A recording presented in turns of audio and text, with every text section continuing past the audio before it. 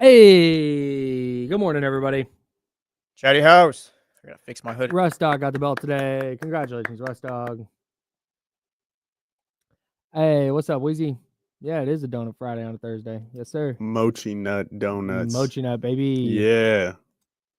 Did you have one?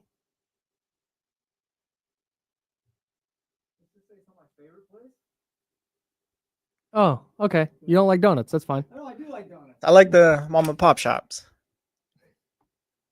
You're a bougie He was full today. Modesto donut only guy. Not even. Shout out Mr. T's though. Shout out JC. He brings in Mr. T's. Let's see. Where are we at? What's up, Drew Down? What's up, Microwave? Johnny G, yes, sir. David Jackson, Westsack. Hey, Michigan's here. Hey, man. Russ Dog already got the belt. What's up, Johnny G? Warren, we are up in here. I was here after the Tatum Achilles tear. Give me some credit. Michigan, yep. Running in the back. Hey, I'm going to make fun of that game leading up to week 1. That's fine. Anthony Richardson versus Tua. Locked in. Can't wait. Hey, it's no chance Anthony Richardson starts, right? Who are the quarterbacks right now? They picked up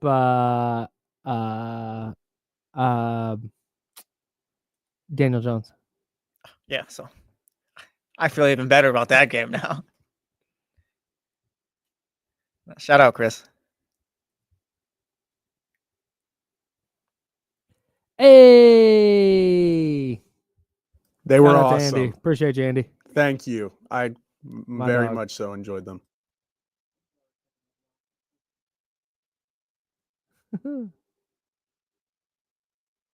It ended up not being as long pause as I thought it would be. Oh yeah, it's a big pause. As long of a day as I thought it would be. The plug came through with the 49ers schedule early, because what I was going to have to do was sit here and do D'Lo and KC, which is not that difficult. But then I was going to have to sit here till 5 when the schedule came out so I could get the schedule and write about it and do all that stuff. But I got the schedule early and got my writing done early.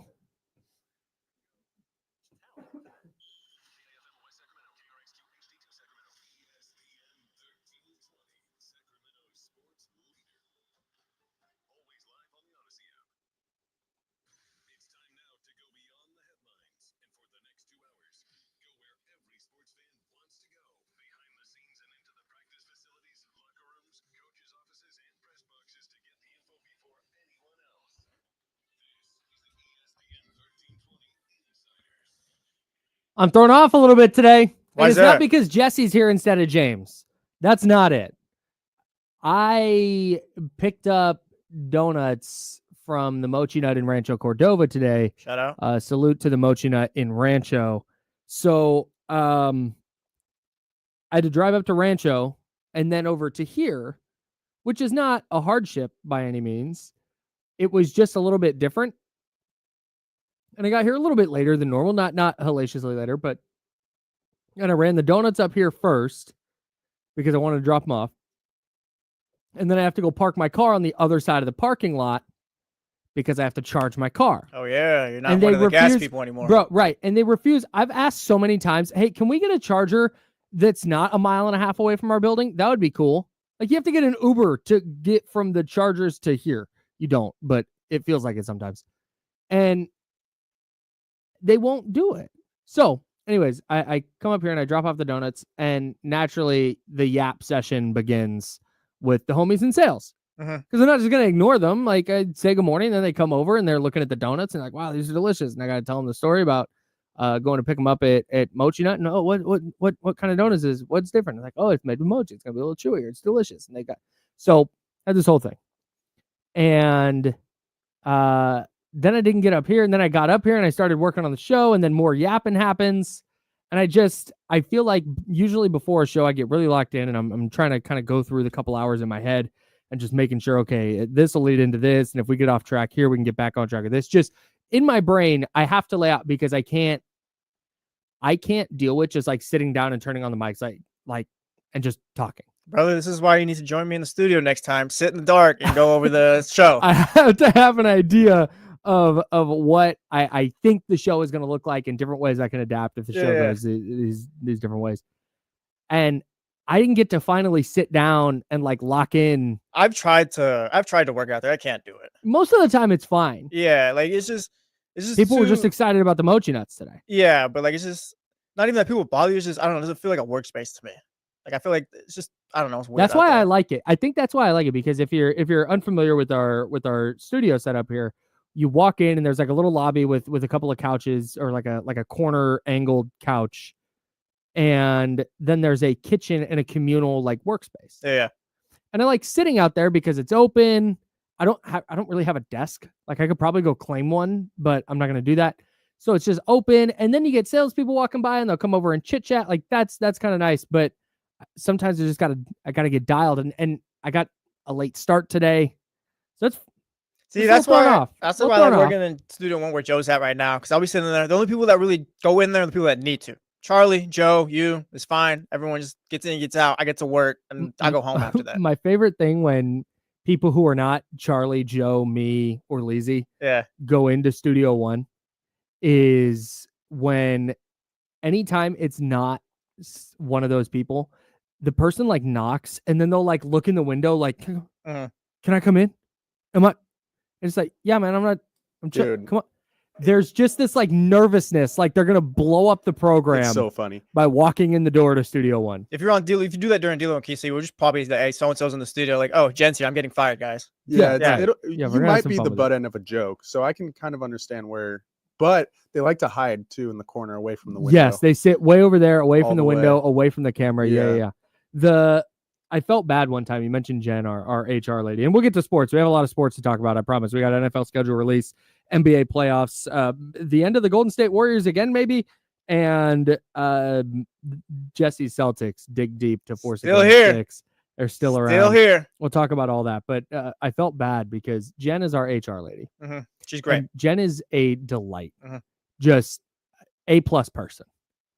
And she walks in one day with Joe, and Joe was having us sign a card for one of our coworkers. But Joe just walks in with Jen, and I turn around, I see her, and Joe just goes, hey, can you sign this? It's a manila envelope, too. Don't forget that. And a manila envelope. Yeah. I remember. Can you sign this? I was like, what? You can't be doing that. Do what? And I felt bad because I looked at Jen right in her face and goes, I was scared to see you. What a terrible thing. That's an awful thing for me to say. She gets it. Yeah, she's got to know the job, though. No, totally. But let's see. When I know that Jen is here just to work and not because there's stuff going on, it's like, great. Love to see Jen in the office. Yeah. Wonderful person. But I just looked her right in the face. I was like, oh, I hated that you walked in here. Felt so bad. Like the thing. She's like the nicest person in the building. Yeah. And then you guys get on air and are like, oh, we're all fired. Yeah. Jen's here. Like, she's just this horrible person. Anyways, shout out to Jen. Shout out. Shout out to the Minnesota Timberwolves as well. They beat the Golden State Warriors last night in Game 5 of the Western Conference semifinals. The Wolves punched their ticket back to the conference finals for the second consecutive year. Before we get into the game and what last night means for the Timberwolves, and certainly what it means for Golden State, I saw a preponderance of reaction on social media. Enough for you to text me about it. Enough for me to text you about it. There were people, and I don't want to say this was like a large, the fact that there's any people that do this bothers me. So this isn't a huge chunk of people. It wasn't like a talking point on First Take or anything crazy like that. We need to stop policing how fans celebrate, or excuse me, when fans celebrate. What do you mean? It's got to be when so-and-so is healthy, the whole team is healthy, everyone's got to be at their A game, and that's how. It's outrageous, dude. Yeah, it's an ongoing, I think. Why are Timberwolves fans celebrating? Steph didn't even play. We were texting about it yesterday. I think it's a social media thing that's kind of made fandom for the worst. I agree with you. It's like no, every playoff, whatever you want, postseason, someone is hurt. Every team has someone hurt. Yes. Every team that wins the championship has some type of luck that goes their way. Yes. And if you want to talk about it, that's fine. But also the sky is blue this morning as well. It doesn't matter. Here's where the Steph Curry injury fits into the analysis of the Minnesota Timberwolves going to the conference finals. If you don't believe, if you say, hey, you know what? Minnesota isn't as dominant as they were in that series because Steph didn't play, that gives me pause when picking them against either Oklahoma City or Denver in the conference finals. Yeah. I don't really fully buy into the Timberwolves just yet because I don't know how much I learned about them in that series. Okay, I don't mind that. But Timberwolves fan being fired up that they went to the conference finals, bro, if the Kings played G League teams and made it to the conference finals, we would be celebrating on this radio station. I have celebrated Summer League. I will celebrate anything. Yes. Yeah, come on. You celebrate went to the everything. Come on. Yes. I follow somebody who used to work for the Timberwolves, who's a big Timberwolves fan. Mm-hmm. And he said, it sucks that Steph was hurt, but the Timberwolves have been this far in the playoffs in my 3 times in my 36 years of life. Yeah. It's like, yeah, man, party on. Yeah, if you're a Timberwolves fan, not in a, like, who cares about Steph? Like, who cares that Steph was hurt? Like, the Timberwolves fans don't get breaks. You finally got one, and now you're in the Western Conference Finals. Not even to say that if Steph was healthy, that the Warriors beat them, because I don't even believe that. But whatever, dude. That's not the point. 13 points in 13 minutes in game one. Yeah. Anyways, no. Yeah, but like, the whole point is, like, the break went your way. Don't apologize for That's it. Yes. The break went your way. Mm-hmm. And they, frankly, the story to me with Minnesota, Julius Randle was freaking outstanding. Yep. The Warriors defense was still good. Steph Curry being out probably hurt them defensively just in terms of it makes life a little bit easier on offense when you're up 10, 12, 14 points because the other offense can't score. So I don't think that helped.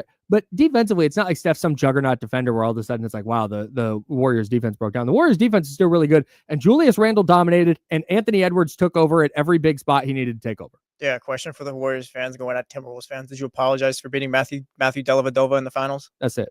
Like, no, that's all. Right. Yeah. It's just, if you're a Golden State fan and you're looking for cope and you want to go, man, you know what? I think we get that team with Steph. See you next year. Okay. That's fine. But what's a Timberwolves fan supposed to do? Hey, we're going to the conference finals. Didn't really deserve it though. Yeah, like, no, that's not happening. That's so sad. Stupid. Yeah. That's so dumb. That's so dumb. It's when your team loses, being cordial doesn't make you feel better. I guess you have to attack other people. I hate the right? whole, like, yeah. Dude, it's salute. The Timberwolves were awesome. Yeah. Oh, I agree. I completely agree. Timberwolves played really well. Yeah. Like, what are you going to do? 2 rules as a fan is you root for your team and talk trash if you want. Like, all you can do is talk as a fan and root for your team. That's it. Yeah. Just while and look, this happened with the Pacers last year, by the way. Remember the Pacers fake run to the conference finals? Yeah. And now they're back in the conference finals. Yeah. Who knew? Come on. Like, let's just no, it's interesting you say that though. And this gets us into, I guess, what's next for Golden State, because Steph Curry being out is obviously a massive, massive loss. Yep. Steph Curry is one of the singular, like, most impactful offensive forces in the sport right now. And not having him is going to adversely impact a team. And like I said, on both ends, either directly or indirectly. What Minnesota did against Golden State, though, was expose the major flaw with Golden State. And that is? They are built around Steph Curry. And only. Everything that they are doing revolves around Steph Curry being on the floor and impacting defenses the way he impacts defenses. Got guys panicking on pick and rolls. They're not sure how they want to play this pick and roll. Oh my God, there's an offensive rebound. Now it's a scramble. Now there's an open three. And it just, it impacts the opponent in such a massive way. They don't have another pitch. And that's what got exposed in that series against Minnesota. You watched the Celtics last night. And again, this isn't to say that Golden State should be as good as the Celtics. Celtics roster is one of the best in the NBA. But the Celtics lose Jason Tatum and come out and win by 22 at home in Game 5. They won by 22 points. Yep. Without Jason Tatum, their best player. They were able to do that because Jaylen Brown slips into Jason Tatum's role and Derek White's able to be the number 2. Right. I mean, Derek White went for 30 or whatever, but you get the point. They have the depth to withstand that loss. Golden State does not have that same depth. They don't even have a little bit of that. Steph Curry goes out. Moses Moody unplayable, Quentin Post unplayable, and I don't think and all of a sudden they can't shoot. I don't think Jimmy Butler at this age is ready to take on that role either when Steph is out. No, and without any help, if that's going to be it. If they had if Quentin Post had been able to play, if Moses Moody had been able to play in this series, credibly play. When Jimmy Butler gets into the paint and passes it out to a shooter, that's going to work. Yep. When you pass it out to a player who's going to head fake and then put the ball on the deck and recycle the drive and kick, you're going to run into an issue. And that was their issue. They just didn't have enough. It's why I thought even after the Jimmy Butler trade, okay, Golden State's a lot better, but they're not hanging with the best teams. They're not hanging with Oklahoma City in a 7-game series. Well, there's just no room for error too. We just saw that. Yeah. It's not just that Steph went out and oh man, they just lost these games. They got smoked in game 2. They lost game 3 where they played really well and they just didn't have it. Minnesota just pulled away. Yeah. That's what happened in all these games. Every time Golden State would even last night, they cut it to 9, 2 possessions back to 14. Is it wrong to say too in this series that Minnesota necessarily didn't even have to have their best foot forward the entire time? It feels like we didn't see Minnesota, their best basketball, I guess. No. And they didn't need it against the Warriors. I don't remember a single thing Naz Reid did in that series. Yeah, they just didn't need it against the Warriors without Steph. Yeah, Naz Reid was a non-factor. Dante DiVincenzo struggled to shoot it. Mike Conley, and granted, DiVincenzo and Conley both hit big shots last night, but they struggled to shoot it the entire game or entire series. Like you said, Minnesota wasn't great from a top to bottom perspective. They were more talented. Yep. Their depth pieces when Anthony Edwards or Julius Randle wasn't hitting shots. Oh, there's one from Nickeil Alexander-Walker. Oh, there's one from Dante DiVincenzo. Oh, Jaden McDaniels gets to the rim and scores. The talent disparity. And I don't want to undersell Steph Curry's value, but the talent disparity when you remove him is just so vast. And that's a team building problem for Golden State. They didn't have enough players who were ready to play in a big series without Steph Curry. You take Steph off this team for 82 games and they're a play-in team, maybe. No, they're a lottery team. Well, lottery. Because it's like watching the series, Kuminga, I don't even know what to make of that. I don't know what you make of that. Draymond Green is a Hall of Famer, but it's just not. He's not a third man on any team right now at this point, or anyone that can fill into a role with Steph Curry out. And just the rest of the guys, they're just guys. That's it. They have a bunch of dudes who just couldn't stay on the court. And when you're lacking shooting, and hey, Quentin Post, he can shoot it. Oh, no, but hey, he can't hang in this series. Okay. Oh, Moses Moody, he can shoot it. Oh, he can't hit the broadside of a barn, and he's getting cooked defensively. All right, he's going to go. And now you're relying on Jonathan Kuminga, who, like you said, is an enigma. I have no idea what to make of Jonathan Kuminga. Really talented scorer, but is he a talented scorer like he's transcendent? Or is he a talented scorer in the way that, you know what, hey, there's a lot of guys that when given the opportunity to just put the ball on the deck and go score, they can go score. Yep. I have no idea. But I certainly know what Steve Kerr thinks about him. Not a fan. Not a fan at all. Might have watched Jonathan Kuminga's final game in a Warriors jersey, but we'll talk about what's next for Golden State, because Kenny's of the belief, from D'Lo and KC, Kenny's of the belief that Golden State post Steph Curry is cooked. Damian isn't so sure. I'm pretty sure they're cooked post Steph Curry. And we talked about owners yesterday on D'Lo and KC. I think the Warriors might run into an owner problem. Oh, wow. And we'll get into that. The Timberwolves, also very good team. Want to make sure that we put a bow on that. This is our second straight trip to the conference finals. Who did they face? We'll talk about that coming up in a bit. The Celtics, Jesse's Celtics, dug deep to get a W last night, and the NFL schedule is out. Raiders, 49ers. We're going to go game by game. We're going to do predictions, but we're going to still recommend that they play the games just in case. Yeah, because what do we know? Yeah, just in case we're wrong, they should still play the game. I might have predicted an 11-6 Miami Dolphins season already. Who knows? So I love this for you. I love I'm probably going to be wrong. We can go through the Dolphins. Whole point. No, I don't want to do that. That's Jesse. I'm Kyle. Joe Brazil on the ones and twos. We're the Insider, sponsored by Jiffy Lube. Back in a second here on ESPN 1320 at Sacramento Sports Today.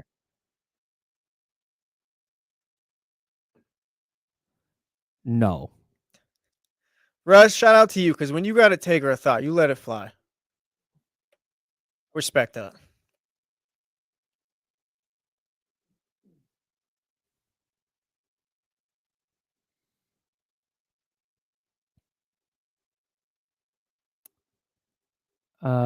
Yes.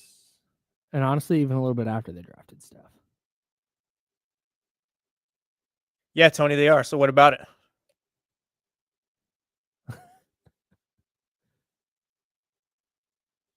I'm so jealous of everybody who covers the Minnesota Vikings. Why is that? Because you get to go to Europe for 2 weeks.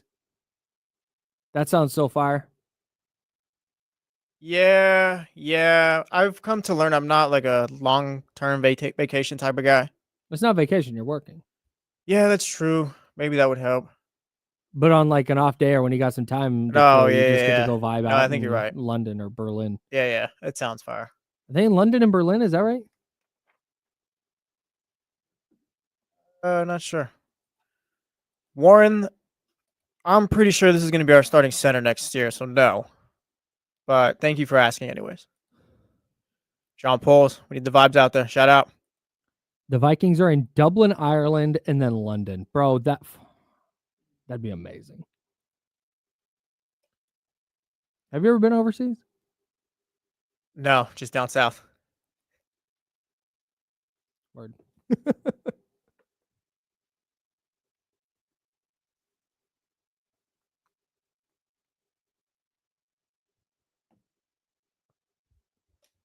That'd be fun. Polo, the first 8 games of the Dolphin season has me like just incredibly delusional right now. Let's see. I got him losing 3 games in December though, so that's on par. Let's see. All right, here we go. I'm going to go through the Dolphin schedule right now. 1-0, 1-1, 1-2, 2-2, 3-2, 3-3, 4-3, 5-3. That's pretty good. 5-4, 5-5. Oh no. 5-6. Stop. 6-6. There we go. 7-6. Let's go 8-6. 8-7. Oh, we're getting to December now, huh? 8-8. Oh, we're in December. I got you in 9-8. Damn, we lost to Cincinnati and Pittsburgh, huh? No, you beat Pittsburgh. Oh, okay. You lost to Cincinnati and the Bucks. Damn, we lost to the Bucks. I think Tampa Bay is going to be pretty good, man. That's fair. I'm in on Tampa Bay. That's not an anti-Dolphin stake. That's a pro Buccaneers stake. Oh, I don't hate that. I was all Tampa Bay Buccaneers last year, and they let me down. I don't know, Marcel. We'll see. Russ, what the hell is this? Russ! Russ! Take a lap. Yeah. Russ. I love that you said, you said, Russ, I love when you have a taker. I thought you just let it fly. No, that was too extreme. Russ said, bet. No, that was too much. Dial it back. What's up, Norm? Shout out Norm and Scooter. Chatty House Celtics supporters right now. We needed the vibes.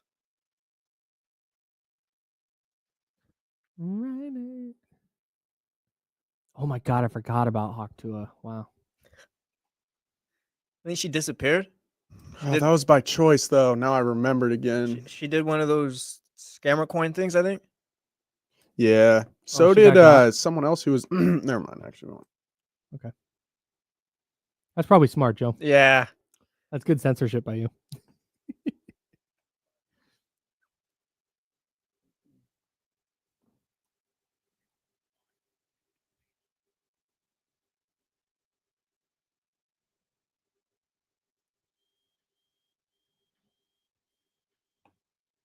Now, back to the Insiders, brought to you by Jiffy Lube on ESPN 1320. Shut up, Chatty House, real quick. I love That's the Chatty my House, favorite bro. part of the show. I love the Chatty For House. 5 years, I've just been hanging out with the Chatty House. We're, of course, on 1320 AM and 98.5 FM HD2 on your radio. But we're also on YouTube at youtube.com/ESPN 1320 and twitch.tv/ESPN 1320. The Chatty House on YouTube is just popping. Yeah. It's incredible stuff. I have such a good time. The Chatty House got range. We're talking about NFTs, Colts. Aldrin J asked about the Warriors meeting expectations. Viral Just video everything. sensations. Yes. That's a good question. Did the Warriors meet expectations? I I think they surpassed them a little bit. Going to the second round, especially with how they looked early in the year, getting Jimmy Butler, I think winning a playoff series was probably the goal. Yeah. I think they maximized what this season was. I'm very curious to see what it looks like next year because I think this offseason is going to look real curious for them or just real intriguing for them. But yeah. I think they're kind of screwed long term, though. We were talking about this the other day with the Kings. Like long term post Steph Curry? Yeah. Yeah, I agree with that. So we're talking about with the Kings and the lottery and all that. Somebody in the chat, or a couple of people in the chatty house were saying, is there a team that's worse off over the next 3 years right now than the Kings in the West? It's like I kind of think Golden State is. Now here's what I'll say. Let's eliminate the next 3 years aspect of this because I'm done doubting what Steph Curry is and will do and how long he's going to play. Okay. He's magnificent. So I'm just going to not put a lid on it. Yeah, as long as Steph Curry is around and the Warriors add pieces, like just solid pieces around him, like I'm always going to think they have a chance. So here's why I think Golden State is cooked in the post Steph Curry era. Joe Lacob, in an article, believe it was in The Athletic. I read a couple different things today, so apologies. I will find the correct article and make sure to attribute this properly. Here's what he said. Quote, our drafts were not bad at all. These guys are very young. They've had to fit into a very difficult situation with experienced players. It's not like they can just go out and put up numbers. So I think we've drafted very well. We've got some good young players. Okay, can I answer this quote or ask a question? Yeah, please. So is he expecting these young players to just step up once the other guys are gone, or? Yes. The start of that quote was that next year there's going to be a leap from the young guys. Let's just run through this. It's Brandon Podziemski, who at the start of next season is 22 years old. I think Brandon Podziemski is a really good player. I don't think he's ever going to be an all-star. Feels right. Okay. All right.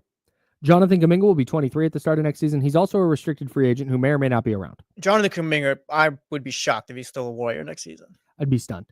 Unless they're going to uproot their entire offense and cater it toward him, which they're not going to do as long as Steph Curry's on the team. I can't imagine he's still around unless Joe Lacob just puts his foot down and says, no, to hell with that. Jonathan Kuminga is going to be a Warrior. And I think that'd be a mistake as well. We'll see. Moses Moody's 23 years old and for some reason just can't crack the regular rotation. Yeah, watching from the outside looking in on the Warriors, it's kind of like seeing you guys like, hey, Moody. Oh, no. Moody? No. Oh, hey, he's cooking. Yeah. Good last 10 games. Oh, no, now he's out of there. It's only ever been just lapses. It's so weird. And then Quentin Post and Trace Jackson-Davis are both 25 at the start of next year. I don't think any of those guys are going to be role players at best. Your best shot at an all-star there is Jonathan Kuminga, who may or may not be on the team. And that disconnect, I believe that after Steph Curry and Steve Kerr and Draymond Green and everybody are gone, I think you're going to see Joe Lacob. Like we talk a lot about Vivek Ranadive up here and his meddling in basketball affairs, right? We talk about that all the time. I think that's going to be Joe Lacob, but to a massive, massive extreme where it's even worse. Yes. And I don't trust his basketball acumen whatsoever. I don't want to take away all the credit in the world, but do you think that he's in a way just been eating off of Steph, Clay, just this whole era for so long where he's kind of been able to just do whatever because of those guys? I don't want to say that necessarily. Yeah, maybe that's an extreme way to put it, but because he's shelled out the money. Yeah. He's given Steve Kerr a very long leash. He tried to retain Bob Myers and couldn't. They're not here. I don't think, at least at the level they reached without Joe Lacob, because you might have run into an owner that was like, I'm not paying all that tax. I'm not doing all that. And I mean more in a sense where like, yeah, he's been kind of meddling maybe, or just kind of having his hands in the cookie jar, but like Steph and all these guys are here, so we're winning. So you don't really pay attention to it, you know? Yeah, that's what the last, 5 years it felt like, where it's very much two sides. That's what it feels like anyway. Again, I'm very much on the outside. Yeah. Just from reading tea leaves and stuff. That's kind of what it feels like. the vibe I get is that post Steph Curry is going to be really, really dark times in Golden State. I don't buy into the idea that like, oh, they're just going to fall backwards into a Luka Doncic-like talent, just like the Lakers. I don't think they're that. They've had a really nice run, but this is not a franchise that is like the Lakers, who have been popular forever and have been winning forever, or the Celtics, who have been popular forever and winning forever. They've been really awesome across a 10 or so year stretch. How people talk about the Sacramento Kings all the time is how people used to talk about the Warriors before Steph and those guys got here. They were a joke. Yeah, you were getting free tickets anywhere you could get them, Oakland Library, whatever. Yeah, they had the We Believe season. Yeah. And then that's at least in my lifetime. That was it. All my friends growing up in the Bay Area were Kings fans because the Kings were awesome when we were 10, 11, 12 years old. Yeah. Nobody rocked with the Warriors. Yeah, like the Warriors aren't this historical franchise that's been a perennial winner, even just had a bare minimum like playoff type sustained success. So that's where I don't, and I could definitely be wrong on this, but when I look at where Golden State is at now and just reading some of the tea leaves with their ownership, I think they're in trouble. At least long term. I agree with that. Long term, what do you think it looks like with Jimmy and Steph next season? I'm kind of looking at Kuminga as the guy where maybe there's a GM around the league where it's like he just doesn't have the right opportunity there, and he could be a star for us here. That's what it looked like. And like we'll give up something for that. I think that the Warriors definitely need a third guy next to Steph and Jimmy if they're going to maximize this window. I'm sorry, real quick. What Kuminga news did we miss? I don't think we missed anything. It was what you mentioned earlier about how he's going to be a free agent. Oh, okay. All right. I thought we went off the air for a second. You made the face. I was like, oh no. Well, I just saw this text from a while ago that was talking about false alarm.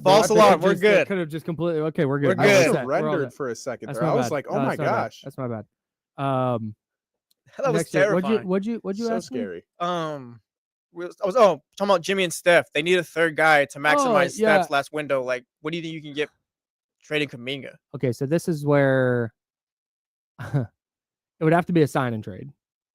Mm-hmm. Yeah, and he doesn't make that much right now. Yeah, and I don't know if he would be amenable to that. I don't know if another team would be amenable to that. Like they could just sign the guy. Yeah. And not have to give up an asset for, No, yeah, like. So I don't know exactly. Well, if you're the Warriors, I don't know that Joe Lacob will let him. That's my question. I think Joe Lacob loves Jonathan Kuminga. I think Joe Lacob was watching these playoffs and was like, successful playoffs because look at what JK did in the second round. Mm-hmm. That's what it seems like to me. Yeah, that's an issue because he clearly just doesn't fit with this group right now for what the player he wants to be. Or it's not a coincidence that he fits when Steph Curry doesn't exist anymore, and their offense is like, hey, we need anyone to just create a shot. It wasn't ball movement, it wasn't motion, it wasn't dribble handoffs. It was all right. Jonathan Kuminga is going to ISO, and he's going to athlete his way to the basket, which he did very effectively. He was awesome.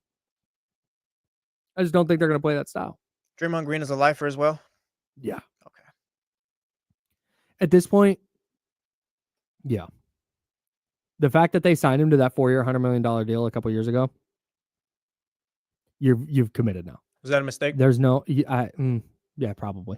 At least I think so. Just given what I think they need, he's still really good defensively. Yeah. But is that? We all see it. I don't think the juice isn't worth the squeeze anymore, man. And I think it's going to be a bigger problem than a solution, if that makes sense. No, I agree with that. So, anyways, the Warriors are in a spot that's not great. And so when we're talking about the next 3 or 5 years, you better enjoy him, pal. As long as Steph Curry's there, enjoy it. I'm trying. I'm doing my best. Man, speaking of enjoying it, still here. The Celtics beat the Knicks 127-102 last night. That's Jesse Tapia, by the way. I'm Kyle Madsen. Joe Brazil's the producer. We are the Insiders, and we're sponsored by Jiffy Lube here on ESPN 1320, Sacramento sports leader. Celtics are freaking good last night, man. Yeah, that was their best game of the series so far. Going into it, I was still pretty torn up about the Tatum stuff. Like, it's awful. Going into the game, I was like, it's just over today. and they're playing well. I didn't really yell during the game or give out an audible cheer till about maybe the third quarter. It's like, oh, they might actually win this or whatever. Yeah. But yeah, that was their best game of the series. I think they played with a lot of purpose offensively yesterday. It wasn't ISO or anything like that. Not saying that they're better off without Tatum or anything like that, but you need everyone to step up. You needed Sam Hauser to a couple threes. You needed Peyton Pritchard to do his thing. You needed all hands on deck without Tatum, and they got it. Let me ask you this. Was that a team galvanizing around Jason Tatum's absence, or was that a team that went, hey, these pieces are all going to fit together because when I step into this role and he steps into that role and I step into that role, this is going to work better? It's a little bit of both, I think. Like I'm not trying to, when things get tight down the stretch of games or even early in games, it's not like, oh, we have to get it to Jason. Yeah. And he's got to do everything. It was a more democratic type of offense. I think it was a little bit of both because Derek White, that's not surprising to me what he did. Jaylen Brown either. Of course. Those guys, Sam Hauser is an elite 3-point shooter. I think the one where you kind of point out, I was like, wow, that was kind of insane, was Jay in the chat. Luke Cornett, he was a beast yesterday. It was unreal. That was his best game of the season, probably his best game as a Celtics. That's where you do need the, oh wow, look at that guy, the luck kind of. Yeah. And I think the Knicks, they kind of got away from that yesterday too. Josh Hart was 4 or 5 from 3. And I'm like, all right, the Knicks got because in elimination games, you normally get a performance from this role player or whatever. It was this guy's on fire, and you keep going to him. Josh Hart started passing up open threes after that, and I think that hurt the Knicks a lot. They just stopped going to what was working. Interesting. Yeah. I don't know if I don't want to say they froze up, but like I said, Josh Hart should have shot the ball a lot more. Brunson, the 5 fouls in the third quarter was tough, but I mean, they kept showing the replays. They looked like fouls to me. They were definitely fouls. The last one, the fifth one, where he clearly whacked whoever it was across the arm. Might have been White. Doesn't matter. Clearly got him on the arm. And this is my least favorite thing is when NBA player immediately does the review motion, and then you see a replay and they hacked him. Yeah. I hate that so much. You got a great Mitchell Robinson game too. So annoying. Kind of not wasted, but missed out on a win though. The Celtics defensively were really good last night. Yeah, they were great. You hold that Knicks starting 5 to 80 points, I will take that every single time because that bench is not super deep. And also, Kristaps Porzingis is unplayable at this point. Just keep him on the bench. Yeah, what the hell happened? He can't. Joe Mazzulla said he didn't play him in the second half because he just can't breathe out there. He has an upper respiratory illness that he's dealt with all year. They can't. I feel like that's only a Kristaps Porzingis thing. Yeah, they can't diagnose, I guess, what it exactly is or how to fix it. So he's had these games throughout the season where Kristaps is out today. This has been all season thing for him. And at this point, it's just don't even play him. He can't. He's not good right now. What's your confidence level that the Celtics can come back from 3-1 down? I'm at a 5 because you're still missing Jason Tatum. I think it is heavy losing a player like that. Yeah. I respect the Knicks. I think they can win game 6. Mm-hmm. They were in it yesterday until Jalen Brunson ran into foul trouble. Yeah. I think if Cat plays a lot better in game 6 and all that, I can see it happen. I'd say I'm at a 5 right now. But if the Celtics win game 6, it's at a 10. The Knicks aren't winning game 7 in Boston. I had no chance. Didn't that happen with the Heat, though? A couple years ago where the Heat came into Boston and won a game 7 after being up 3-0? Jason Tatum sprained his ACL in the first 5 seconds of that game. And Jason Tatum is out. Brother, I'm a sports fan. Why are you trying to be rational with me right now? What are you doing? I do want to ask you about this because I was going to talk about this with James yesterday, but decided to push it just because of the Jason Tatum aspect of it. The NBA is not going to change its 82-game schedule. I would be floored. If the NBA or any other league ever went to fewer games. Where is this coming from? The NBA postseason injury thing is, I think, going to be something that the league explores at some point. And they're not, the solution is never going to be, cut down the regular season. Even if everybody agrees that's what they have to do, it should be 70 games or whatever people say. They're not going to do that. I think they can change their playoff schedule, though. Yeah. Where Golden State played game 7 against Houston. And for whatever it was, 2 weeks, we're playing games 90, 91, 92, 93 every other day. And I think that's where the NBA runs into trouble. You're going to have this 82-game season, but then you're going to try and truncate playoff series to make sure that you're getting your season done by mid-June. That to me is where the problem really lies, because it's an uptick in physicality. It's an uptick in just intensity of the games. You're getting fewer days off. One of those days off, you're traveling. Like it is just a grueling schedule where the NBA playoffs now become more a war of attrition than like matchups. Yeah. And who's the best team, and it really feels like a lot of series have come down to, oh, Dame Lillard got hurt. Oh, Steph Curry got hurt. Oh, Jason Tatum got hurt. Yeah, last year was OG Anunoby. But how many of those Giannis has dealt with it? How many of those things are just like that just happens? Like Dame Lillard got blood clots. Tatum. And then tore his Achilles. Oh, yeah, huh? I forgot he came back about that. Yeah, that's true.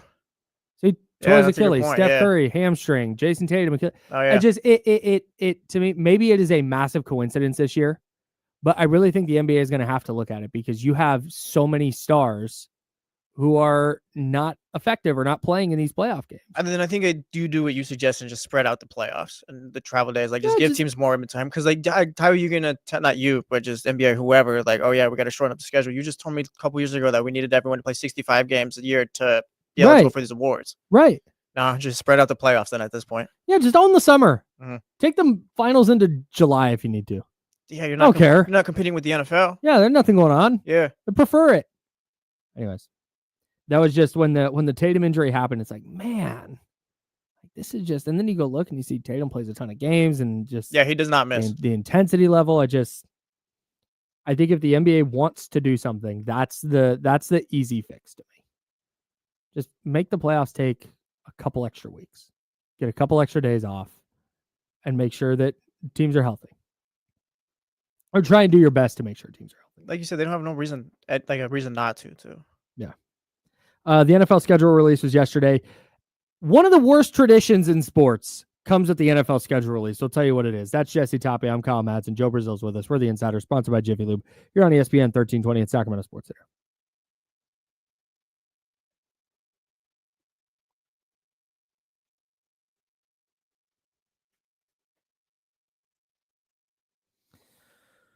Between Kyrie, Tatum, Lillard, and all these guys, I can be getting it mixed up, David. Everyone's turning something. I'll take a lap, though. I agree with this, Drew. This is very random. I scored 35 runs against a dude on MLB The Show the other night, and I promised I'd shout him out. So here it is. Shout out to Jay Dow. He got dropped off. That's all. I promised I'd shout this guy out for dragging him in a game. He was cool. He was a super cool guy. He messaged me afterwards. He's like, bro, you killed it. I'm like, you know what? Shout out to that guy. So I wish I had that mindset. If somebody scores 35 runs on me in a video game, that person's dead to me. Is this person your friend? Bro, what are you sticking around playing, getting your ass kicked for 35 runs? Turn it off. That's absolutely I know. crazy. That was the craziest part. Go play another game. Like, he gave up after like 20 runs, and then he just let me keep scoring runs. I was like, this why? is a cool guy. I had a great time. Bro, you get to double digits on me, I'm out. You get to 5. Quitting. Like, no, I'm not. I don't care enough to, like, exactly. I don't have no love of the game for this. Like, hey, man, you won. Like, I'm not going to win this one. Nice job. Play the next game or the next guy, or I'm going to go outside or something. Hey, this is it. Yeah, exactly, Judah. Rage quit like a respectable person. You never heard of 21 Skunk? He was a cool guy. Yeah, FIFA 3-0. I'm quitting this. I'm going to go play against a computer on easy mode, and I'm going to score 50 runs. Joe shouting him out, but sorry, brother. Like, quit next time. Oh, hey, look. Hey, man. Oh, this is hey, turn it off. It's a Tatum game. Turn it off. It's a Tatum game. Turn it off. Turn it off. That's the thing. Like, my stats look crazy now. So it was awesome. The hell was that? We thought we were going to watch a Yeah, Chatty House. We thought they had the game on yesterday. It was the Tatum game they had on NBA TV right now. I was like, oh, Celtics Knicks. And then the first shot they show is Jason Tatum in uniform. Wait, why is he in uniform? Oh, no. 6.5 minutes left. Turn it off. Zay, we'll just wait till the fourth quarter. Damn, bro. I would like to address this.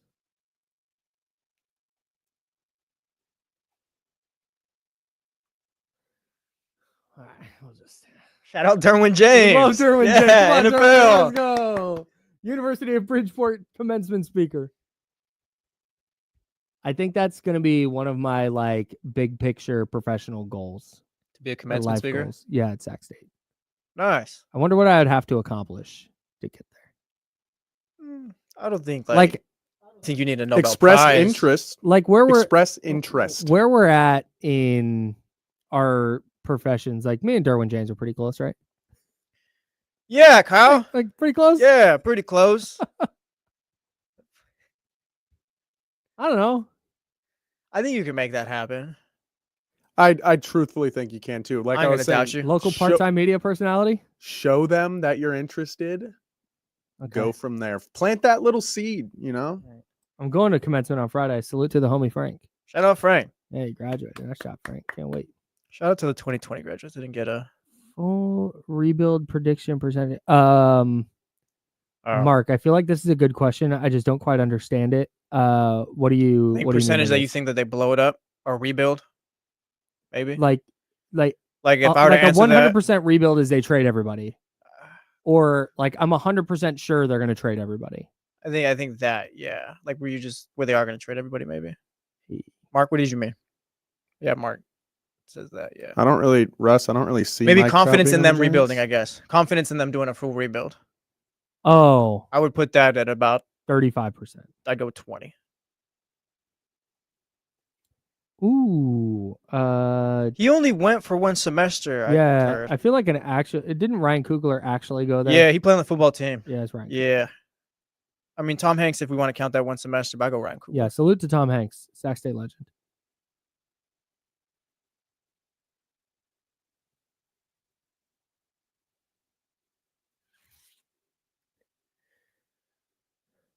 Oh shoot.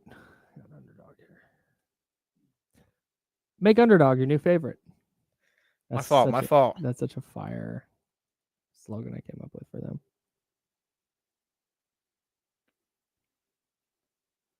Shout out Sac State, by the way. That was a fun time.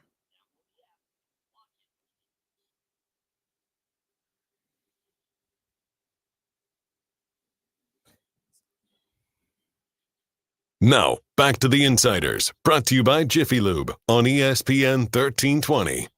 Jesse Tapia is over there. He's filling in for James Ham. I'm Kyle Madsen. That's Joe Brazil. I can't believe we're 45 minutes into this show. Hang on, 44, 47. 2 more seconds. 8. I can't believe we're 45 minutes into this show, and we have not shouted out James Ham, whose birthday it is today. Happy birthday, James Ham. I'm a winner. Shout out to James Ham. Shout out James. He is celebrating his birthday in a beautiful part of the state of California with his family. I'm sure he's going to have a great weekend. Absolutely. Hope he got there safe. Absolutely. We appreciate you, James, and we are happy for you. Go relax. Have a good day. Hell yeah. Shout out. I have a... Real quick, we were talking about... Time. Oh, wow. Wow. James Ham, wow. James Ham on Demon Time. Who knew? We don't touch other people's privates. Yeah. There we go. It's a life lesson. That's a good rule of thumb. It's a crazy ass drop. It was like our second ever show. We're talking about Tom Hanks' Sac State loves real quick. David Jackson, I don't know if this is true. Says Tom Hanks and I were in a film class together at Chabot College. True story. Chabot? Yeah. He says true story, so I believe it. And then I'll choose to believe it. Cool Raul says George Lopez also went to Sac State. Did he know really? That. I didn't know that. I don't know if he's lying or not. They never said that. No way. Cool Raul, are you lying? I feel like he's lying. I'll look that up right now. That feels like a thing that a lot of people would talk about. Maybe he did a show at Sac State. Might have. I'm just getting like he was at Hard Rock this year. I remember that. Damn. I guess I got Chatty House maybe. No, you didn't. Does that count? Because you immediately refuted it. Okay, sounds good. We were watching Derwin James give a commencement speech at Bridgeport University, and I was saying I wanted to be a commencement speaker at Sac State someday. That's a little professional goal for me. And then we started talking about famous Sac State alums. I think I'm top 1,000. That feels, yeah. Because there's a lot of business people and very successful. You're on the radio. Yeah, in Sacramento. Yeah. Top 1,000 feels right to me. That counts. I feel good. I feel good about that. Are you closer to 5? Like, are you on the good side of 500 or the bad side of 500 though? Oh, way on the bad side. Okay. Yeah, I'm closer to 1,100 than 500.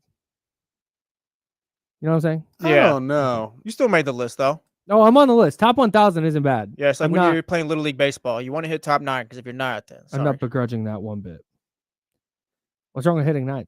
Well, I'm saying that's if you're hitting 9th, that's cool. If you're hitting 10th, sorry, kid. Oof. Yeah. Oof. If you're hitting 10th and playing right field, you're not gonna make it. There's nothing worse than when I was playing slow pitch softball a lot in Arizona, because in Arizona the leagues don't stop. Every league's doubleheaders, and you just your championship is Wednesday, and your next season starts the following Wednesday. Playing like 3 nights a week. So every once in a while you'd run into a team and you'd go play for them, play for like a new team. But every single time, without a doubt, you're batting last, and you're playing every single, and you're playing time. right field.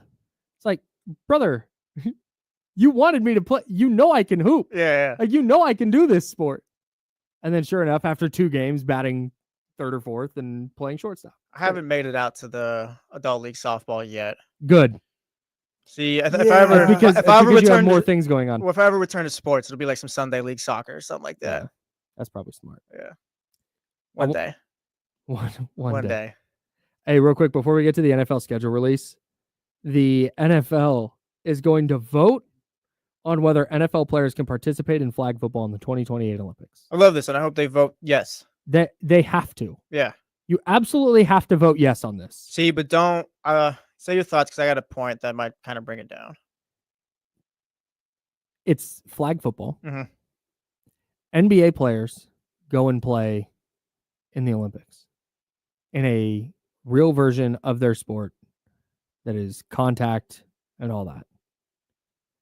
NFL players should be playing in the Olympics. If the NFL is hell-bent on making its game international, and they really look like they're angling to have a team either in Mexico City or in Sao Paulo or somewhere in Europe, it really seems like they're angling toward that eventuality. Yeah. If you're going to do that and have all this international push, and you're going to have the Vikings playing in Dublin, Ireland, and in London the next week, and you've got Berlin, and you've got Madrid, and you've got all these places. If you then back out of representation in the Olympics, why? Well, okay. Yes, you send representation, but we're not sending you Justin Jefferson or anything like that either. Is my thing. Why not if Justin Jefferson wants to play? Because because Justin Jefferson is the highest paid wide receiver NFL player of all time down there. And like, if this guy cuts wrongly playing flag football, like, what are we doing? Like, and I don't think the NFL owners, knowing how they're about their money and all that, will let those guys go. I think you'll get NFL players, but you'll get maybe the 3rd string running back on Ricky team. Pearsall. Yeah, stuff like that. Players like that where we can afford. Hey, all right. Wouldn't that same logic apply to NBA players like Steph and LeBron and KD are all 50 and they played in the Olympics this year? Yeah, there's a history and more honor to that, I think. Oh, interesting. Okay. So you're taking this from the standpoint of like the dream team set up the I guess like standard. Like going to the Olympics, like that matters, you know? Like that's something we all rally around that. I don't know how much going to the Olympics means to these NFL owners against their money, again, their money. Like, this is a new thing. Like, I'd be shocked if they're sending Justin Jefferson and those guys out there. So you think they vote yes, but with caveats? Yes, but Jordan Mason's going to be the running back for Team USA. Yes, but Isaac Arendo can play. Yeah, That's how you'll get NFL players, I think. Man. I hope they vote yes.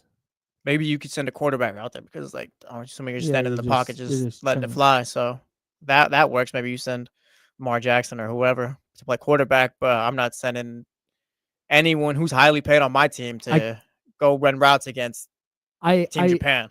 This is literally, I say this from a complete place of ignorance. I have no idea. If the NFL isn't participating and players aren't able to represent different countries out of the NFL, does England have a flag football team like ready to go? Or I saw something about each Canada team having a designated international player for this or something like that. I think that was in the stuff they were talking about, where that'd be part of it. I don't know how that would work though. Yeah, I have no idea. They do have programs like if you're eliminating the NFL player pool, I wonder if like they must the Olympic Committee wouldn't have approved flag football if they didn't think they could get teams without the NFL. Yeah, well, no, there's football leagues like I mentioned in Japan. I think there's like leagues out there, like they play football everywhere else. You'll just get those guys, but it's just I think it's a matter of you want the American players out there too, the NFL guys. I hope they do. But yeah, if they do vote yes, I don't think we're seeing like the top of the top NFL players out there. I bet we do, man. You think so? Yeah, I'd be kind of shocked. That'd be the first ever the Olympics. They're in LA, right? 2028. Yeah. So they're going to be in LA. It's the first time ever. It's players' opportunity to represent their country. Which anytime you hear team sport athletes talk about that, they talk about how important it is. Cool opportunity for international exposure. I agree with you. I'd love to see them out there, but I just knowing how the NFL works, I'd be kind of shocked. Like I said, I think we're going to send NFL representation, but here is whoever is just not a top player. I guess. We'll see. All right. Sorry, I told you I was going to rain on your parade. No, I guess that's okay. Whatever. So you're a thumbs down on it. No, that's cool. I'm a thumbs up, but also, hey, know what we might be getting into. The best players representing Team USA at the Olympics. No, that's fine. That's cool, man. Maybe we can just go back to having college players play basketball too. I don't know. Wow, I'm sorry. Kyle Madsen lashing out. That was the other thing watching Anthony Edwards and the Timberwolves. Yeah. Is I was a little bit worried about Team USA moving forward after this year, Team USA men's basketball. Because, man, no Steph, no KD, no LeBron, no Carmelo. Who knows what Jason Tatum's going to look like post-Achilles? And is Jason Tatum going to want to play for Team USA? Yeah.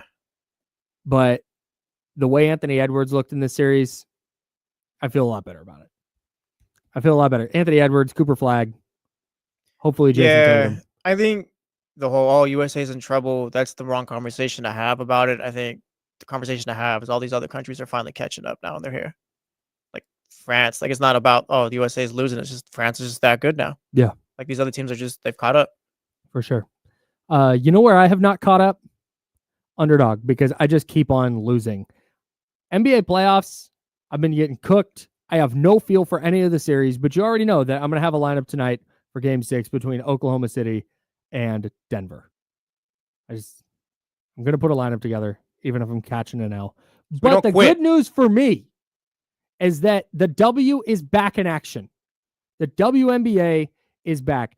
I raked it in last year, just putting A'ja Wilson in my lineups and pick a thing, pick a stat, pick higher. Rebounds, higher. Assists, higher. Points, higher. Steals, higher. Shout out A'ja Wilson. She's incredible. So that was my anytime I created a lineup last year, because you can mix and match different sports. I might actually put A'ja Wilson in my NBA playoff lineup too, because that's what you can do with Underdog. You can mix and match. You can put WNBA with NBA playoffs, but they got MLB. They got all your favorite sports, all your favorite teams, all your favorite leagues.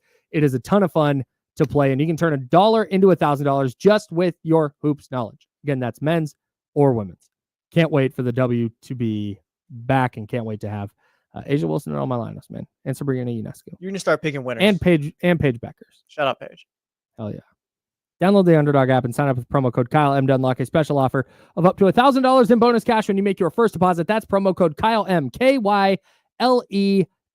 Must be 18 plus and present in any state where Underdog Fantasy operates. Terms apply. Consider through play. Call 1-800-GAMBLER or visit www.ncbgambling.org. In Arizona, call 1-800-NEXT-STEP or text NEXT STEP to 53342. And in New York, call the 24/7 Hope line at 1-877-8-HOPE-NY or text HOPE-NY. There you go. Also going to have my Golden State Valkyries. Going to have them in a bunch of lineups too.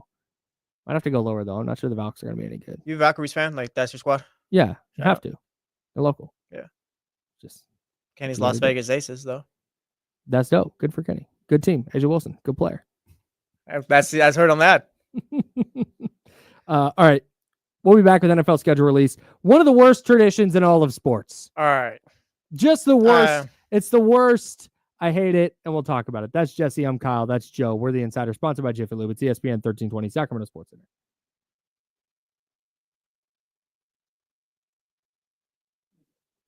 Okay. What happened? Jeez.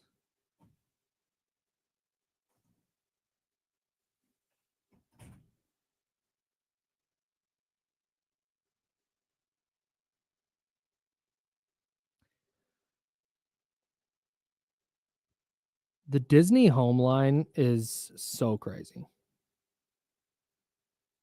Like all their kitchen and home stuff. Just unbelievable. Anyways, let's go, Joe. Hey, what's up, Matt? Good to have you back, bro. Probably not.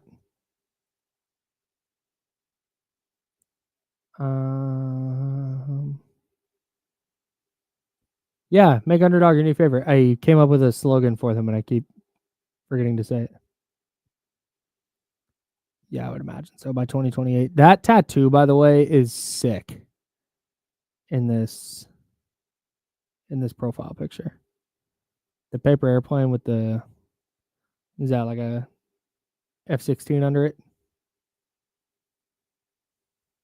Do you think you could make a functional paper airplane right now? Yeah. You think you could? 1,000%. Do you have paper in there? Yeah. Miranda. Do you need a blank sheet? No, I'll just make one with my rundown. Okay.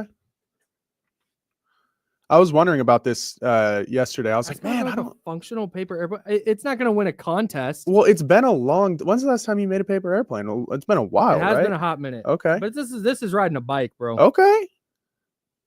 Come on.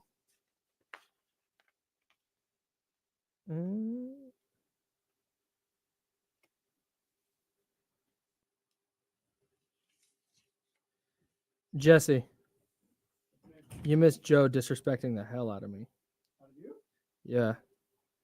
He thinks I can't make a paper airplane. What's your issue with the boy, Joe? And Kyle asked me to explain Skibbity Toilet the other day, so I guess I don't even know what that. What is that? We're even now. I was like, Kyle, you realize that I'm not that young. What is I didn't know the age. I didn't know the Skibbity age. Toilet. It's No, that's the right thing. It's like children show things. I believe, based on what I've read on the internet, that it is toilets with human faces that fight zombies. That's exactly what it is. Yeah, see, I knew you'd know. I do know. I'm going to be honest. But no, so we had to ask Justine because Justine has actual young people in her home. Yeah. And we're calling them young people, not kids. Yeah. Her kids in her home. And so I said, what's the deal with Skibbity Toilet? And she was like, oh, that's like a 3rd to 6th grade kind of thing. So, not Joe's age.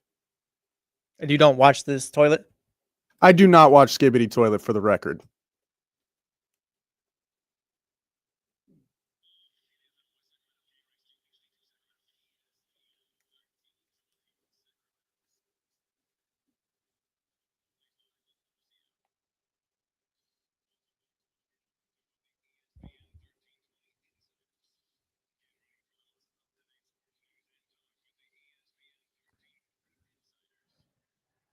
Hour number 2. I'm Kyle Madsen. That's Jesse Tapia. Joe Brazil is with us. We're hanging out with you until noon.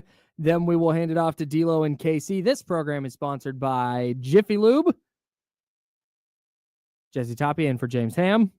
That's what I was trying to remember to say. Yeah, you just built a paper airplane. You want to see if that thing flies? So I built a paper airplane. If you'd like to see it, it's on youtube.com/ESPN1320. Broadcasting live, of course, on YouTube and Twitch. We're also live on ESPN 1320 AM, as well as 98.5 FM HD2. Yeah, we'll need an IV in the chatty house. That is a clean ass paper airplane, though. Maybe he meant clear, but I think clean. I made it out of the rundown. No, actually, that tells you how I look feel about today's aerodynamic. Thanks. Okay, so Jesse, heads up. I'm going to try and throw this. Yeah, go. And hopefully it makes it to the other camera. Well, I was going to throw it to where it, like, the angle from back here. Where it, we can follow it. Okay, no chance. No chance. Throw it. That kind of. I didn't. That was not good. That was not good. I don't know. That was tough. That was like the plane Doug Christie was trying to fix this season. Can you hand me that plane real quick? Here, I'll get a better angle for you guys. Oh, that was much. I'm sorry. I thought it was down by your feet. That's my bad. All right, hang on. I need to fix this real quick. Stand by. I think we had too much upward. This is good thinking, radio. Joe. Good thinking. Good radio. I thought we maybe had too much upward thrust on that. Oh man, now I'm way less confident in my paper airplane. Oh boy. Joe disrespected me and now he's right. Yeah. I'm proving Joe right. This is summertime vibes right here. I'm so tough. excited. This is great. Dude, this is tough. Okay, here we go. Yeah, go. Imagine it hits me in the eye. Oh, you stink. God. No. Trash. He can't build it. So bad. He can't build it. He can't build it. He can't. Can't do it. Can't do it. Oh boy. All right. Wow, that was embarrassing. That was on camera. Look at Securing the Bagley. Oh wow, all caps. Hey, Michigan, LMAO, all caps. Let me see my paper airplane.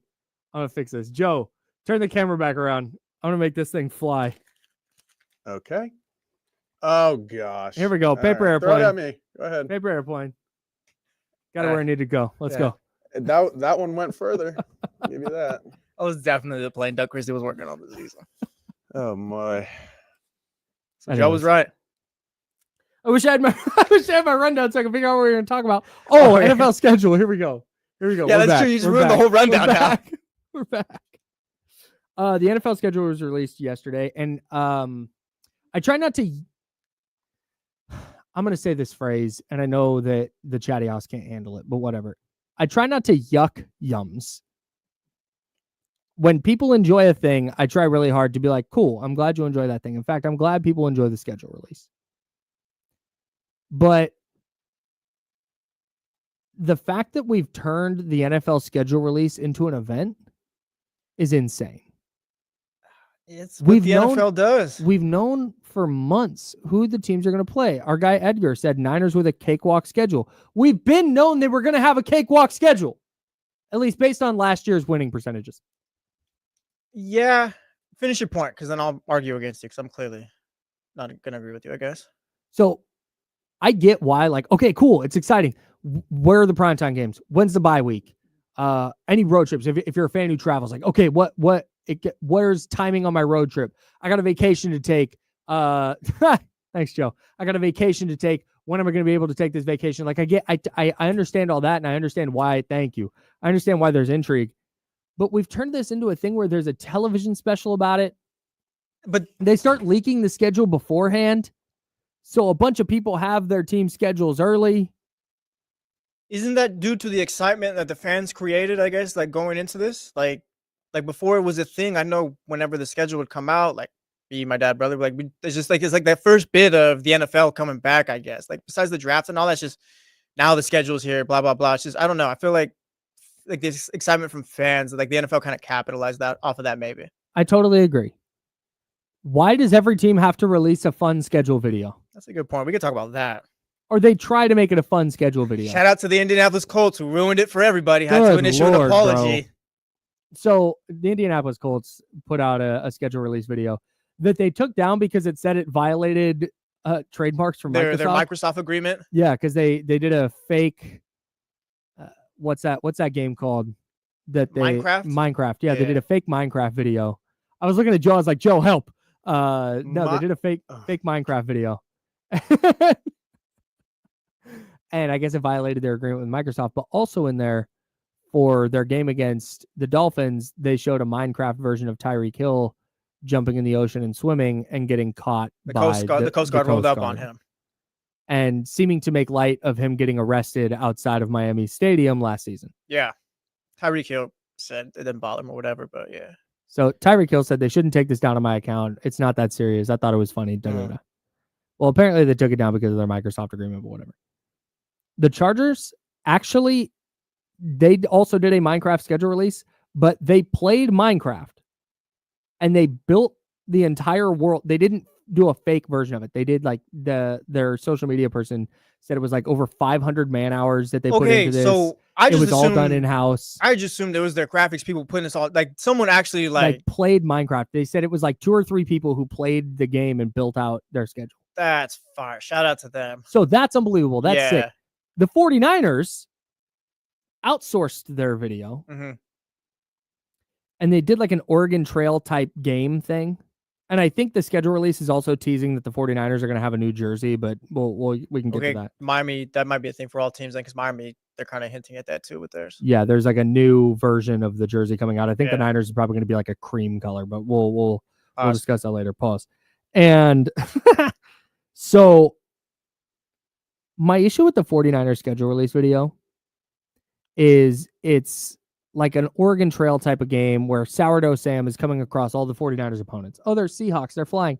And then it comes up with like options, A, B, C, and D. What do you want to do? It's like, say that the faithful are greater than the 12s, or throw a fish, or a couple other things. And they chose like throw a fish. So they throw the fish and the Seahawks go down and the Niners keep going, right? It was not nearly mean-spirited enough. There were so many opportunities for jokes and like little digs at opponents, not being like overtly rude. Yeah. But like they come across the Rams, division opponent. As long as I've been alive, the Rams have been one of the 49ers' biggest rivals. They come across the Rams in their schedule video and they go, what do you want to do? Let them graze. And then they just keep walking. Like, no, make fun of the Rams. Make a joke about them. Be mean. This is 6 minutes of like, So was your issue that they didn't just make it funny enough, or? Yes. Okay. If you're going to make me watch a 6-minute thing to show me, that's fair. Because the purpose is not, hey, here's how we're revealing the schedule, because you can find it on the internet immediately. Mm-hmm. Immediately, 5:00, schedules go up on every site. Yeah, I'm probably, if you're going to do it right. That's it. So we've turned this into every team has to make a video, and 30 out of the 32 videos mostly suck. Fair. And it's like, oh man, look at what this team did. Look what this team did. Yeah, I agree with that. Let the Chargers do whatever they want, because they're geniuses. Don't bother them. Just leave them alone. The Titans also crush it. Yeah, going down to Nashville, and they do the mini microphone, and they show non-football fans logos, and the person will just be like, the horses. And then it goes, dun, dun, dun, dun, and it's like the Colts logo, and it says the horses. Yeah. Like it's again, that's a way to kind of poke fun at your opponents. But don't do it because it's like, oh, the Chargers are doing it. Like if you're some other team, like find out what works for your team, I guess. Because then you end up with something that Kyle Madsen hates, and now we're cooking you on the radio. I was 6 minutes of.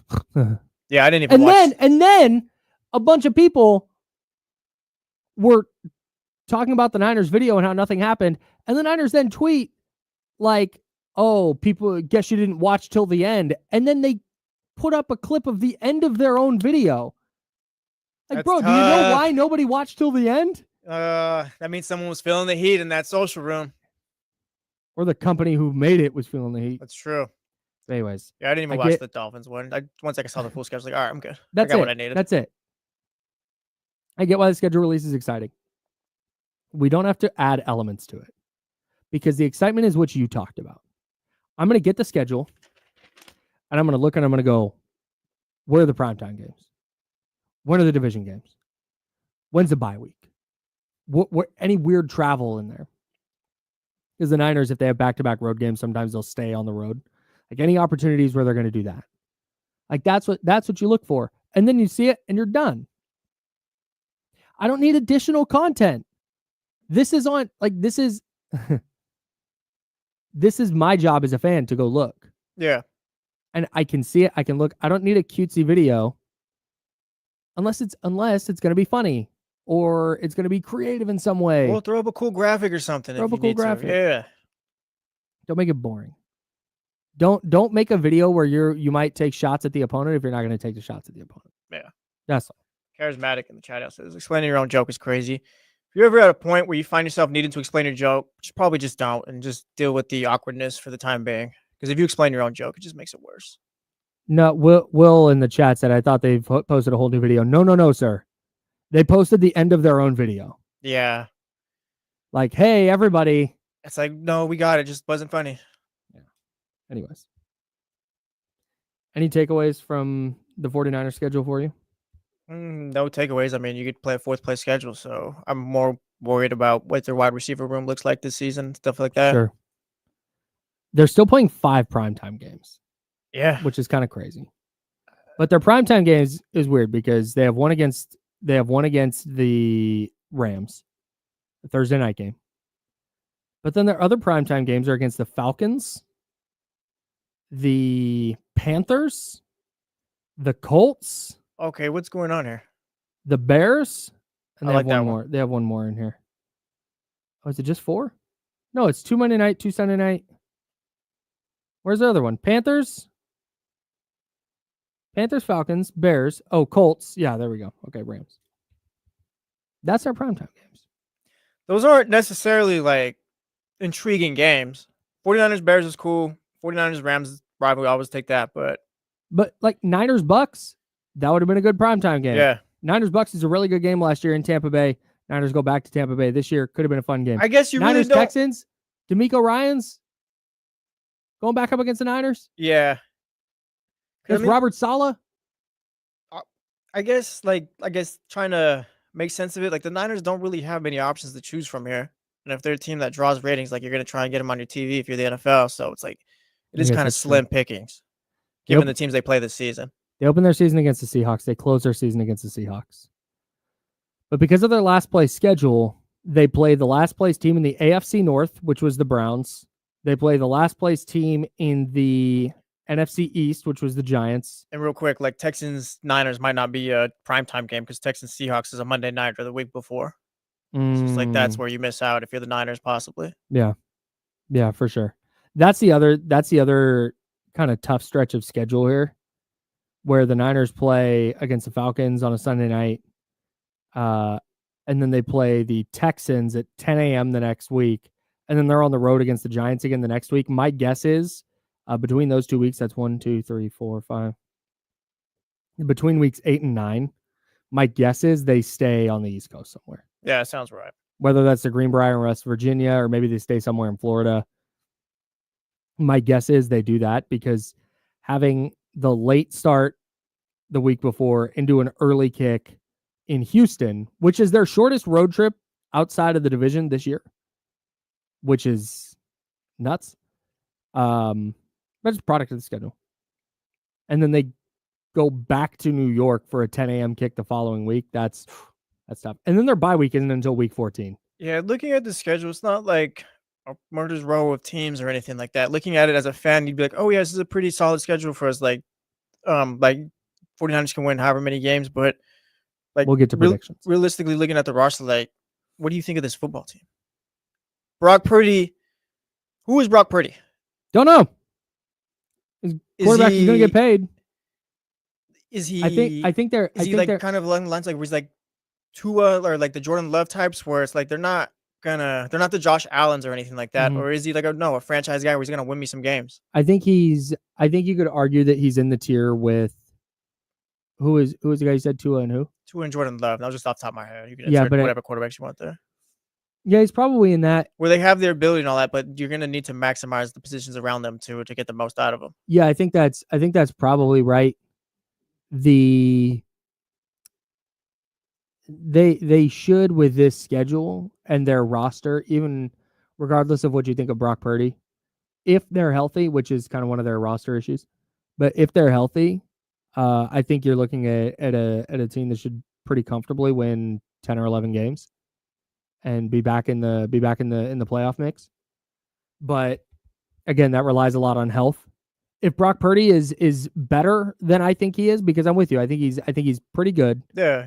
And we saw last year, like, man, but you need the right pieces around him to really maximize. And that's the case for every quarterback or most quarterbacks. Yeah, like for me, it's like Josh Allen, Patrick Mahomes, Lamar Jackson, Joe Burrow. Those are the four that their talent kind of just transcends everything, and you're always gonna have a good chance, like with them playing that position.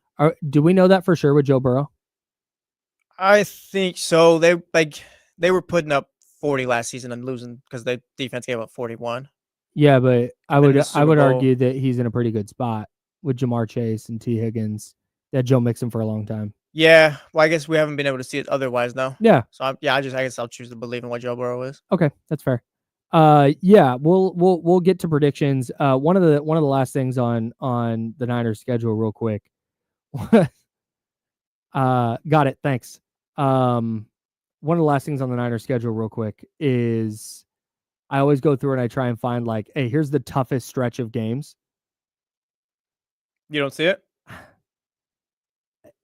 We'll get to it with predictions. I'm Kyle Madsen. That's Jesse Tapia. We still recommend the 49ers and Raiders play their schedules, but we're going to tell you how their seasons go next. That's Jesse. I'm Kyle. Joe Brazil on the ones and twos. We're the Insider, sponsored by Jiffy Lube. It's ESPN 1320 Sacramento Sports Center.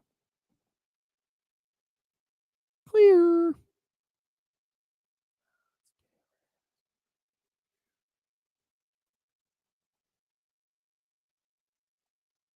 No, this is not what I want. Oh, man.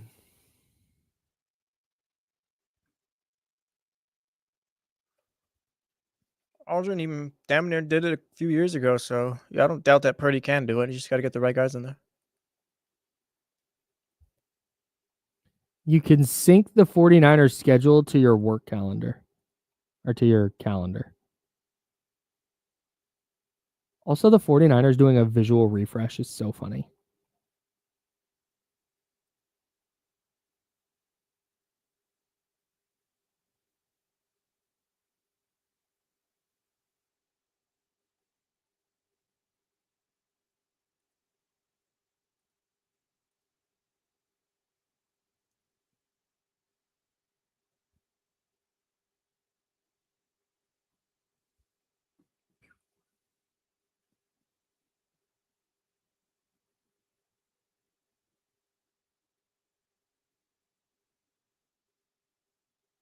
Russ, I don't even like the actual some green type.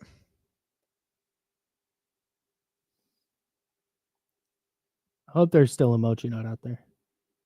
Brought a couple boxes. I'm sure there's one out there.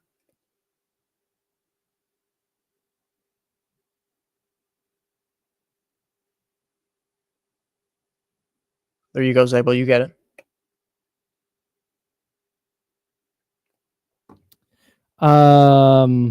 Fired up. Can't wait. Russ Dog asked if I had tickets yet. I do not have tickets yet. When is that coming out? Next week. Next Friday. Have we seen shots of the sandwiches? Do they look as amazing in live action as they do in the cartoon? That I don't know.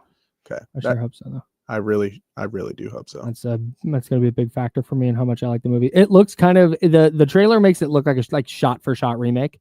Yeah, which I'm here for. What are Disney movies that are that you grew up watching, Joe? Like the ones that you started out watching. Oh, hang on. What year were you born? 2000.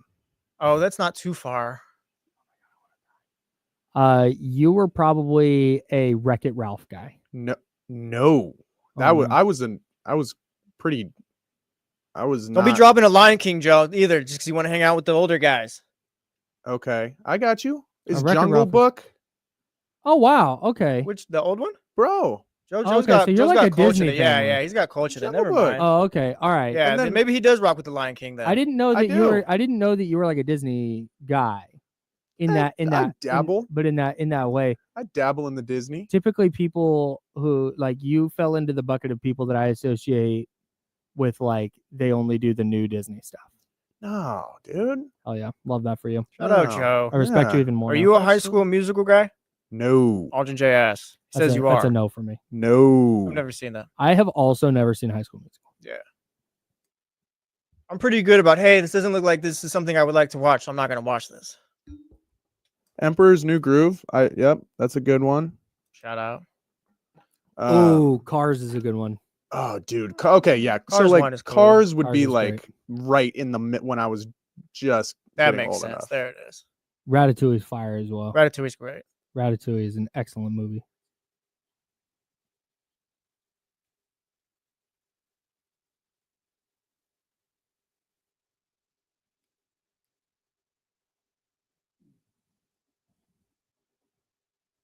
Now, back to the Insiders, brought to you by Jiffy Lube on ESPN 1320.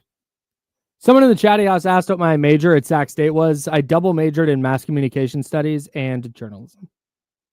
Yeah, shout out to the journalism majors. Oh yeah, we're out here. Shout out communications minors. A pro tip, by the way, if you're a person considering, if you're a young person considering going to college, or if you have a young person in your life who is considering going to college and they want to be, they want to pursue a career in journalism. First thing, I'm not going to be one of those people that goes, don't do it. Yeah. Like you're very unlikely going to be fabulously wealthy in this profession. But if it's something that you love and you want to do, then pursue that for sure. 100%.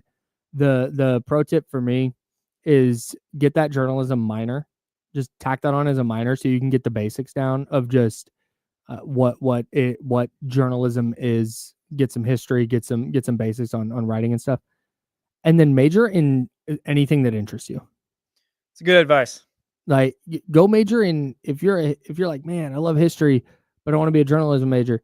minor in journalism and go get that history degree, because that is going to serve you much better than a journalism degree.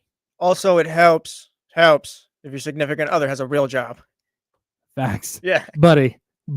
Yeah. Salute to our significant other. I love you, babe. That's my that's my go-to. That's if I had it to do over again. I don't regret any of my time in college. Yeah. But I started out as a mass communication studies major because that's what I thought I needed to do to get into radio. Yeah. And mass communication studies is fascinating and I love it. And it's one of those things I want to go back to school and study, but I don't want to do homework.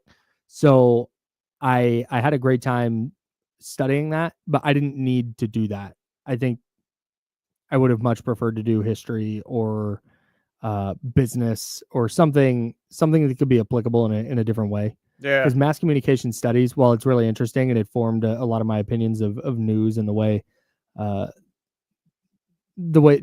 media impacts our lives, it feels super outdated. A lot of what I learned because of how quickly mass communication changes. Yeah. Like literally the definition of mass communication was changing while I was in school. Well, now they were teaching us classes about social media and stuff like that. Yeah, exactly. Yeah. So going to school taught me I didn't want to be a reporter. I got to go and talk to these people and be out. Yeah, dude. Yeah, no, I'm cool. Like actual journalists who go out and interview people and call people and are like hard Scrabble journalists. That you got to like really put yourself out there because it's like you're going to get turned down a lot just as far as trying to talk to people and just. Yeah. We had this assignment one time. We have an assignment to predict the 49ers and Raiders records for this year, which we'll get to. But we had an assignment one time. It was a government reporting class. And the professor says, all right, you're going to go down to the state capitol. There's going to be all these committee hearings. You're going to go take notes on the committee hearing. And then you're going to stand outside the door and you're going to wait for the people to come out. And then you're going to ask them questions. And I was like, or I'm going to fail this assignment. Exactly. Listen to this one. So I got a journalism class where you're on the beat for something, right? I'm covering a local high school football team out here. And they're playing this big game. They lose. And I need quotes. Yeah. But I ain't going to the game or whatever. So I'm going to email them. And I'm like, mine's like, I need quotes for the assignment or whatever. Yeah. So I get one. I email the coach. Doesn't email me back. And I'm emailing like they did. Like, hey, I need a quote here because this assignment's due later. It's like, they kind of lost. Like, yeah, that's true. So we got to see. But. You didn't even go to the game? No, bro. All right, man. We made it through college. We got a degree, though. Yeah, we did. And we're here on ESPN 1320 right now. Right here. This is the Insiders. Jesse Tapia filling in for James Ham. I'm Kyle Matson. Joe Brazil's with us. We are sponsored by Jiffy Lube. All right, let's go through this. Las Vegas Raiders 2025 schedule. We're going to predict some wins and losses. Shout out to the Raiders. Shout out to the Raiders. I got some thoughts. I feel better about the Raiders this year than I have in a long time. Yeah. All right. Week 1, they're at the New England Patriots. I got them winning that game. Yeah, I'm not ready to buy on the Patriots being anything yet. So yeah, I got them winning that one. I think the Patriots are going to be better than they have been, but I think they're just going to look more competent. I kind of think that same thing for the Raiders. New England had a really nice offseason, but I'm going to take the Raiders in that week 1 game in New England. Pete Carroll, good coach, going to have that team fired up, ready to play week 1. Mike Vrabel, also a good coach out there in New England. But I'm gonna go Raiders week 1. Then they come home and face the Chargers on Monday Night Football. I'm taking the Chargers. I'll go Raiders because I just have them splitting. So you have them at 2-0 now. Yeah. Okay, I've got them at 1-1. I should probably be writing this stuff down. At Commanders week 3, I've got a loss. Yeah, I've got a loss as well. So I got 2-1. You got them at 1. I've got 1-2. Home against the Bears, I've got a W. I've got them at 2-2. Sure, I'll go W there as well. Okay. Week 5 at the Colts, I've got another W. See, this feels wrong because I got the Raiders at 4-1. That doesn't feel right. I got them at 3-2. I'm gonna go loss against the Colts. Okay, so you've also got them at 3-2. Spoiler alert: I'm not high on the Colts this year. Week 6, home against the Titans, I've got a W. I've got them at 4-3. 4-2. 4-2. Yeah. I've got them at 4-2. That feels home against the Titans. Feels high, but yeah, I think we both got them at 4-2 though. I don't know, man. The Raiders aren't starting the season 5-1 or anything like that. Like, I don't come on, think let's be so. real. 4-2 sounds like a lot. It does. They could lose the Patriots game, to be honest. Yeah, for sure. Week 7 at the Chiefs, I got a loss. Go to 4-3. Then you know what? They're gonna lose the Jags game because it's like those Raiders. Damn it, we'll go 4-4 right there. We can't just be that's after a bye week in week 8, though. Yeah, but like, come on, like it's. We just assuming like, the Raiders sometimes have these lapses, the same way my football team does. I know how I'm gonna get there. I've got them winning that game. Okay. So I've got them at 5-3. Sounds right. I've got a loss at Denver the next week. That's 5-4. That's on Thursday Night Football in Denver, Mile High City. Then you got in Las Vegas against Dallas on Monday night. I've got a loss there. I've got 5-5. Okay. Then the Browns have got to win. Should Sanders come into town? Maybe 6-5 after beating the Browns. Then I've got a loss at the Chargers. I've got them at 6-6. Damn, I'm getting swept. Yeah. Got them at 6-6. They're going to win a division game. So we'll give them that home game against the Broncos. I'm going to go 7-6 with a win against the Broncos. Okay. In week 14. Then they're at Philly. Lose by 30. That's 7-7. Then at Houston. I've got a loss there. That's 7-8. Home Giants. I got to win. And this is where like the vibes are lit because the Raiders are on the hunt graphic or whatever. They're right there near in the playoffs. And they're going to beat the Giants in week 17. I've got them at 8-8. Yeah. What do you got? Last game of the season, sets Kyle. them up for a home game in Vegas against the Kansas City Chiefs. What do you got? In Las Vegas. Do the Raiders go to the playoffs or do they stay in the hunt? Damn. They lose that game. That's tough. They lose that game. I thought you were going the other way. 8-9. 8-9 feels right. That's not a bad year. No, for year one? Yeah, like Pete Carroll and John Spytek? Yeah, like John Pole's like the Raider fans in the chat is like, what are your guys' expectations? I feel like 8-9 would be solid. Yeah, in that range. And if one of those division games flips or maybe they beat maybe they beat a team like Dallas. Mm-hmm. Well, yeah, that's the thing in the NFL. They say like 4 games can go any other way. It's the best a bunch of plays that go as long as I think as long as they're just not anything, as long as they're not a disaster, right? Which I don't think they will be. Like it feels like they actually have real adults in the room now. So if they go 7-10 and man, you know what? They had a blocked field goal in this game, and then another game where man, that bad call in overtime didn't go their way, and they went 7-10 instead of 9-8. Like I don't think that's bad. Now if they go 6-11 and it's like, man, how did they win 6? All right, that could be a little bit of a problem. Yeah, Filthy McNasty Raider fan says that's exactly what he predicted. Chester Jackson says Raiders 9-8. Yeah, 9-8 plays. Yeah, Jay, I have them at 10-7. Steven, definitely unbiased here, 17-0. Wow. I'm good. I'm just glad an unbiased opinion at 17-0. Dr. David. I know he's been down on the Raiders since they moved and all that. Has them at 4-13. Says Gino will miss some games. Damn. I mean, that's a disaster scenario. Yeah. That's super worst case. All right. Let's go to the Niners now. Week 1 at the Seattle Seahawks against Sam Darnold. I got 1-0. Okay. You with me? Yeah, I'm with you. Yeah, we're 1-0. So you got them sweeping the Seahawks this year, or maybe losing in San Francisco or Santa Clara? Excuse me. We'll talk about it. I got them winning week 1 against the Seahawks. Okay. I think you're going to get a fired up, motivated Niners team coming out of week 1. Week 2 at the Saints, I got a W. Yeah, that feels fair. I got 2-0. Week 3 against the Cardinals, that's in Santa Clara. I have a loss against Cardinals. Wow. They always have a weird loss to the Cardinals. Can't they have the weird loss on November 16th? I'm gonna go. I think they start 3-0. You know what? Okay, you know what? That's fair. Okay, I'm gonna start 3-0. I got to win against the Jags. I got 4-0. Oh, out on Trevor Lawrence. Week 5 at the Rams, short week. I got a loss. Yeah, I think the Rams are going to be good. Then the following week at Tampa Bay, loss. I've got a loss. I agree as well. I'm high on Tampa Bay this year. Tampa Bay, down on Indianapolis. So I got them at 4-2. 4-2. Then they come back. I think they rally against the Falcons. I think they get a win against the Falcons. I got them at 5-2. D'Amico Ryans. Does CJ Stroud pick it up this season after his kind of down year in sophomore year? Yeah.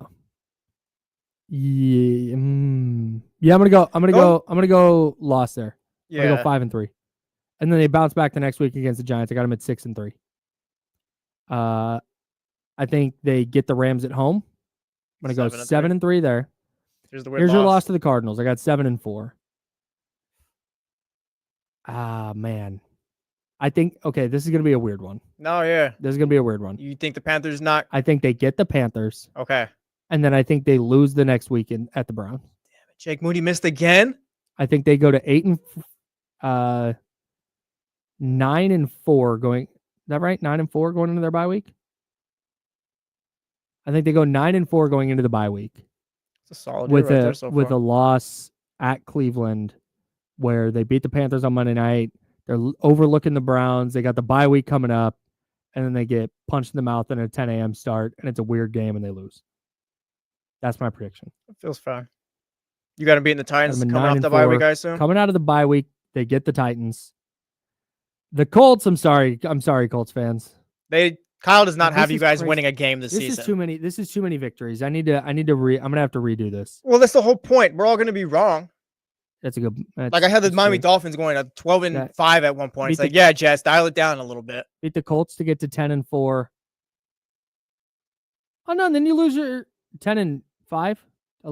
Is that 11-4? Oh my God. 11-4, then lose the last two. It's 11-6. That feels like a win too many.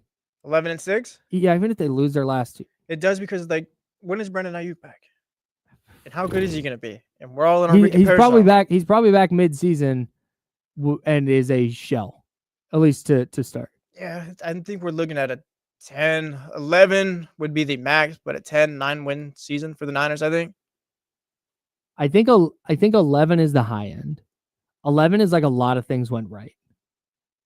But yeah, I think you're probably right. 9 or 10 feels just. I could see 11 if Brock Purdy is that dude. I know. I could see more than that if he's that dude. I know 10 and 11 is only one win different, but it feels so different to me. Mm-hmm. Like the distance between 11-6 and 10-7 feels like the difference between a lot of the times it's difference 14-3 and 11-6. Well, yeah, it's like a lot of times it's the difference between you winning your division and having a home playoff game compared to your wild card team who snuck in. Okay, so what I say, even if they lost, maybe they lose to the Seahawks in week 1. Alden Dre asked in the chatty house, does 11 wins get you the division? How good do you think the Rams are going to be? I think is the answer to that question. Good. I think the Rams are going to be really good. Yeah. I think the Rams win like 12 or 13 games. So, yeah, 11 wins does not. No. According to our thoughts on the Rams, then. I'm going to pick the Rams to win the division, but I think the Niners get 10 wins in a wild card spot. That feels right. I don't think Kyle Shanahan's there. Like, they're always going to be. KC talks about this on Deal with KC. Like, he wants them to be this just perennial, like almost like the Steelers, where you're just winning games. You might not necessarily be a Super Bowl contender that year, but you're always just in the mix, possible potential playoff team. Like, I think that could be the 49ers this season. Yeah. Where, like, they're not as good as they once were, but Kyle Shanahan is there. They have structure. Brock Purdy's playing well. Like, they're just. Well, they still have Nick Bosa. They still have Fred Warner. Great players and stuff. So the two hinge points with the Niners season. I mean, there's one that's the hinge point with every team. It's health. But you mentioned the Brandon Ayuk factor. What does Christian McCaffrey look like? Yeah, they keep telling us he's healthy now. Isaac Guerrero, very sneaky. Like, he was good last year. He showed flashes, but very sneaky. Got hurt in like every game he played substantial snaps in.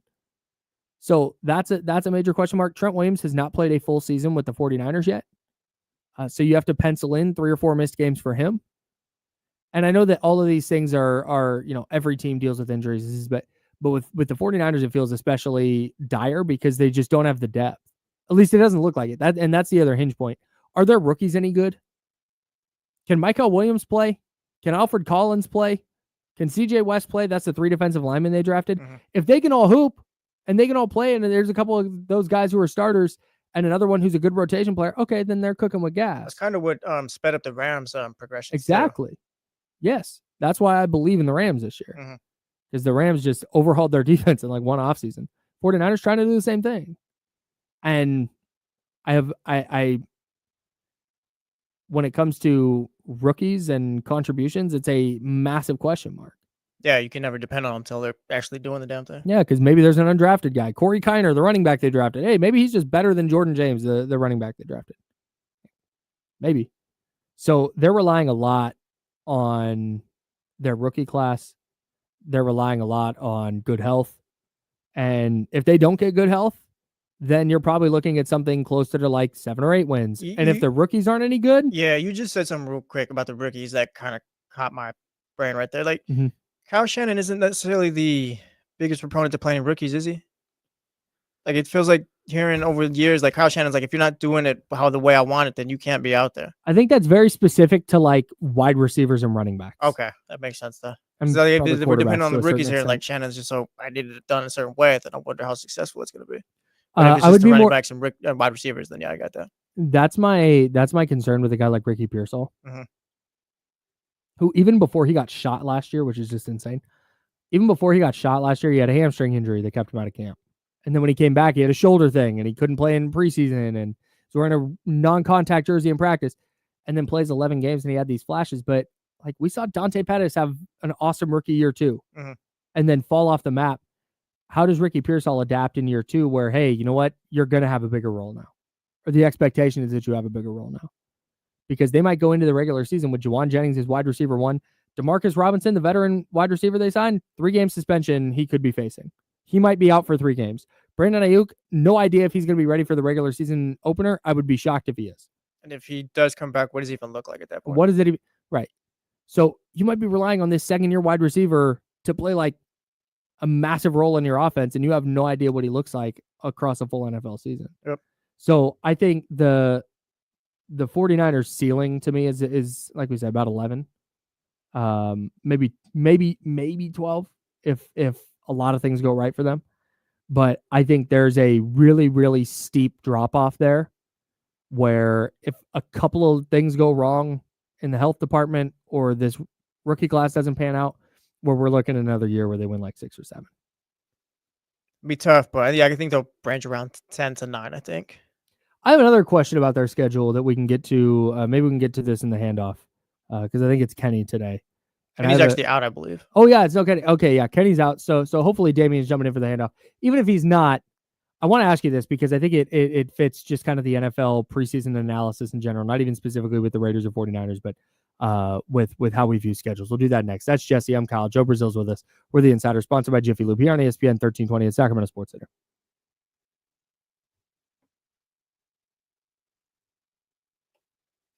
Brian, I don't think you have to draft him high, but I would draft him. Ah, shoot. Tell TC to hit us tomorrow. Tell him my bad. Say that's Kyle's fault. He apologizes.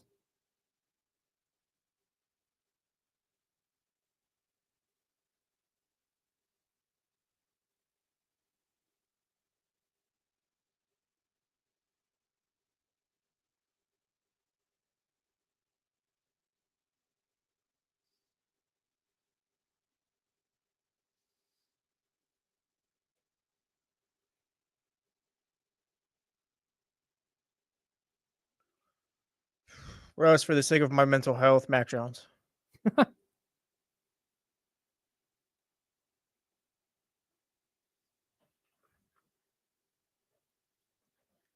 up, man? Hey. What's up, man? It's Damien Barling. Hold on a second. Oh, okay. It was Damien Barling. Never mind. You got 4 minutes. Oh my God, these breaks are so long. I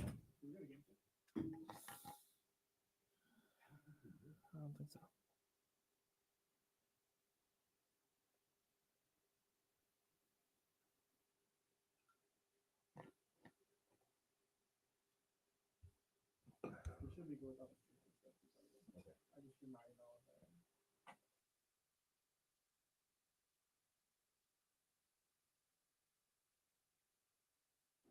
I cut a sports center.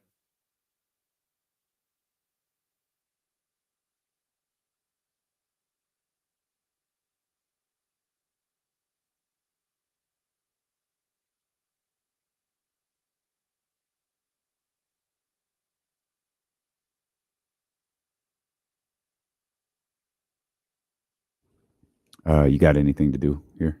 Nope. Sure don't. Hey. Oh, hang on. I want to mute the mics.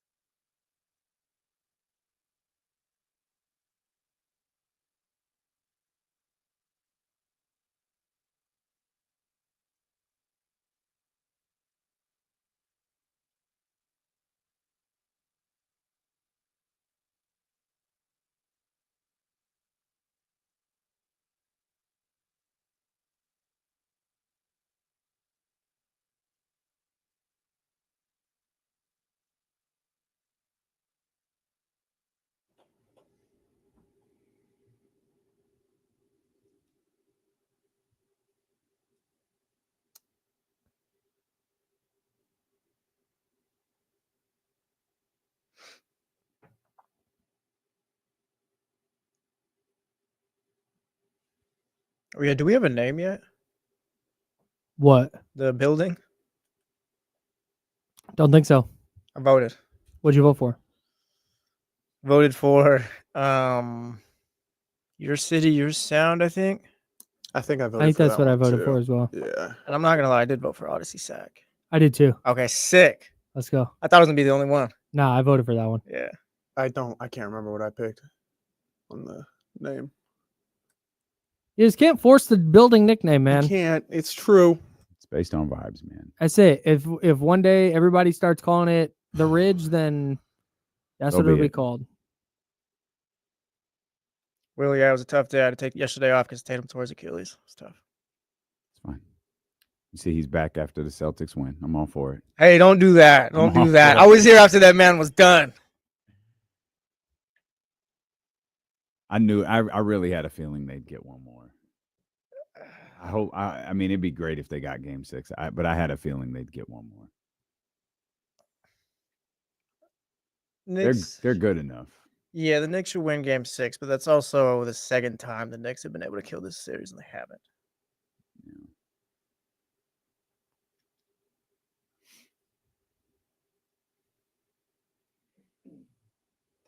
I can't believe Manti Te'o's on TV. That is, yeah. Great haircut, though. Really strong haircut. Yeah. Do you ever think of anything other than the No. girlfriend story? Okay, yeah. That in high school, that was like the craziest thing of all time. Just unbelievable. But good for him for doing his thing.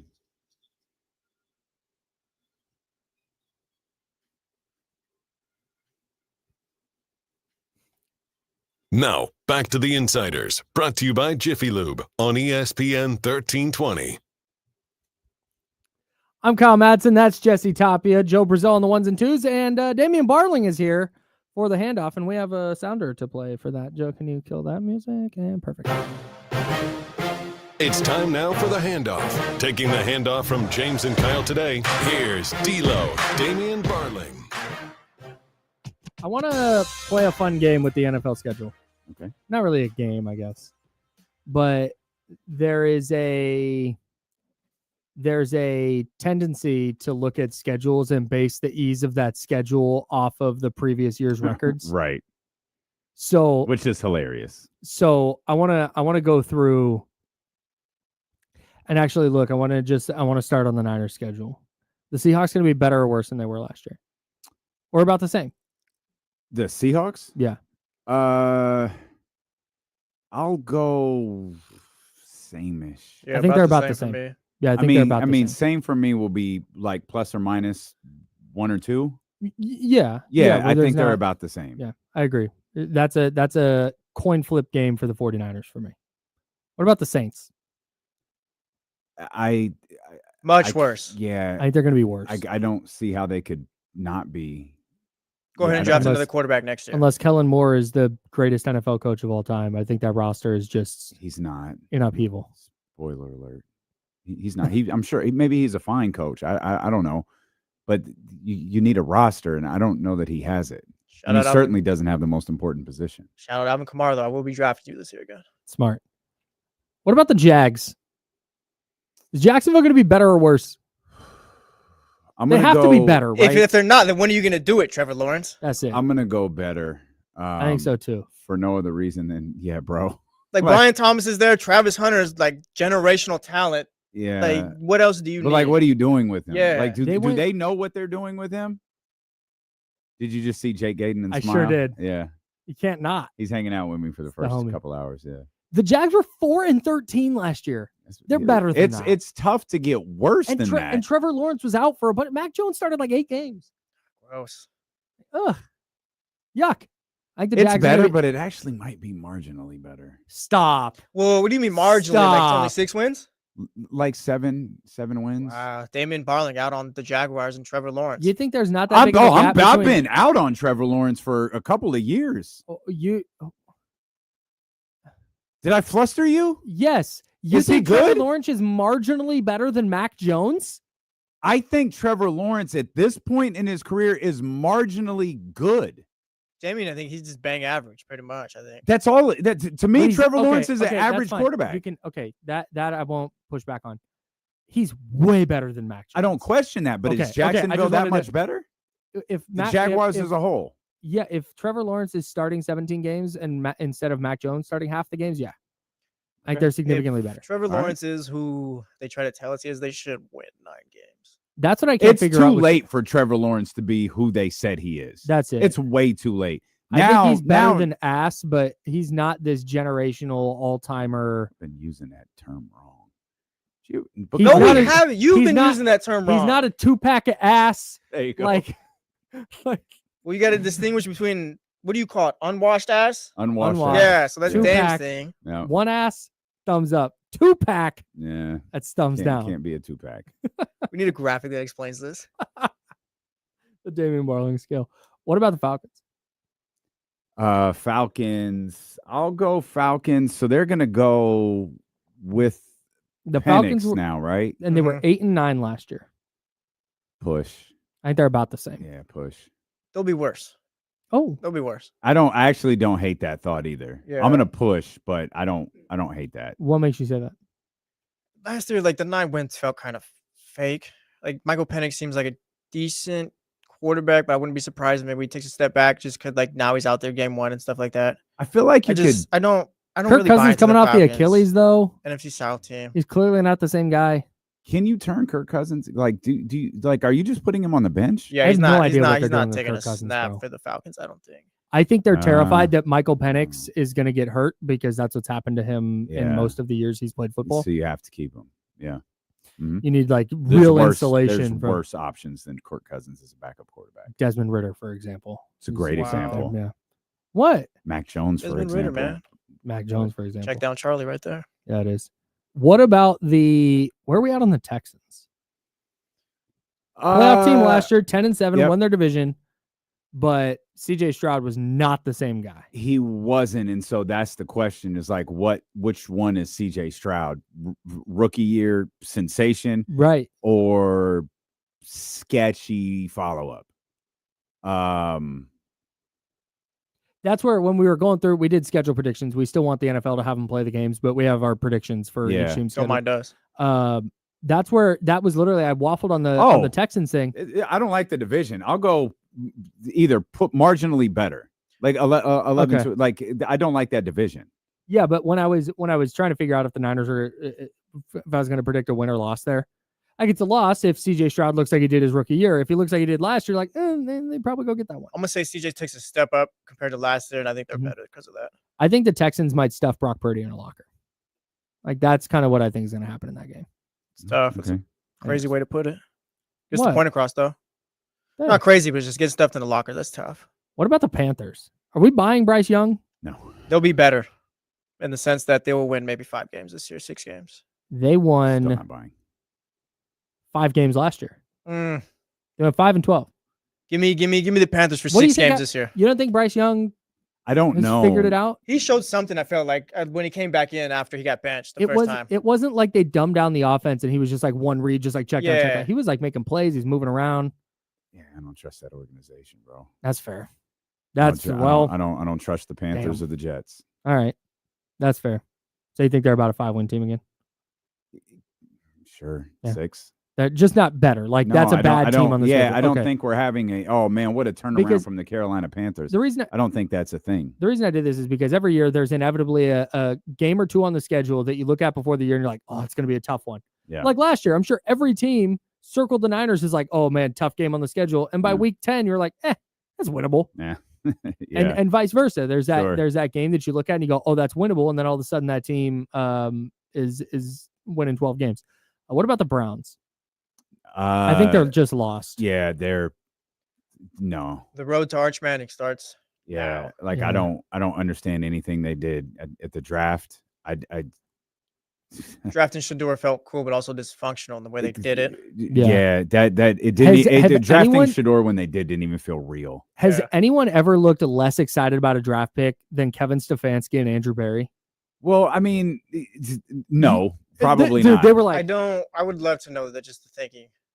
Like, why did you take them both? And it's not like you took RG3 first round and then took Kirk Cousins in the 5th. Like you took 2 late round quarterbacks. Who was their quarterback? Is it Last It's year? not James. No, This year? now. Joe Flacco.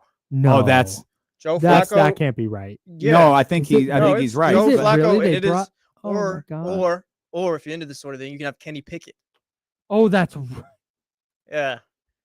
Shout out to the Browns. All things Browns I are on forgot 1320. that. Oh my Trash. God. They're gonna be so That's bad. trash. What Oh a my what a sorry ass. They literally gave Miles organization. Garrett all the money in the entire world just to stick around for this dumpster fire.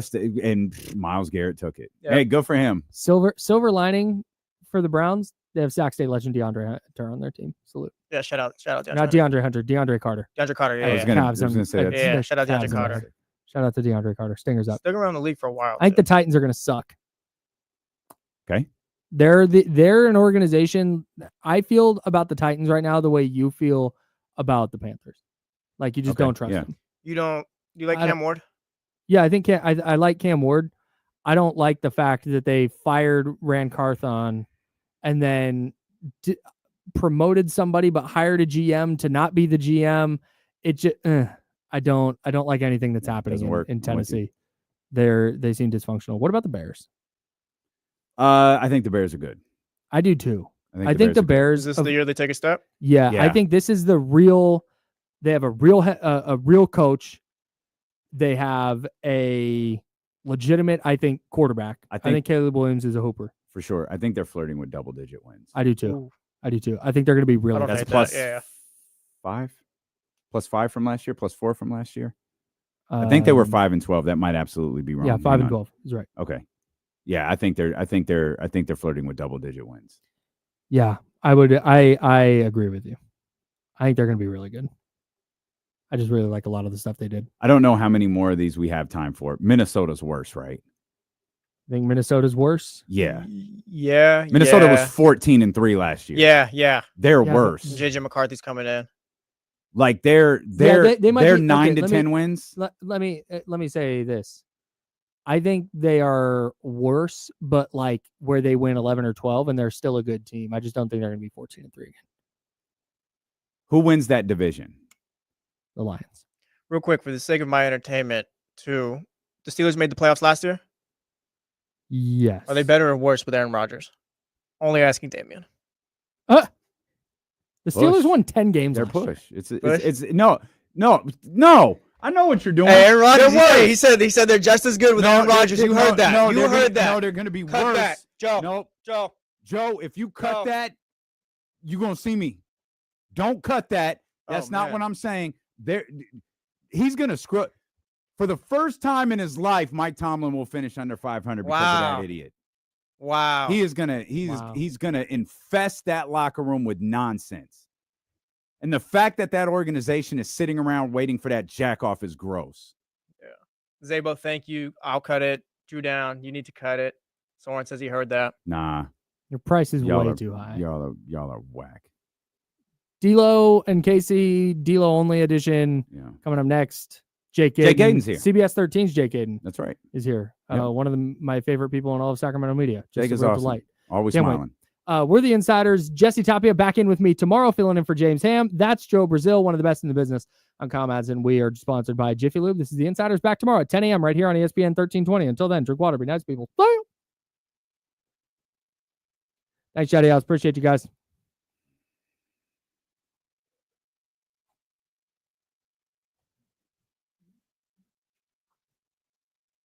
I'll keep that popped up.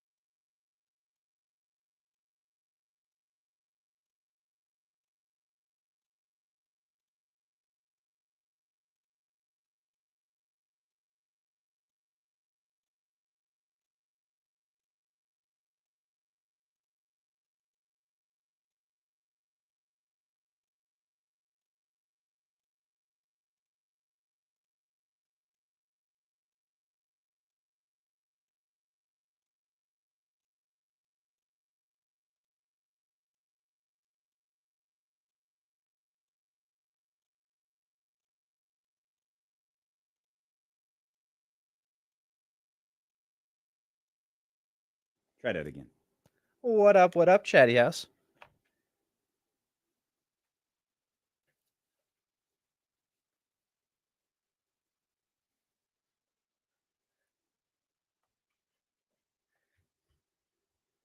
You should see the article that just came out on ESPN about Caleb Williams in this new book. What he said about not wanting to go to Chicago when he got drafted is very interesting. Let's see it.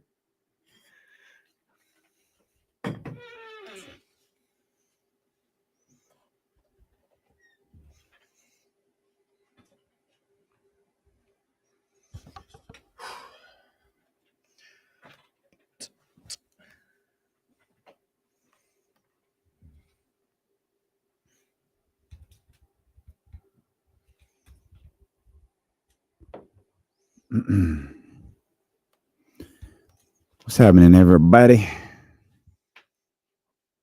Check. There we go. That's better.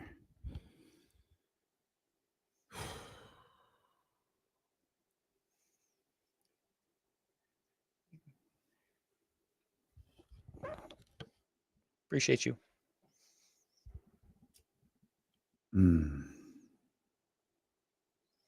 How's my man Brandon doing? He's on vacation this week, my guy. Oh, nice. He's been down in LA, which I'm so happy for. Chatty House will not let me forget about my girl Rihanna. Chatty House won't be stopping talking about that. I think because everyone recognizes how ridiculous that is. Stupid it was. Also just means you're part of the family too. True that.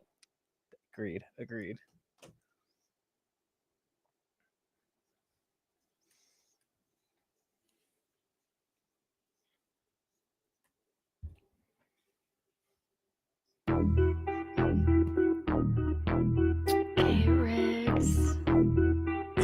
Yeah. We got him screaming D-Lo, KC, D-Lo, KC, D-Lo, KC, D-Lo. We got him screaming D-Lo, KC, D-Lo, KC, D-Lo, D-Lo. We a number one spot for some sports, huh?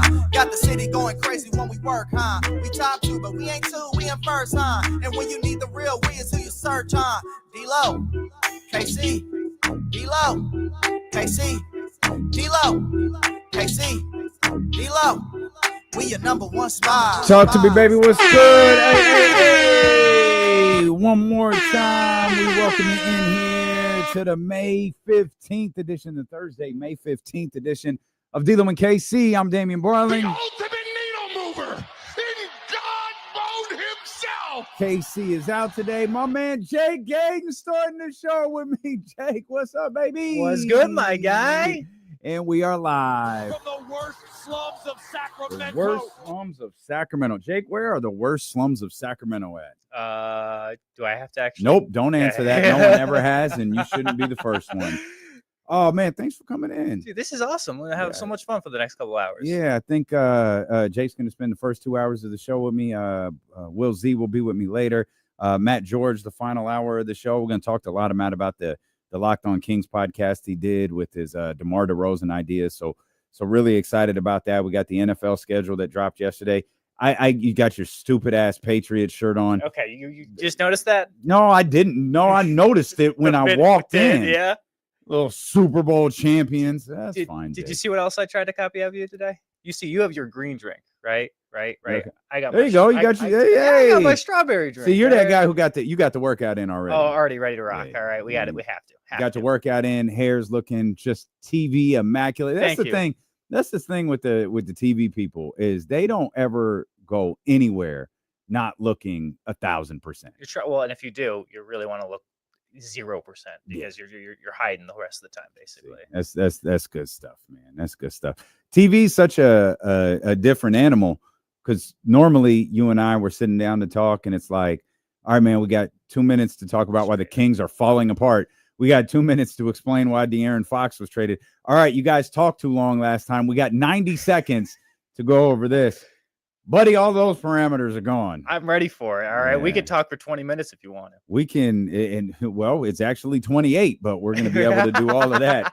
We're going to be able to do all of that today, man. And we'll discuss a variety of different things here with our man, Jake. And first and foremost, Warrior season is over. The Timberwolves advanced to their second straight conference finals. And the Warriors, they look like they do when Steph Curry's not there.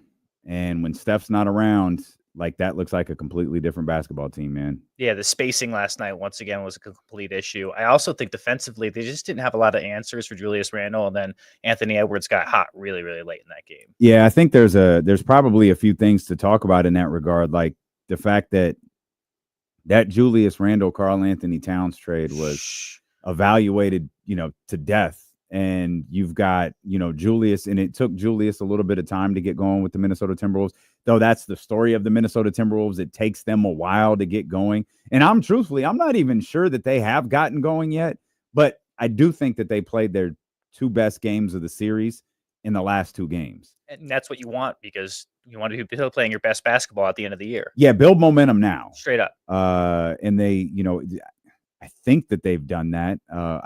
But I'm also of the opinion, and I don't know that I'm completely alone on this, but I'm often alone on this. I think this Warriors roster was pretty talented.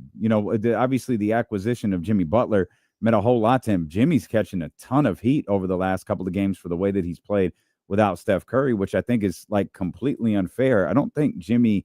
There's a lot of this was KC yesterday, and I think other people feel this way. Is man, all you Miami Heat people, you owe Pat Riley an apology. Y'all was on his neck for not re-signing Jimmy Butler, and it's clear Jimmy Butler's not that dude. Well, Jimmy wasn't brought to Golden State to be that dude.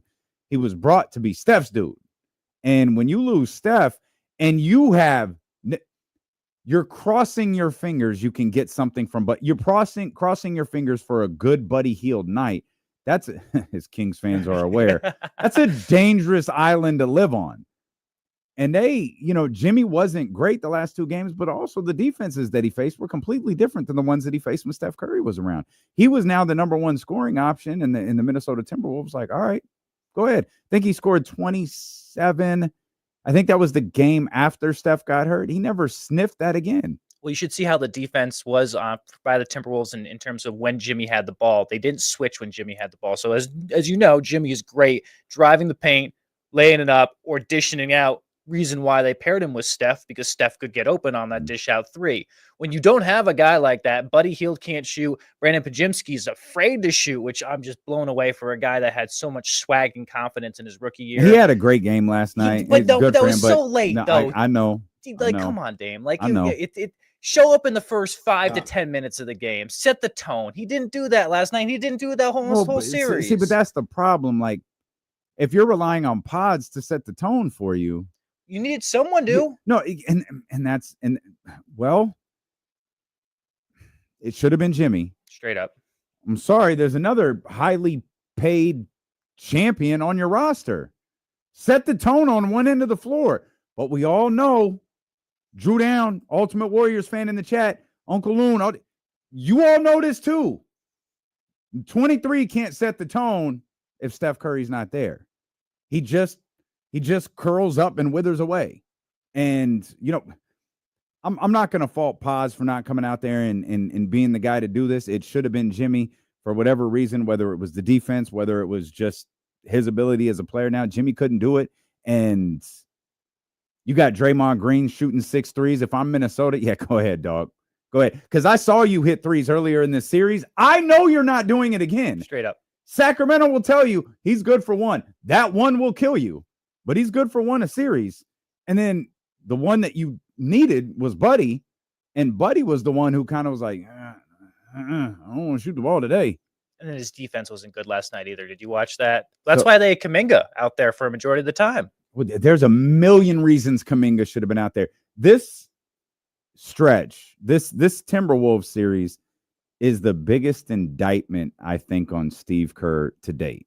Okay. It's like when we look back on Mike Brown, when you look at it, the things that fell apart from Mike Brown in Sacramento. One thing that once you remove all of the the gossiping and the hearsay and all of this, who didn't like each other.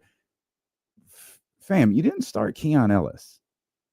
And you once told us Keon Ellis is a situational rotational player.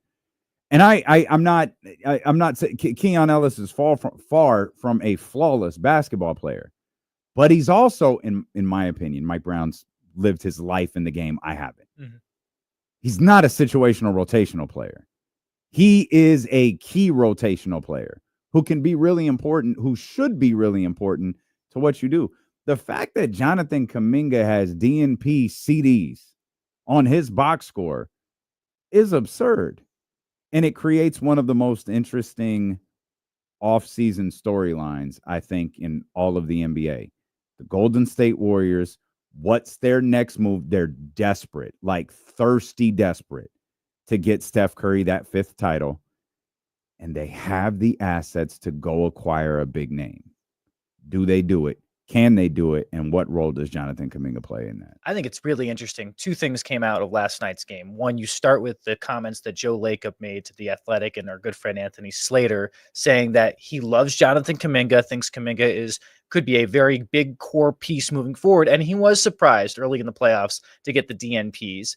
But there was also other league sources that he has in that same exact story, probably from the front office, saying, hey, we are going to look at a sign and trade, which what you just alluded to, Damian, in terms of go after Giannis Antetokounmpo if he's available. Do you go after Kevin Durant's? I don't know. Do you revisit that? Like that's an interesting discussion. The Kevin Durant thing is interesting. I would say with Kuminga, I don't know if he fits in this timeline of what they want. And I think Kuminga is a great player. I think if you do go after a guy like Giannis, I think Milwaukee can sit there and say, okay, that's another very athletic guy that we could build around. But I don't think timeline-wise right now, Kuminga is on the same timeline of what they're looking for. They're looking for a win-now player that's not going to make mental mistakes in the game. And the reason why Kuminga wasn't playing is because Steve Kerr just plainly doesn't trust him. Great defender, extremely athletic, but I don't think if pressure comes down to it, you're not going to put the ball in Jonathan Kuminga's hands. And I don't think he trusts him in the final 4 minutes of a game to make the right play. Simple as that. Man, you are really limiting the future of your organization.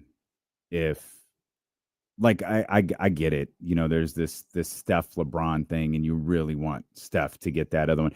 You have, and I get it, you have the assets to do it. You're in a far better position to get Steph his 5th than the Lakers are to get LeBron his 5th. Agreed. A far, far better position.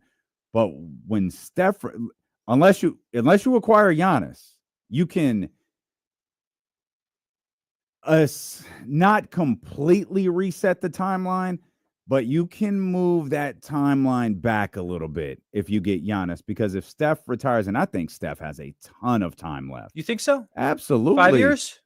What's he, 36, 7? 37. I think he very, very comfortably has 3 if he wants them. Okay. Like Steph to me playing till he's 40 is different than LeBron playing till he's 40.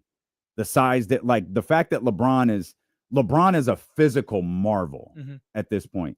Steph doesn't have to be a physical marvel. Now, I think I'm not going to overreact to the injury, but the hamstring injury, that's concerning. Steph doesn't really get hurt very often. But he was coming back for Game 6. That was going to happen. There's no way. There's no way. 3 days rest. You don't think so? It was 10 days from the injury to Game 6. Grade 1. Okay, fair enough. James Harden did it. This was the example we kept going to. Yes. James Harden did it. Yep. He did it, and it was 10 days. It was the exact same time frame, and we all remember what James Harden looked like. It was an incredible performance that his teammates rave about. He stunk, but him being on the floor was impactful for that group. I don't think Steph just being there would have had the same impact. I don't. Really? No. Not spacing-wise? You don't think it would have changed anything?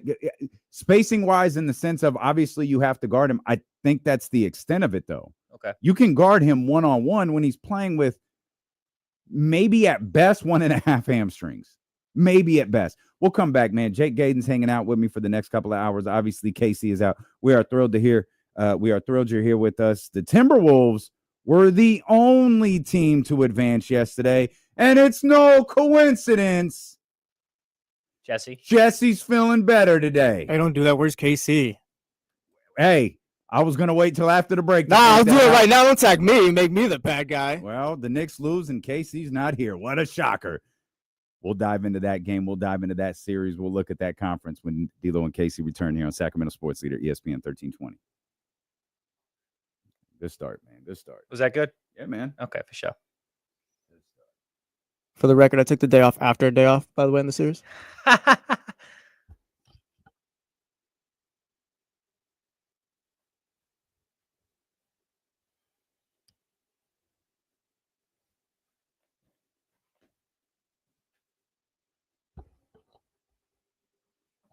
No, he's not in New York for Game 6 because he'll be back here tomorrow. So if he calls in sick tomorrow, we know where he's at. We know where he's at.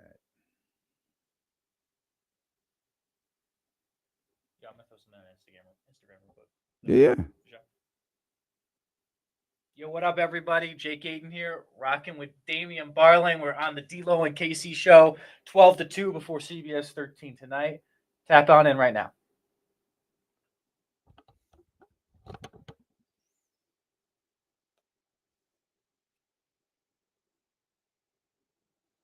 What the chatty house be saying?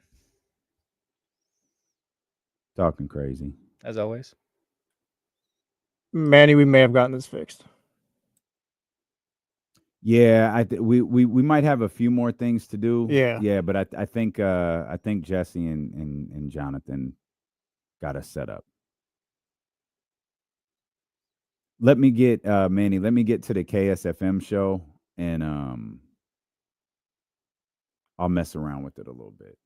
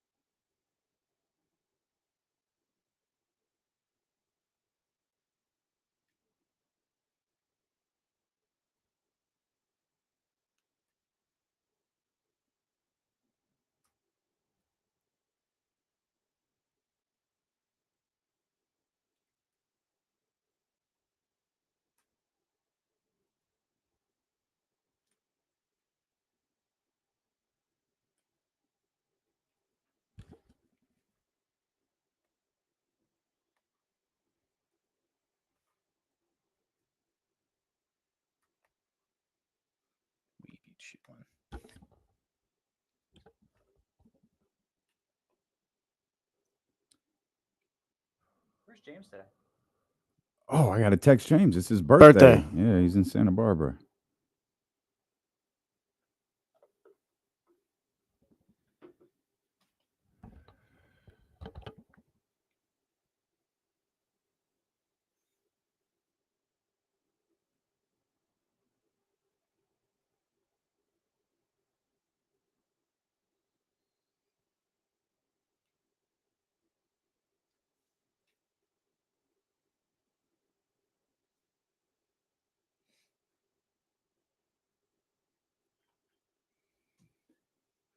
Derrick Henry is a bad, bad man.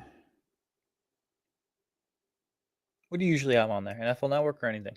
Nah, we usually have ESPN on just because. Whatever the remote allows. Yeah. The remote is a pretty regular fight, but yeah, they over on the other network today, so that's all. So yeah, I'm just leaving on the NFL Network. You guys were talking about this in Insiders. Those NFL schedule reveal videos were so bad this year. Yeah, only So three bad. of them ended up being like good, and then the rest, just everyone else did one. I just like even the Patriots. You just throw out Dave Portnoy. Like, Oh, is he in theirs? yeah, Yeah, I didn't watch the Dolphins one. I saw the redacted one though. yeah, The Saw Colts that one? Yeah. Yeah. Saw that. I was thinking, I sat down to like pull those videos up. I was like, I don't have time for this. I'm not going to sit here and watch all of these videos.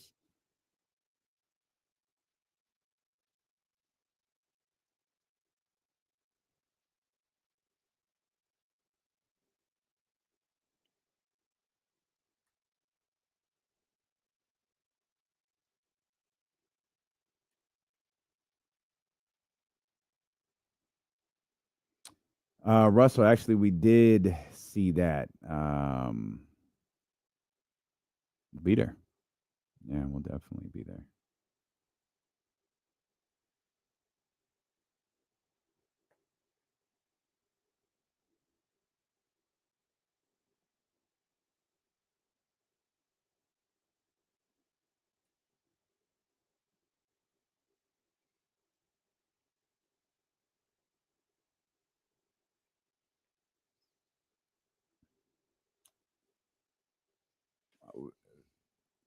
Patrick, what alert did you get from Alexa? A weather watch alert?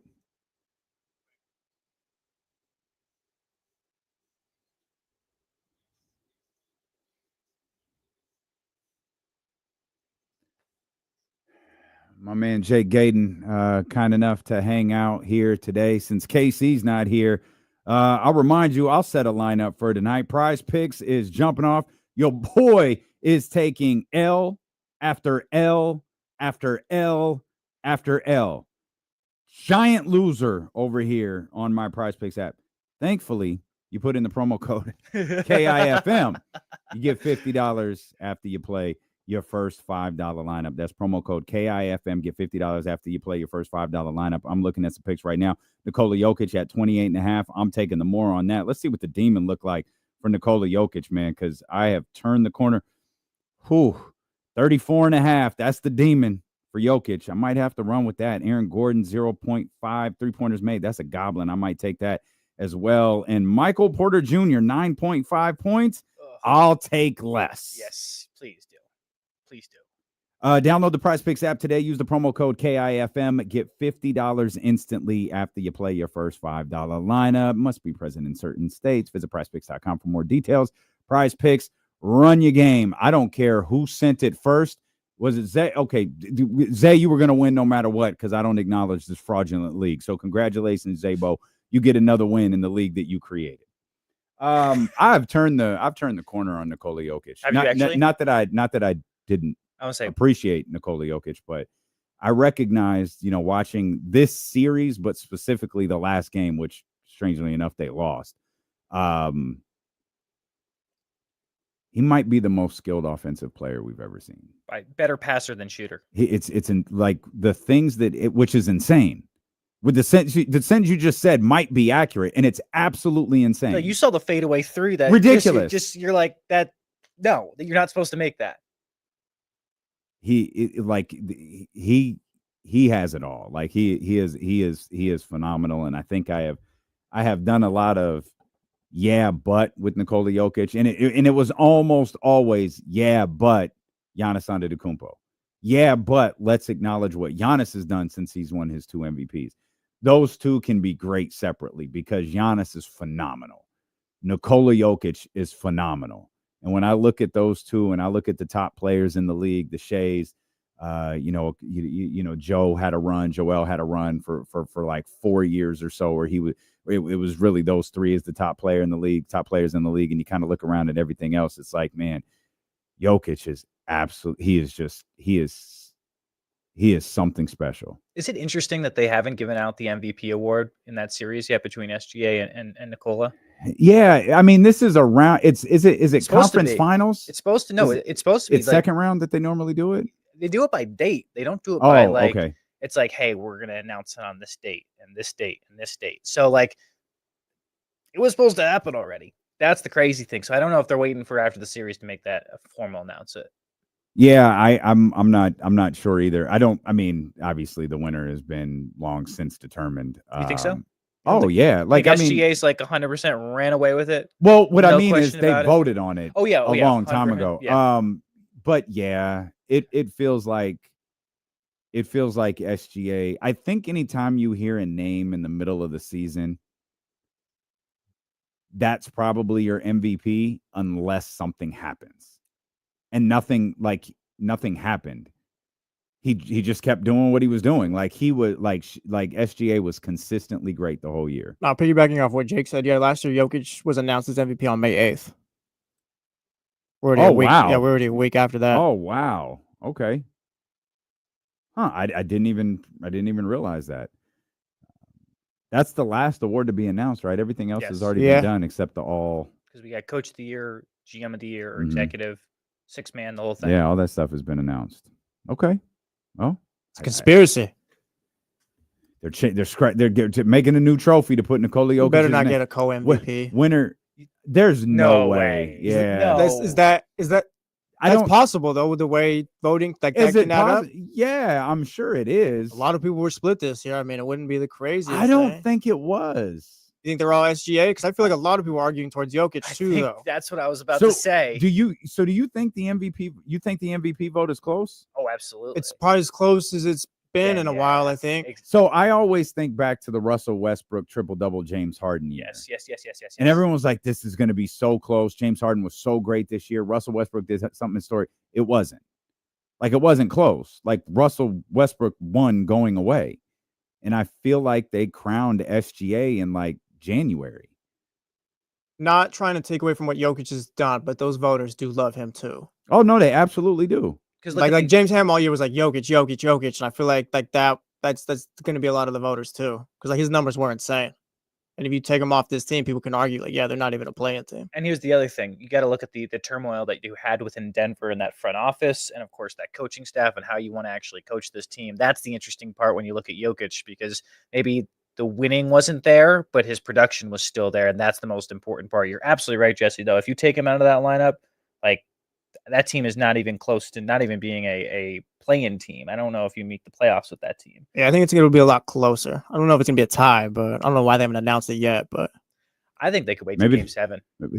Maybe they're Florida, the Electoral College. They're going. Well, hold on, we got to do a recount. Let's make sure. Because now you're holding on to it. So after the draft lottery, I'm the biggest conspiracy theorist right now. All right? Now you're holding on to it so long, you could just hand the MVP to the loser after Game 7. That would okay. Like, say Jokic wins Game 7, yet SGA's MVP. He's like, oh yeah, here's the MVP trophy after you just lost, or even vice versa with Jokic. But when you want to celebrate in front of the fans, isn't that like half? That's what I'm saying. Like now we're getting to a point where someone's gonna lose and get an MVP potentially.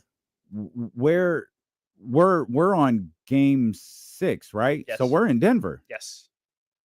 Ball Arena. Okay. 5:30 tonight. Okay. Okay. I'm gonna assume it's SGA, because if it wasn't, you'd hand it out tonight. This is the last game in Denver, perhaps. He'll get it Game 1 of the Eastern Conference Finals.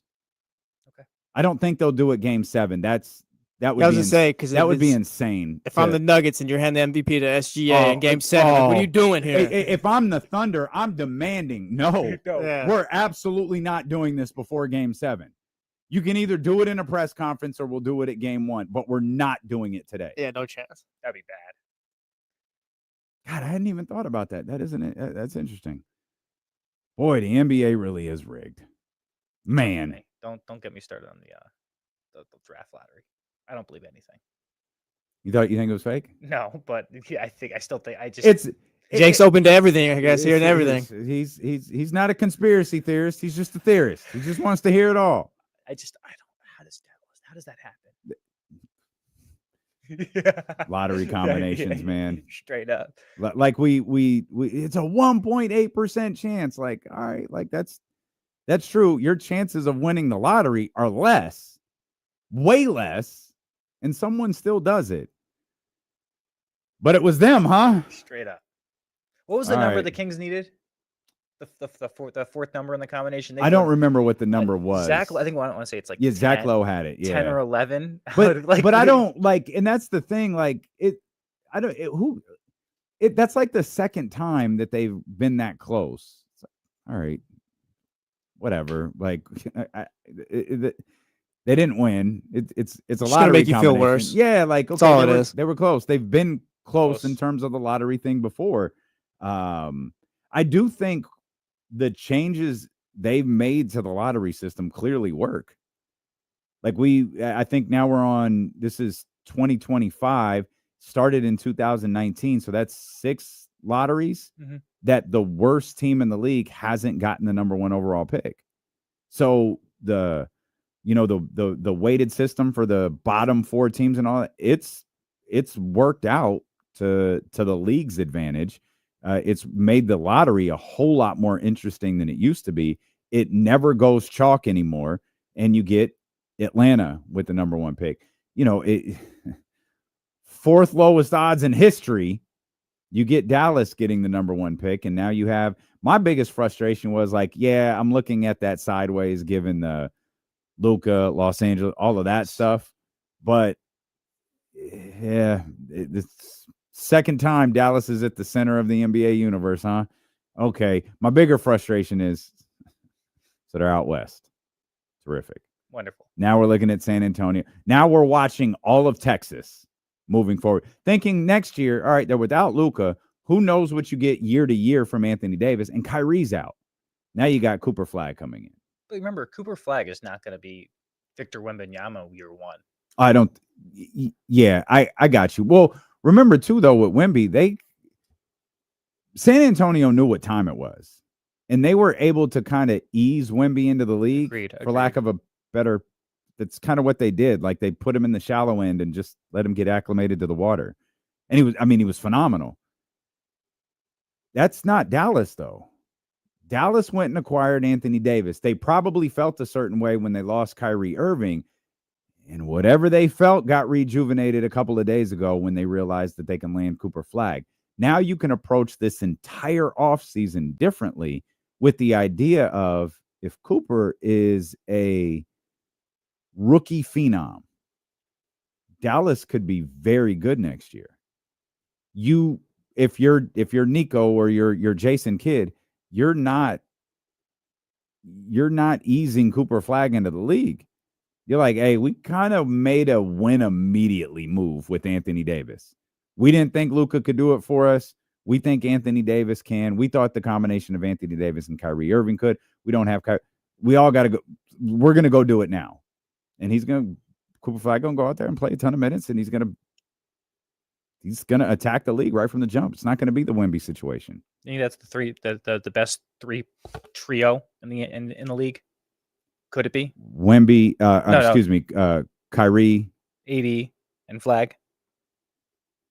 Where does that rank? Rick's like you're in a Fox. That's a good one. Wemby, and then Castle, Warriors. Or they got, because let's not pretend like it's not Bailey. They got the number 2 pick. Straight up. How many games do I get to see this trio play? None this year. Yeah. Kyrie. I saw Kyrie maybe in maybe. January. AD's always in and out.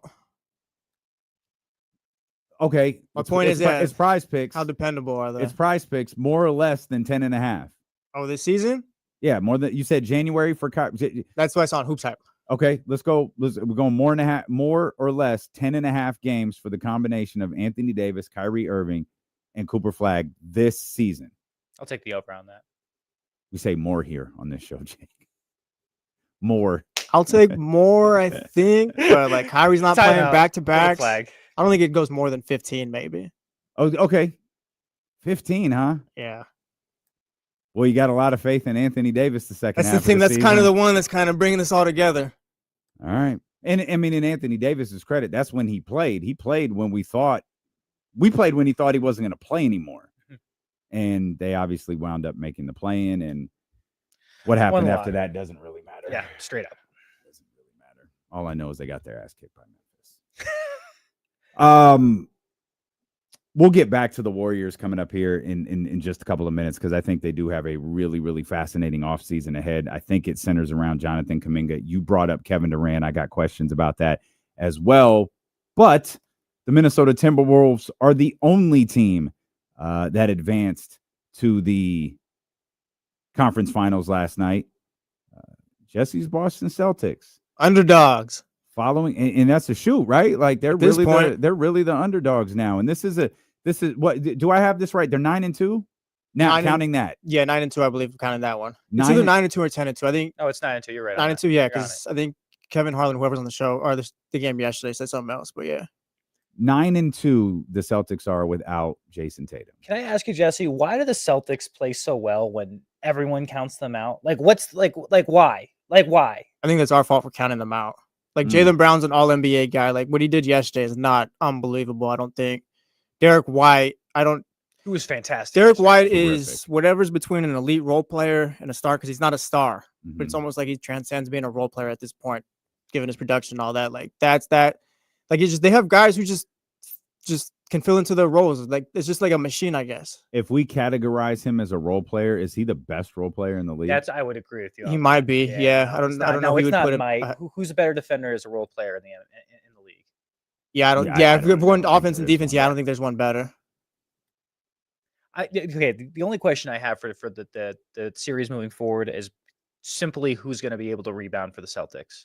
When you have Mitchell Robinson dominating the offensive boards like he did in the first half, and Cat doing the same thing in the second half, that's the biggest question for the Celtics in Game 6. Are you going to still be able to out-rebound this team? That simplicity.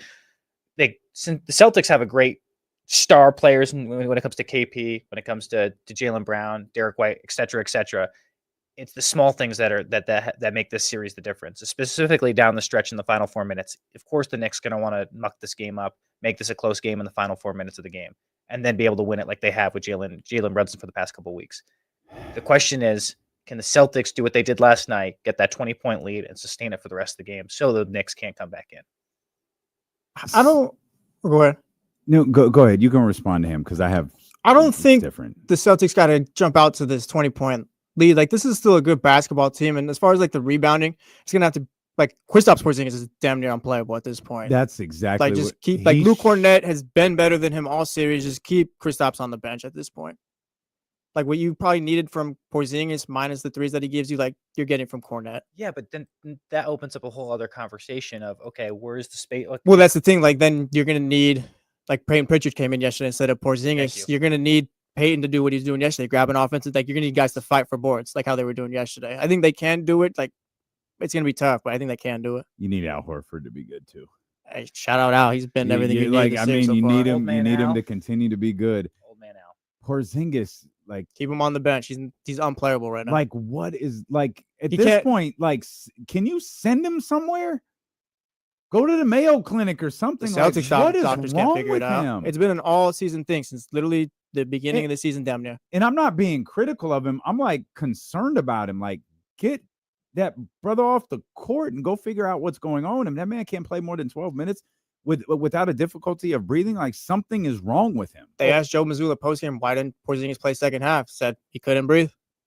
He can't get his wind or whatever. I don't know what it is. They've been calling it upper respiratory illness all season, but he's been missing games off and on because of this. Game 6 on Friday. You might want to stop generically referring to this as an upper respiratory issue. Figure out what's wrong with him. That's as vague as you can be because you don't know what it is. Can I set up Friday though in New York? It's going to be it's going to be a banger of a day in New York. You have Game 6 at MSG, and then at the stadium, Mets Yankees. Juan Soto returns to Yankee Stadium. Talk about a city that never sleeps. That place is going to be jumping on Friday. And I feel like the Garden. New Yorkers are confident. I feel like the Garden is going to start that game in a celebratory mood. You think so? There's going to be nonstop shots of Spike or Cardi or whoever is Kylie Jenner. If she's not courtside, we have issues. Okay? What's my man's name? The guy that Timothy Chalamet. Thank you, that guy. Shout out Dune 2. Straight up, great movie. Shout out what? Dune 2. Have you seen Dune 1? No. Have I heard of it? You should have. It's a 3-hour movie. I don't know if it's your bag, but it's great. It's great though. But you have a great. What is it? Oh, it's not a. It's like a sci. I don't know what to call it. Sci-fi-ish. Yeah, it's not crazy though. It's cool. You like it. You would like it if in your movie theater. Why are you so confident I would like this? Because I think this is it's a really good movie. I've worked with you for 5 years, damn near. I think you would like this movie. You got to sit and watch it though. And it's called Dune. Dune. Yeah. All right. 1 and 2. Got to watch it back to back. Are they both 3? Really? Yeah. Might be a 5-hour thing. Yeah, don't do it in this. I don't even think you're doing the same day because that's a lot. Yeah, you're busy. He's a busy man, Jake. He's a busy man, things to do. But maybe knock it out over a weekend or over a week. I don't watch enough movies. I still haven't seen Sinners. What? I haven't seen that either. What? Right. You people, throw the flag. Yeah, That was the best. Oh, please. All right. That was the best movie, guys. Oh, my goodness. Who'd you throw the flag on? Hey, Jake said he wanted a flag. Throw the flag. On us. Oh, that's what we do? All right. I don't think Jake is aware of how the flag system works over here. Hey, Jake wanted a flag. I'm a producer. I need to. You know what my problem is I always say I'm gonna go see this movie, and then like time passes, and then it kind of becomes a thing where it's like, I'm gonna be able to download it pretty soon, anyways. Well, that's the thing. Like, oh yeah, I want to go see this movie, so everyone's talking about it. I also don't want to spend $80 though. $80? Well, that's a little over exaggerating, but it's like you got to get tickets. Who are you paying it's about, for? You and 4 other people? Well, me and my significant fiance, other. Yeah. It's about $25 per ticket, and then we got. Where are you going? That's $25 per ticket. Isn't that just what they all are now? No, it's like $20. $18. All right, I went a couple. Like I said, 80's over exaggerated, but you get the point. 20. So you're okay. Your man wants to get a popcorn and an icy and some candy. Oh, you don't go to the dollar store like the rest of us? Like you're too good. Well, no, not that? me. I'm talking about Jesse. I don't go to the movie in a while. theater. There's a dollar store runs. There's a reason why you bring your significant other. Okay, you pay for the ticket, but she's going to be the one that brings in the extra little snacks and everything. All right, her money is my money at this point. My money is her money. Okay, so that's what I'm saying though, bro. That's where it's a transactional agreement there. You know what I mean? I'm just saying. I got to work the game better. I got to start going to Dollar Tree. It's wild. All right, that's how you do it. That's how you do it. So I always check Apple TV because for the downloads, and the pre-order is up at $24.99. It just doesn't have the release date. I would pay $25 for that. Oh, absolutely. But the dumb thing is, I do this all the time. It's like, oh, I waited too long. Oh, well, it's available. I could buy it for $25, and then I watch it. Oh, it's great, and then I never watch it again. I guess that's no different than going to the movies, though. Like if you go to the movies, it's not like you're rewatching the movie. The reason why I buy it because I have a nice little 5-hour plane ride back and forth from New England. So like, you don't have to go back to New England all the time. Yeah, I don't. Just stay here and be in California. I think so. You don't have to go back to Glastonbury or Rhode Island or Worcester or whatever the different place. Greenwich, okay. Is Greenwich the one you guys always talk about? Greenwich? Yes. What's that? Greenwich is the one that's popping, I guess. Oh yeah, Greenwich County. Well, Greenwich is rich. Yeah, that's what I mean. You guys always talk like that's like big time. So Greenwich is like the richest. It's the richest county in the United States. Damn. You want to know why? All those CEOs from New York, they'll take Amtrak in every single day from Greenwich. Yep. 20 minutes to the center of the city. city. Who else does that? Who? Bristol. Yes. All the time. Yeah, there's a number of the higher paid ESPN people. It's Westport actually, because Westport's a little. I can give you the whole demographic of how Connecticut works because no one knows it's an actual state. It's hysterical. What I found in my experience living in Connecticut is that you run into a lot of cranky people. Okay. And they're cranky because they're from Connecticut and not Boston or New York. They're like stuck between the two, and they're like, "This sucks." Like, I want to be from Boston. I want to be from New York, but you're from Connecticut. Trouble picking teams because like some people are closer, I guess. To I'm the prime example. Yeah. Mom's from New York, dad's from Boston. I'm a Patriots fan, but everything else is New York. Exactly. Yeah. So it's like I'm split down the middle. My dad refused to bring me to Red Sox games. Never brought me to Celtics games. Damn. Patriots games as a kid. Don't know why. My mom was the one who brought me to Knicks games, Ranger James, Yankees games specifically, all the time. And Connecticut touches a lot of different states too. So like Stanford, for example, Stanford is like right outside New York, but then you get more towards like the Rhode Island side and you're closer to Boston, which it's still in Connecticut. It's just more like that would be southeast. Yes. Yeah. So yeah, Connecticut's a weird place. It's home. It's home. Weather sucks. What part are you from? You're not from Greenwich, are you? No. Oh, that'd be the greatest thing ever. What part are you from again? Old Saybrook, Connecticut. Old Saybrook, yeah, it was a nice area. A little Middlesex County area. It's I had a house in Glastonbury for a while. Bless your heart. Near Hartford. I know where Glastonbury is. Yeah. Glastonbury Mall's right over there. There's a mall? Oh, well, you guess you haven't been there in a while. No, I haven't. No, I have not been there I never went back. Once I took off in December of 2015, never stepped foot in the state again. Never. We'll come back. we've got more to discuss. My man Jake Gadon hanging out while KC is out, but we'll talk a little bit more about this Celtics-Knicks series. Can the Celtics push this to a Game 7? Can they pull out the series? What does that say if they're able to do that? I want to get back to the Warriors as well. We talked about the offseason that they might have ahead of them.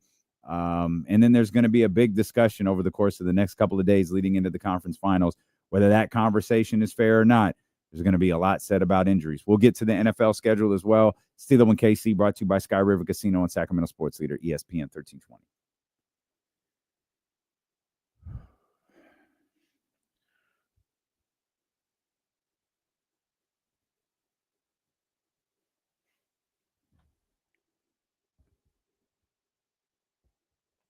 Man, the comments out of Steph now and Draymond about Kuminga, like, very interesting.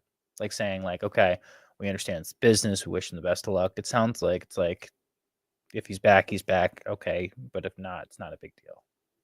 Which I find very interesting because he could be your second unit, especially specifically when Jimmy and Steph need a break. Yeah, that.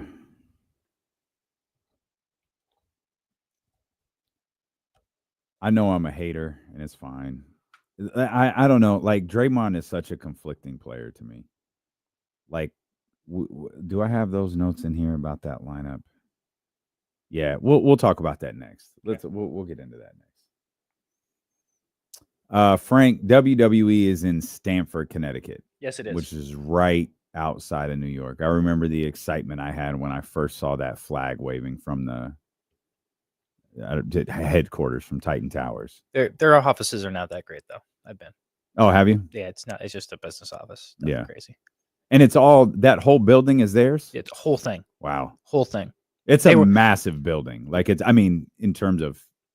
And they have their media rights based out of there too, and that's the reason, like, basically why ESPN's there, why NBC Sports, CBS Sports, the media rights in Connecticut are so much easier to get compared to New York or Boston, just cheaper. Got it.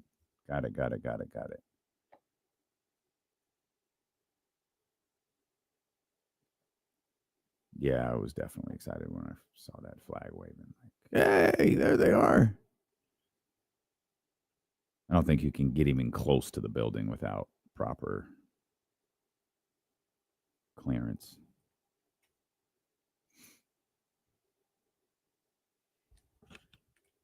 All right, where are you going? Where are you going? You going to stores, David? Are you going to go in Hartford? Very important question because store. Is it still called XL Center? XL Center. Yeah. Hartford's a real downtown. Like, yes. I remember the first time I saw it, I was like, oh. But I like West Hartford better than Hartford. Oh, for sure. Like, absolutely. And that's where, if absolutely. If you're ESPN, you're either living in West Hartford or Westport. Yep. One of the three. Yep. Families with the solid Sports Center salary live down there. Yeah. Reporters live Westport. I'm going next week. Single ones lived in West Hartford. Okay, thank you. Okay. Yeah, I got you. Okay. Yeah. Carrie Champion lived in West Hartford.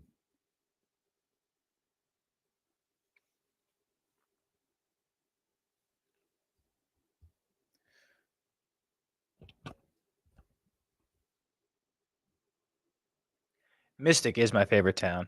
Mystic Very Pizza. nice. Yeah. I've been there. Mystic is very, very nice. I would love, there's one thing I wish. New Haven pizza.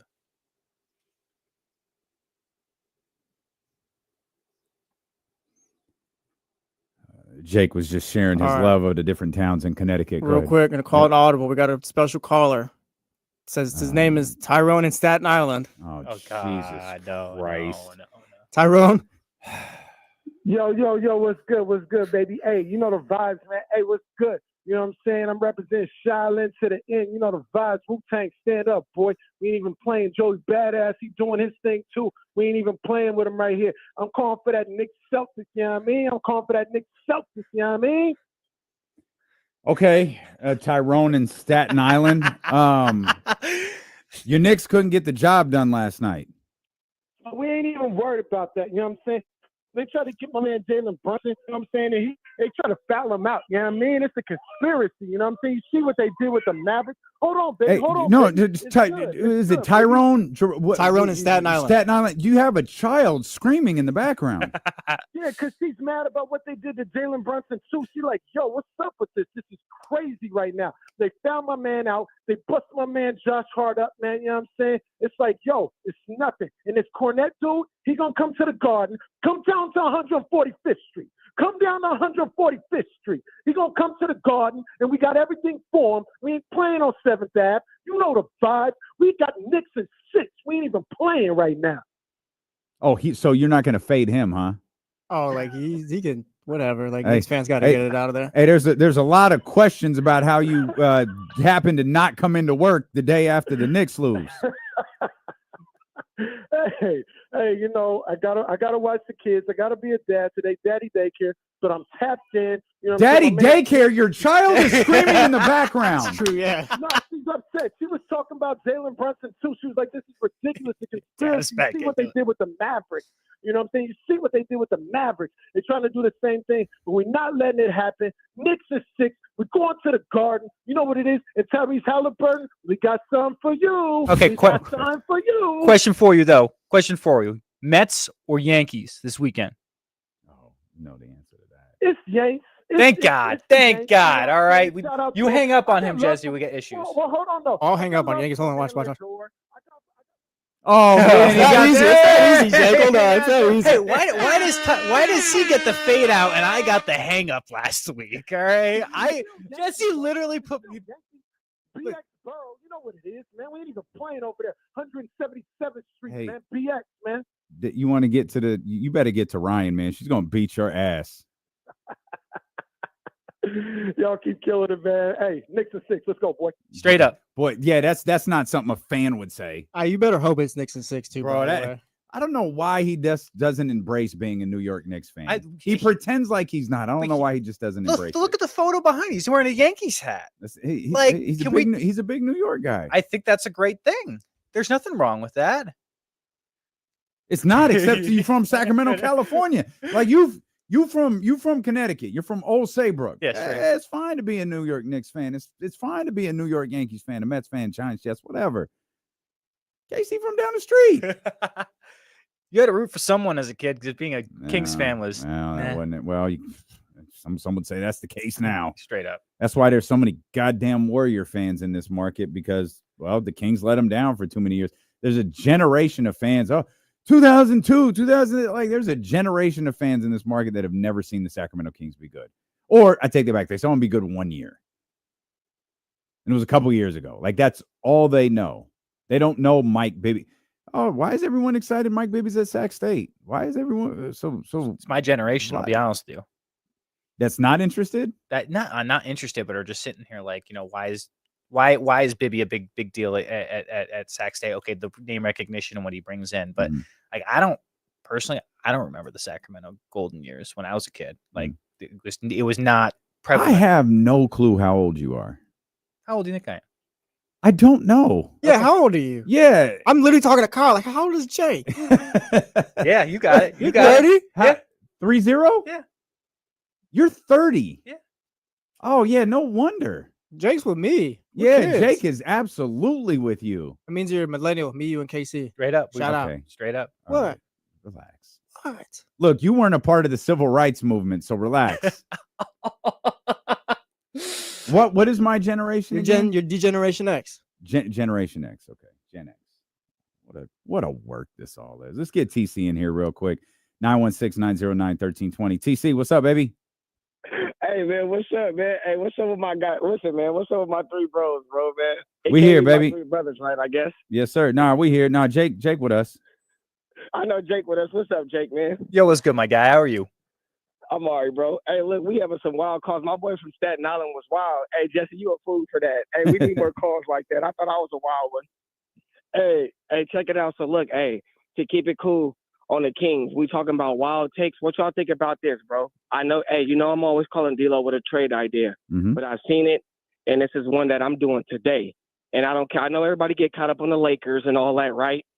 But listen, I'm sending Domas and DeRozan to L.A., for Rui, Gabe Vincent, Dalton Connect, and 3 first-round picks.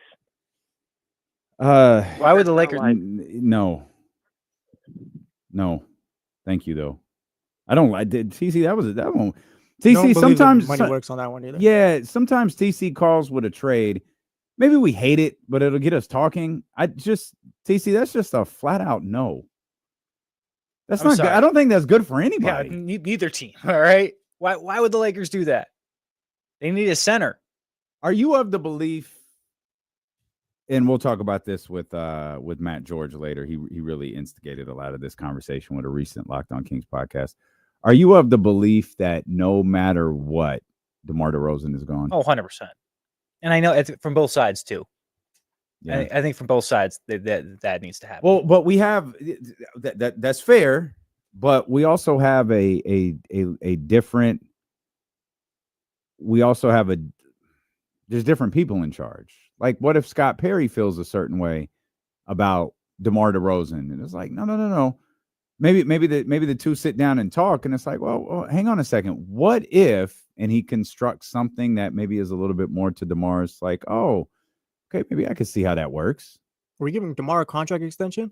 Or are we just, DeMar, you're here for a year, and then you got that half guarantee, whatever that last year is? Are we giving a contract extension now? I feel like bringing DeMar back would just be just a short-sighted move. I feel like given his contract status and where the team is, I don't see a way where like it makes sense to have him back, I guess, especially at his point in his career. It's like you essentially should be bringing him back for 1 year, right? Yeah. I mean, you can do something next offseason. Well, and that's what I mean too. Not necessarily doesn't have to be this offseason, but you'd be cool with DeMar being here for maybe 3 years, 3 more years. Nah, I'd like to see, like, if DeMar is here, I'd just like to see how it goes next year. I don't think he's here, though. I do not think he's here. I don't think he is either. Scott Perry's not Monty McNair. Oh, I understand that, but I also think Scott Perry has a different vision for what this team is than Monty McNair, and I think he's very accurate in those findings. I think he's going to be much more open-minded to being able to bring in guys that were what they need: long, athletic forwards, right? Something that they have been lacking for the past 3 years, and that's the key to their success, specifically against the Timberwolves of the world, right, or the Rockets of the world. When you look at DeMar, he's your only tradable asset on this team. The contract works. Clearly, it didn't work on the court with LaVine and Sabonis. You can say all you want how much they could work out this offseason. I just think it's the Chicago Bulls 2.0. I think with DeMar, he needs to go to a win now team, a team that is one player away to making a solid playoff run. I think the Clippers are quite honestly the best fit, if you ask me. I know you're going to go into that with Matt, though. No, we do. I love the Clippers are. I think there's a couple of really good fits. Intriguing. The Clippers are. What is? I think one of Matt's proposals was. Yeah, I know was Norm Powell. And I'm good with that. I'm great with that, but Norm Powell was really good for the Clippers last year. Maybe DeMar can be equally as good and fit like kind of a different need. It'll certainly be interesting. Like, who can get us a basket? We've got 3-point shooters. We got something. Who can go get us a bucket when we need one? And DeMar DeRozan can do that, whether it's Orlando or Houston or the Clippers. Like, DeMar can go get that bucket. But I'm still curious what that looks like. I think there were the Clippers, the Heat.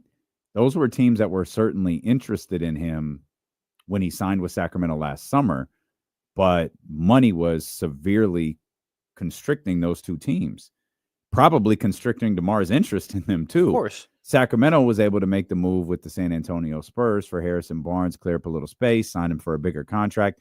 Now, none of that matters because now you're in a trade where salaries are involved. So if the Clippers want him bad enough, they can make it work. If Miami wants him bad enough, they can make it work. Miami's in a different spot, though, than they were last year. Yeah, by far. Because Jimmy's gone. Jimmy's gone, and I think they're going to build differently around Bam. and Tyler Hero. I think that's another really interesting thing this year is what does Miami do to take the next step? Because it's not like Rouse is just going to go. Pat Riley, he did a press conference the other day, end of season type of thing or whatever. He said like they're not rebuilding, and he said he wasn't above trading for an aging star too. I don't know if that star meant KD or whoever, but I don't think we're gonna see a rebuild. Absolutely, yeah, absolutely no not. rebuild. Absolutely not. No chance. I just don't think Miami's in the same position as they were last year. I understand. I just don't think we know what position they're in. Yeah, then that's what they're. What is out. their approach with Bam? Exactly. Yeah. Is it Bam and Tyler? Is it That's just how Bam? he was talking. That's what he was talking. Like, yeah, we're gonna move forward with Bam and Tyler, but it's Pat Riley. So I mean, I don't like Tyler Hero's not bad. Yeah, he's a good player, but they just need more. They do need more. You like the Clippers for him, huh? Yeah. Okay. I think a lot of it, though, can I be real with you? It's domino effects. Okay, so I think it starts this offseason with Boston and what they end up doing with that roster. And then I think it moves to what the Spurs and Rockets do in the KD sweepstakes and the Giannis sweepstakes, because I think Giannis is definitely leaving Milwaukee, and KD, of course, is definitely going to leave the Suns. I think everything after that is where you figure out, okay, what other dominoes are going to fall. It starts with Giannis, though. You don't think so? You think it starts with Giannis? You don't think it starts with, okay, well, how do the Celtics break this thing up? Yeah. Can we acquire Giannis? Okay, so like that's how I think it would start. Yeah, so Giannis Yeah, who can put together the compelling deal for Giannis, and then like if Boston falls out of that or doesn't partake in it, can't shed enough of that salary, can't do the. I don't even know how a trade for Giannis would work with the shape that the Celtics salary cap is in, but I think the next step for the Boston Celtics, whenever their season ends, will certainly be an interesting one to follow. You better hope it's tomorrow night. I think so, but I'm not 100% certain. I went into yesterday's. I said it yesterday. You weren't. I said it's like I think the Celtics will get one more. I want to see champions resolve from them, and they had it. They absolutely had it. Now, was that the big comeback before the Undertaker hits the tombstone and the match ends anyways? Or does this really prolong the series? And I'm not sure about that one yet. Both teams are going to have to answer their own questions, because Knicks have not won a series in MSG since 2000. Haven't advanced to the Eastern Conference Finals, I think. Okay, so question is the game tomorrow night on ESPN or TNT? ESPN. I've seen the stat, by the way. Yeah, okay, you know where we're going with that. Okay, for those who haven't. I believe the Knicks are, you can correct me if I'm wrong, because I know it's one or the other. The Knicks are like 7-1 on TNT or something like that. They're 0-8 on ESPN. No, it's 1-8 now. 1-8. Because they beat the Celtics in game 4. Tomorrow's game is on ESPN. Oh, yeah, it's Friday night. Yeah. So I guess Knicks fans it's on ESPN, so they're worried. Interesting. Getting back, by the way, to after Giannis and then KD, I think it's after that. You have to also see what the Warriors do as well. Yeah, I think that's all part of it as well with Kuminga, because I think Kuminga could be an option here in Sacramento. I hate to say it. I don't know how that happens in terms of moving salary and everything like that. But if you're the Kings, like Kuminga is definitely someone who should be on your radar. He fits everything that you need. You're 100% right, but it all goes back to Giannis. Yes, because Kuminga could be shipped. That's right. And that's a sign and trade situation, because you want to keep Draymond, you want to keep Jimmy, you want to keep Steph, obviously. And you probably want to keep their whole starting lineup. I'll explain why in a second. Let's talk to Leezy here for a heartbeat, 916-909-1320. What's up, Leezy? Yo, what's up, D-Lo? What's up, Jake? Yo, what's up, Leezy? Thanks for the text, my guy. You good people. Really good people. Of course, kinfolk. Hey, I had to look out for my boy Jake. I heard you on the show. I got excited, man. I was happy to see it. Hey, Jake, question, man. You've been with Kings for a minute now. What do you think about the difference between Monty McNair and Scott Perry so far? And there's been reports out there that the Kings have met with Jeremiah Fears. Is that true? I want to ask a broadcast journalist such as yourself. So I've heard nothing on Fears at all. Mm-hmm. Can I be real with you, Lazy? There's no resume for Scott Perry yet. He hasn't made a move yet. I think last week. And you weren't here the first time. I wasn't here. Was not here. But I think James Ham put it out really well the other day on the Insiders. He said, now that this Kevin Huerter deal is technically done, yeah. It gives you Scott an idea of, okay, Now I have all my chips in front of me. Where do I go from here? That's what I'm intrigued by with Scott. You have a lot of options. Unlike with Monty didn't have a ton of options for the past 2 years in terms of draft picks, draft capital, and what you wanted to do with it. Of course, the first round pick last year with Devin Carter was probably the biggest trade acquisition that he had. Same with Harrison Barnes and Kevin Huerter's contract. I just don't think I've not seen Scott do anything yet, so I can't compare the two. I think your resume speaks for itself. The moves that you make speak for yourselves. I understand that Scott is much more well connected or well respected within the league than Monty, and he's a true general manager, a true number one. But what does that look like?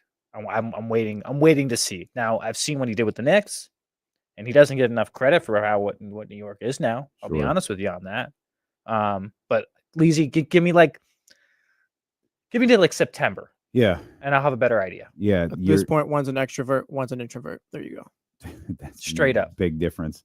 One will do a press conference, one won't. One will win a press conference, the other one will put you to sleep. Yes. We'll let you determine which one is which. He also has an interesting offseason to navigate because he doesn't have a first round pick. And that's one of those, there's tentpole moments for fans, not just Kings fans, but fans in general. The draft is one of them. The start of the new league year in free agency, that's another one. And then the trade deadline is the third. You hang your hat on those moments because we get really excited about the prospect of change. Change is really exciting because it's unknown. And he kind of just has to skip one.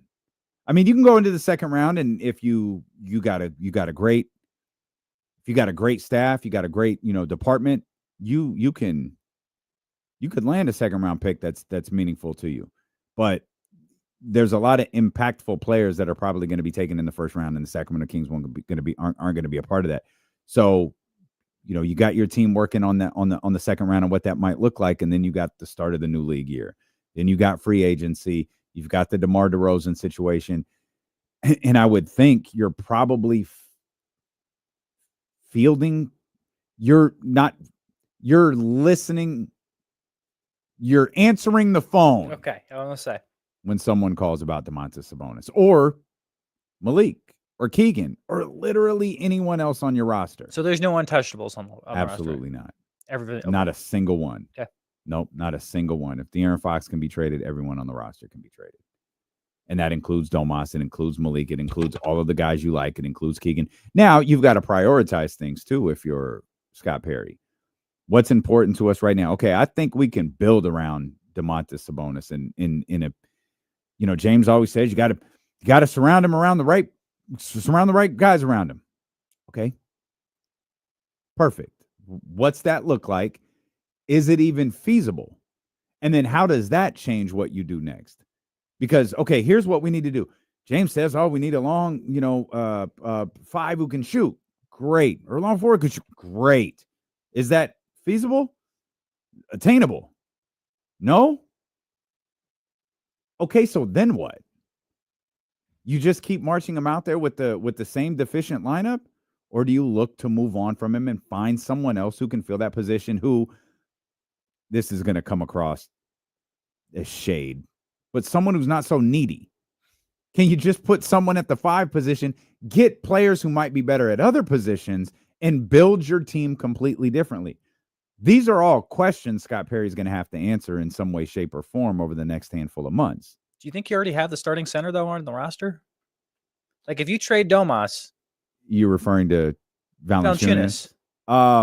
He's a serviceable center. He's more than serviceable. Like, he's more than serviceable. We talked about this when he was signed. He's the starting center in the NBA. That's what I was going to say. So for Domas, you don't have to go get another center if you're going to trade him. You don't. That's why I'm saying you can focus on a 4 or a 3 or 4 or 3, which where the league's going. 1.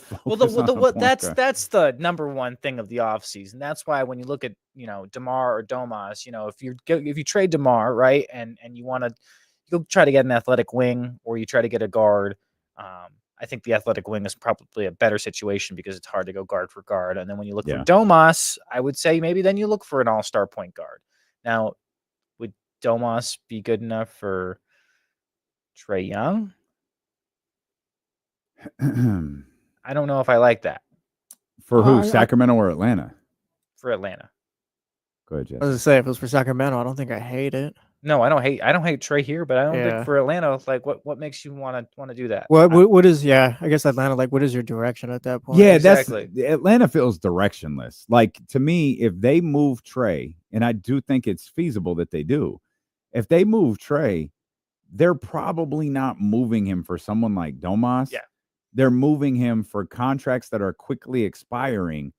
And like, if Zach LaVine's contract expired after next year, I could see that deal being done and multiple first-round picks. They're gonna, because they move Trae, and it's not. I don't believe in this process, by the way. But if you're moving on from Trae, your team has no direction with or without Trae. So if you started to pick apart that team over the next 2 years and acquire 3 to 6 draft picks for the different guys that you have, okay, you're starting over. That's your direction, is starting over.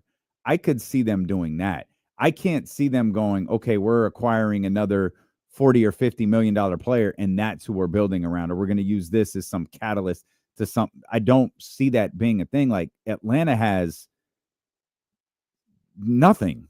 Like, they don't have, like, I know it feels like we're directionless. They feel just as directionless as we do, except worse. Because they have no future. Like, what's the rookie that they drafted? Rashashir? Rashashir. Who out of all the rookies this year, do you think It was a tough lottery to win. Yes. That was a tough lottery. That was the other thing about the lottery. The draft is so good this year. It's so deep. Yeah. There could be that's the only good thing about the saving grace in the second round. You could have someone there. Yeah, you could, but the Kings need impactful players, and maybe a second round pick can be impactful. I don't know that they're necessarily going to be impactful their first year, but could they be impactful over time? Yeah, absolutely. You want to get that right, though. You don't want a Robert Woodard or a Jamias Ramsey. You don't want any of that. You need someone like essentially you need Keon. Except you need to know that he's Keon right away. You need that, meaning he can be an impactful player right away. But it's just there's just so many questions as it pertains to Sacramento. And going back to how this whole conversation started, does it all start with DeMar? And I see who was it? Tyler? Yeah, Tyler said Kings trading DeMar to get into the first. I don't know that DeMar nets you a first. No, he doesn't. I'd also say, I think, especially in this draft, and I think with DeMar, I think you're going to have to tack on a first-round pick if you want something significant back. Oh, I don't think so. You don't think so? Nah, DeMar's no, because I think there are teams that could use DeMar, and his contract's not egregious at all. No, it's a good contract. DeMar, DeMar didn't decline last year. DeMar's Hall of Fame career has been Hall of Fame steady his entire career. It rarely even fluctuates. It's just 20, 21, 22, 21, 22, 20, 21, 22. That's what he does year after year after year. Now, Kings fans, you might not like the way he did it. Bingo. But the fact is he did it. There's a team out there that's going to see, whether it's Houston, whether it's LA, whether it's Orlando, whatever. They're going to see that going, actually, we need someone who can do that. Houston didn't have a go-to bucket getter. No, they didn't have. They were so clearly deficient in their series against Golden State. Like, you needed someone who could go score for you. The Warriors didn't even have to score a ton of points to beat them. Two very good defensive teams, but the Warriors didn't have to score a ton of points to get through that. And having a guy like DeMar, I'm not saying it would have made a difference in the series, but it absolutely would have helped them. Agreed. It absolutely would have helped Houston. We'll come back. Jake Gadon hanging out for another block here as we've got more NBA stuff to talk about. We really haven't. I want to get back to something you said a second ago, Jake, about Kuminga, the Warriors, their direction. We were kind of setting the dominoes for the NBA offseason, and we went back to the Kings. I want to get back to those dominoes, and we'll do it next here on Sacramento Sports Leader, ESPN 1320. Who says no first? The Nuggets or Kings and a DeMar for Michael Porter Jr. trade? I don't want Michael I Porter think the Jr. Kings. Yeah, Kings. Okay. Yeah, He I think the doesn't play defense. I think No, he fits in. what He fits in with the Yeah, Kings yeah, if he doesn't play exactly. defense. I also think personality wise, Yeah. I've worked with Michael. I don't know if he would Mm. fit into that locker room. Got you. Oh, got you. Got you. I wonder if someone's going to take a flyer on MPJ this offseason. Here's the thing. MPJ's hurt right now. And that's just still going to be he absolutely and is. that's still going to that will always be the headline of his career. Injury prone. That's the problem. And for what they're paying him right now, I don't know if they want to if any team would want to take that on. Oh, I'm with you. Do you think?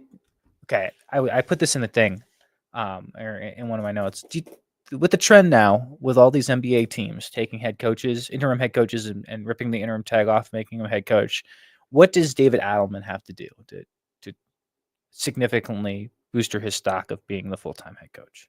Or do you think he's already done I think he's already done it. Yeah, I think he's done enough. Yeah, I think he's done it. I feel like Denver probably had a feeling that he was ready? Yeah. So then you just find a GM this offseason that he can work with and rock from there. Yeah. Okay. Yeah.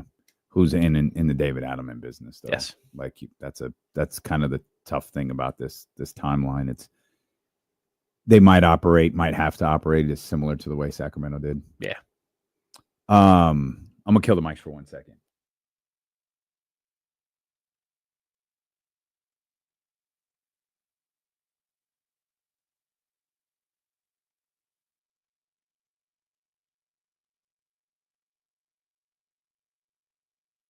Excellent. That was the plan. Okay, great. Great.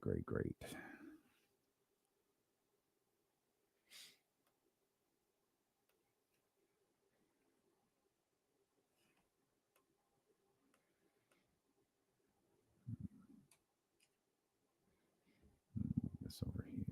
No, you put in where. Buddy Hield on the future with the Warriors. Oh boy. It's the happiest I've ever been playing basketball. I want to be here forever. I'm sure he feels that way. Yeah, I believe he believes that. I'm positive he feels that way. That's perfectly fine.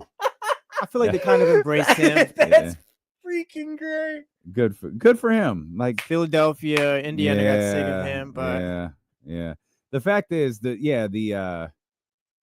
the team is going to get sick of you before you get sick of the team. Your contract is still nice, so like yeah. Good luck, Shavano. Wish you the best, pal. Today, Are we not on? Today, when you have Matt George on, you need to talk. Do you see what Kevin John came to his defense on Twitter last night? 2 days ago. Yeah, I had to look it up. Yeah, I saw it. Kevin John, the best. All right, he's just a good people. Oh, Kevin's terrific. Absolutely terrific. High energy guy, lots of vibes. Always looking out for everybody. Mm-hmm.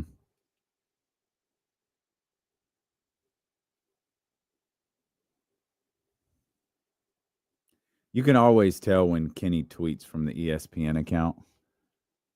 Why? Because he doesn't throw any hashtags or any links. Or he'll just throw in like SMH. Oh, like, yeah. Yeah, that's all right. That's Kenny. Shout out to Kenny helping out.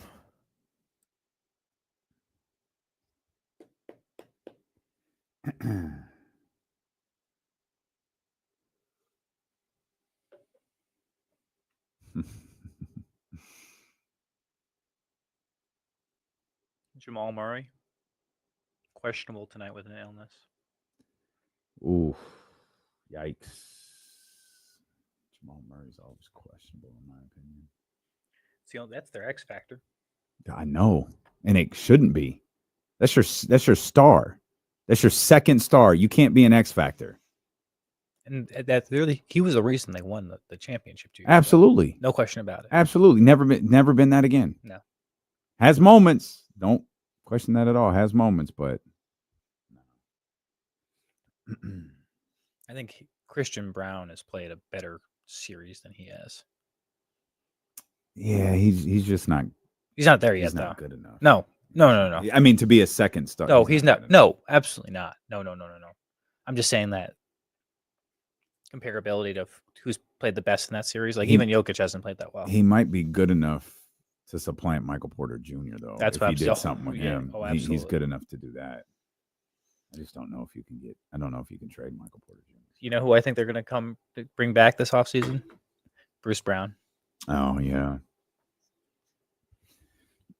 Lots of conversations about the Denver Nuggets. I guess it's worth relaying what we were just talking about there during the commercial break. Shoot. Jamal Murray's questionable. Yeah. Tonight. That's and I did make the remark that Jamal Murray's questionable every night. I just think I'm not a fan of Jamal Murray. I know the man didn't do anything to me.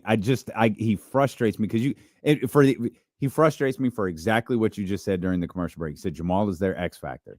I said he is their second star. You can't be an X factor when you're the second star. You have to be a variable that your team can count on. And Jamal sometimes is all over the place. And I think he fools a lot of people with, oh, he had 25. He did on 25 shots, 24 shots. Yeah, you're never going to move me with that. He also doesn't play great defense. And when he's not shooting well, he's just almost an eyesore on the court. Simple as that. I've seen him play. I remember him coming up with Jokic. That was a 1-2 punch coming up. But yeah, the injuries just made him look cold. I just think the thing is, I feel like he should be better. Of course. I feel like he should be better. Hasn't that always been his biggest knock, though, even going back to Kentucky? I always thought he could be better. Yeah, I mean, he had a moment.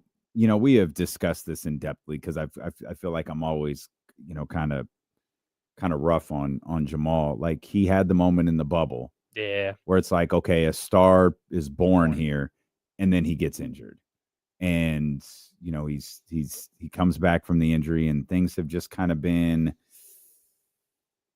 up and down. And he's good. There's zero question whether he's good or not.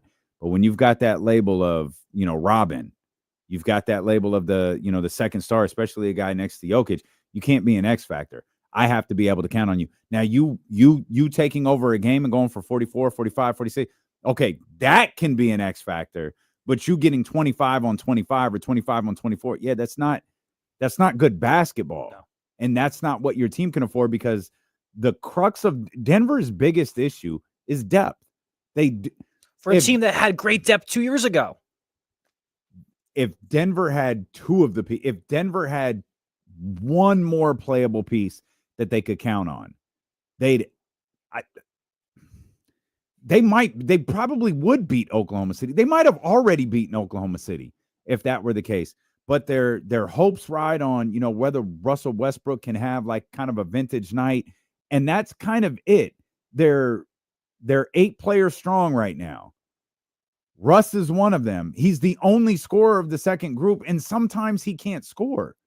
And that's been the case the last couple of games. Now you got all these columns written about him, which Aaron Gordon's going at like Ramona Shelburne for that. Russell Westbrook's wife, who never says anything, was like, yo, this is like, for real, this is trash. Y'all are doing this now during the playoff. Oh, okay. Like, so everyone has called cap on that whole report. Meanwhile, Russell Westbrook's got to go out there. You talk about an X factor. He's got to be the X factor. 100%. 100%. The way he has been playing, the fact that there was a controversy over him and Jalen Pickett's at the end of the year of who should get more playing time.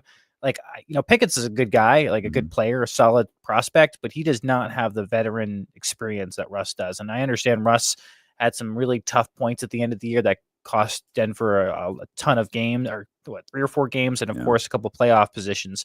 I'll ride with Russ. 10 times out of 10. I think he's the type of guy that wins isn't afraid to win in the big moment. I think he's a smart basketball player.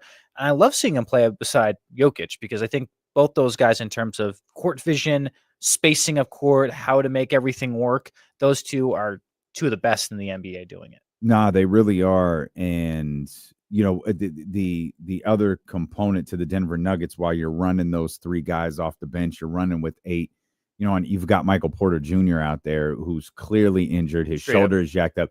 He can't score for nothing. And he can't defend either. And he's one of those things like it's a far less degree than Donovan, and in a far less degree than Tatum and Dame. But he's another guy where you wonder if he was healthy, how different would this series be for the Denver Nuggets, who look like either they are just a brutally difficult matchup for Oklahoma City, or the lights are getting brighter for the Thunder and they're struggling a little bit. I genuinely don't know what it is. I'm choosing to give Denver credit rather than discredit Oklahoma City.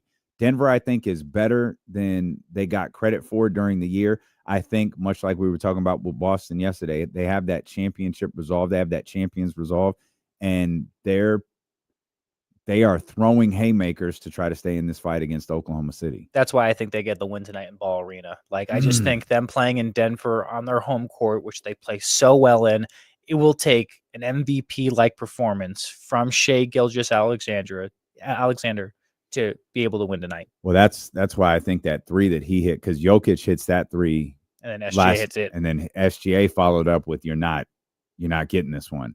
That, to me, if tonight's game is a blowout in favor of Oklahoma City, or maybe if it's a comfortable Oklahoma City win, I'm calling back to that three. Okay, I'm calling back to that moment right there, because that Jokic three was just deflating. He ties the game with that shot. It's absurd. He's having another one of those fourth quarters. He's having another one of those games, and SGA was like, You're not doing it tonight. Not on my home floor. And you're not doing it here. And so if this game goes a certain way tonight, I'm calling back to that moment from SGA. I just think, but you talk about that championship resolve. I thought you saw it with Boston last night on their home floor. I think it's the same thing in Denver tonight. And I think it will be an interesting who steps up. I think Jokic has had probably one of his worst series of his career in the playoffs, taking on OKC. I think it's just a bad matchup for him. It's a credit to OKC too. Oh yeah, no, it's a total credit to him. I think tonight, though, I think he cracked the code a little bit in Game 5 of how to be to work this OKC defense and work it better.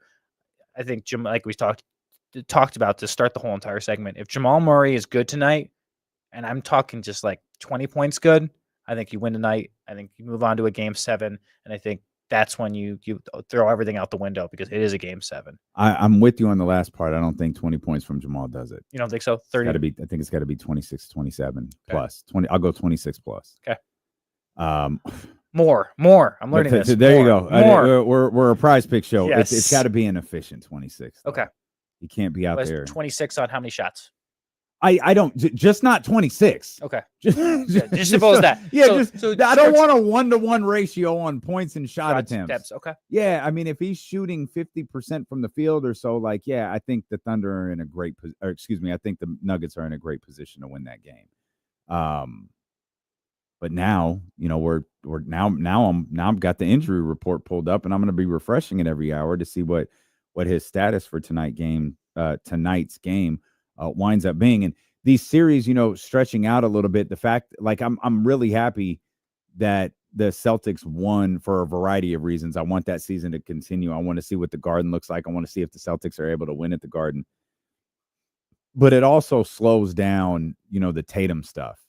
I think had Tatum been around, there would be an honest to God conversation about the Celtics coming back from a 3-1 deficit.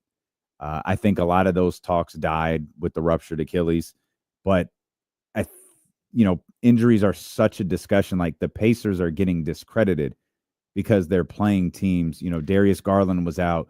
Donovan clearly played hurt in that clinching game. We try to find ways to discredit teams who maybe we didn't pay close enough attention to during the regular season. And it's not a fair practice. It's just kind of part of the sports media practice. But these series being extended a little bit, I think, are dead in some of those conversations, or at least quieting them down for right now. You still think, though, the Pacers didn't have an easy route? Because I do think it's been relatively easy for them. I think the Pacers are good. Oh, I'm not I think the Pacers would be here regardless. Okay. If Cleveland was at full strength, I think the Pacers would still be here. So, okay, if let's say Boston was 1 over Cleveland, and it was a Boston Pacers series. You think the Pacers are going to make it past the Boston? I don't know about that. I don't know about that. Like if they had played Boston first, I don't know. That's where I have a hard. I wanted to see it. You know, I don't know if we're going to, but I wanted to see the Celtics and the Pacers because last year I didn't buy the Pacers at all.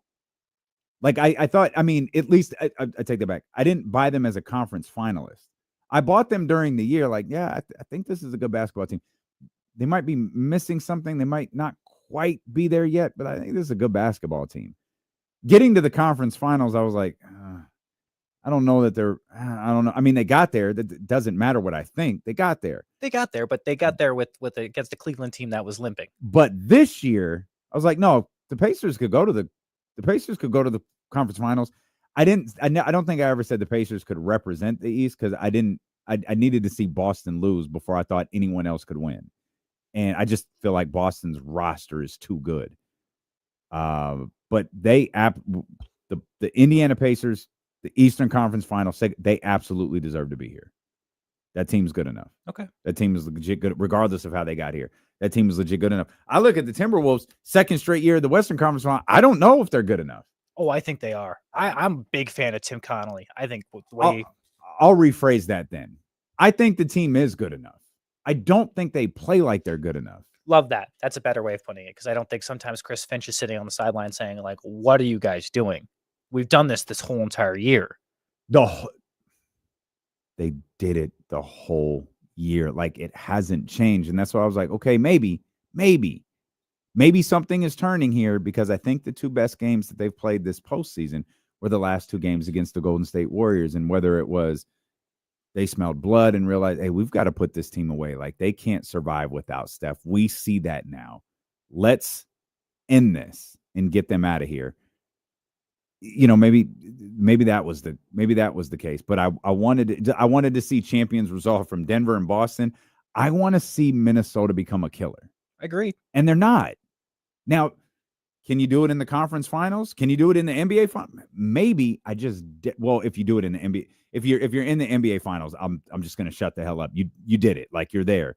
But I think that if that team develops a killer instinct, they could be representing the West, numerous times over the next 5-6 years. Could the Warriors do that if they get Giannis? I think so. Yeah, give me Giannis and Steph. So that's I'm glad you brought us back there because I found this I think it was, in the postmortem write-up on the Warriors today. Steph, Jimmy, Draymond, Pods, and Moody. Now, I don't know how many of those guys are gone in a Giannis trade. I know the first three aren't. 16-3 during the regular season. That starting lineup was 16-3. And there was a very, very noticeable shift in the Golden State Warriors when Jimmy Butler got there. And when the trade happened, when the trade and the signing happened, the contract extension, my reaction was, okay, whatever. That ain't it. But salute, you just dropped $60 million a year on Jimmy Butler. Then they started playing, and it was like, God, here we go again. Then they played Sacramento and just beat the crap out of them. Wasn't even close.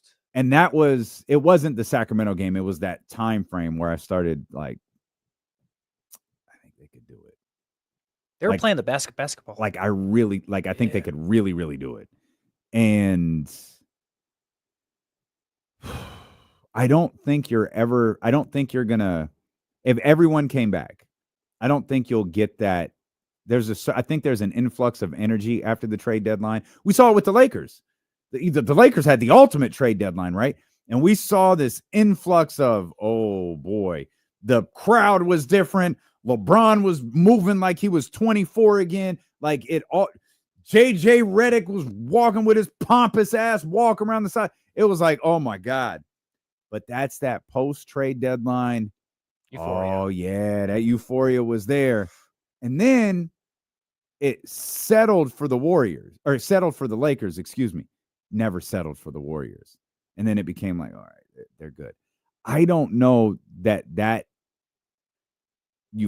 euphoria will be there again next year. Meaning the way that they played after Jimmy got there, I don't think they'll do that from game 1 next year. So what do you do this offseason to ensure that you can? And this is a team who is equipped to do, they're equipped because of Jonathan Kuminga. They're equipped because if a team, and I think you said this earlier, Jake, if a team out there wants to build around Jonathan Kuminga or have Jonathan Kuminga be one of their cornerstones, they can. And it's very easy to do in that you're going to sign him.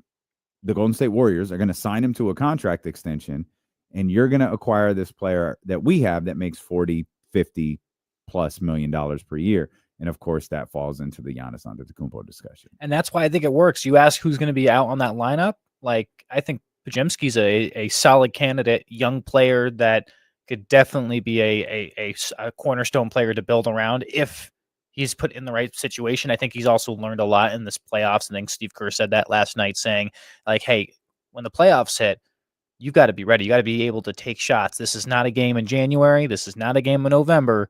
When you're playing basketball in March and April and May, you've got to be able to feel confident with it.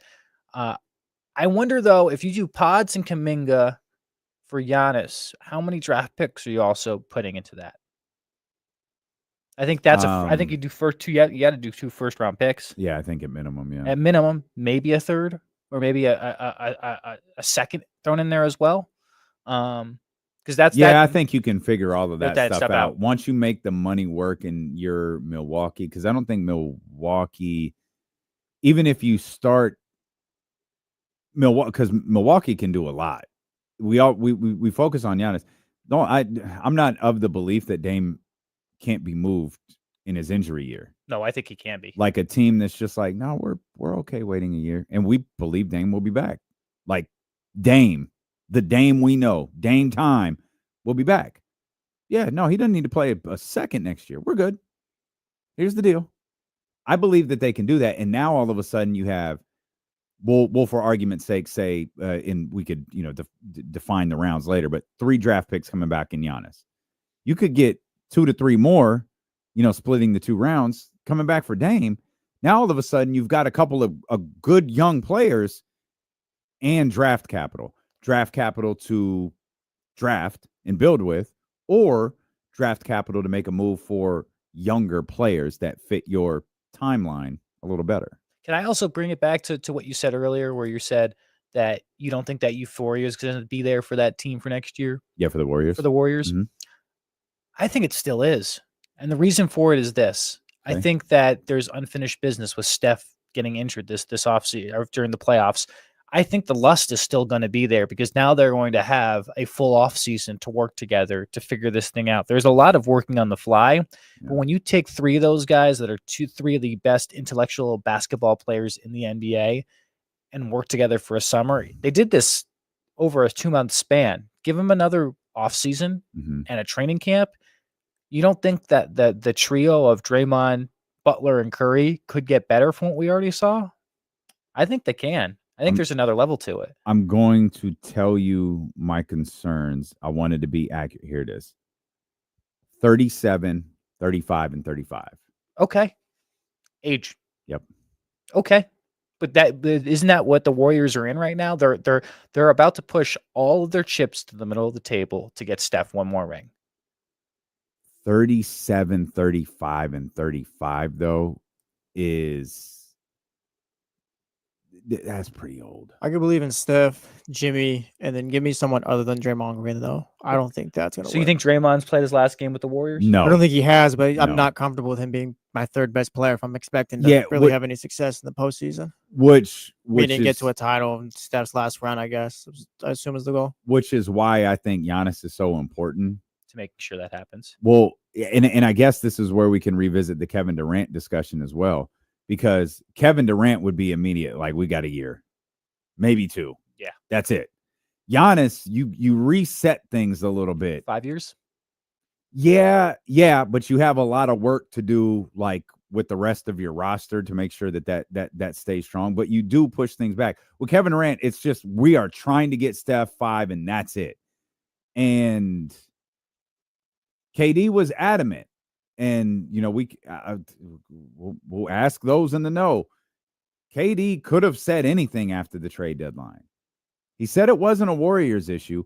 We were told directly he has no issue with Draymond Green. As easy as of a discussion as that was, he was clear. I think he did it publicly. He was very clear privately. I don't have a problem with Draymond Green. It's not about Draymond Green. What he said publicly, though, was I didn't want to be traded during the season. Do whatever you want to do after the season. Don't trade me during the season. That screws up everything for everybody, including, the Phoenix Suns, me. You're not going to do that. And so he flexed, stayed with Phoenix, and now you said this, I think, earlier. It doesn't feel like if Kevin Durant gets traded. It's when. It feels like when Kevin Durant gets traded. And I was wondering, do the Golden State Warriors revisit that? Okay. Is this an issue with us, or because if it's us, all right, we just part ways. But if it really was about in season, there's a way we can make this work for everybody. For Phoenix, for you, for us, you can get ring number 3. Steph can get ring number 5, and we're off and running. And in that trade, I don't think you don't have to give up as much as you would have for Giannis if he's going to the Suns. Definitely not. I think but you still have to give up Kuminga. Of course, Kuminga is the trade centerpiece for all of this. Yep. But the amount of draft picks and even the other I don't think you have to have Podziemski in that trade to make that happen. I think if you do Kuminga, maybe 2 first-round picks for KD, I could see that getting the job done. Sure. I could see. Okay, you only want to give up 1 draft pick. Okay, then it's Kuminga. You need to move someone out of that Buddy lineup, Hield. though. It's probably Moses Moody. Would you go Moses though? What are you gonna do with him once Kevin Durant's there? Because he's your backup forward coming off the bench. You're gonna put him through that again? Yeah, absolutely. Well, maybe not the Kevin Durant trade. Then maybe you trade him somewhere else and figure out what else you could do there, because. I don't know. Maybe I'm thinking too highly of Moses Moody. But maybe Moody for an actual legitimate center. Still. Yeah, you might want to address that position too. Because Kevon Looney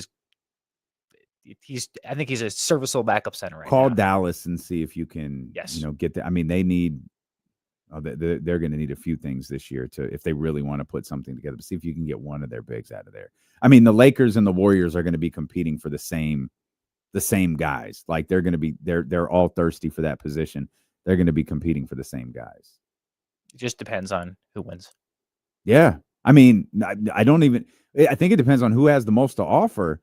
And to me, that feels like Golden State. Oh, 100%. Because I don't know. I don't know Austin how Reeves? the Lakers. I don't think they're going to do that.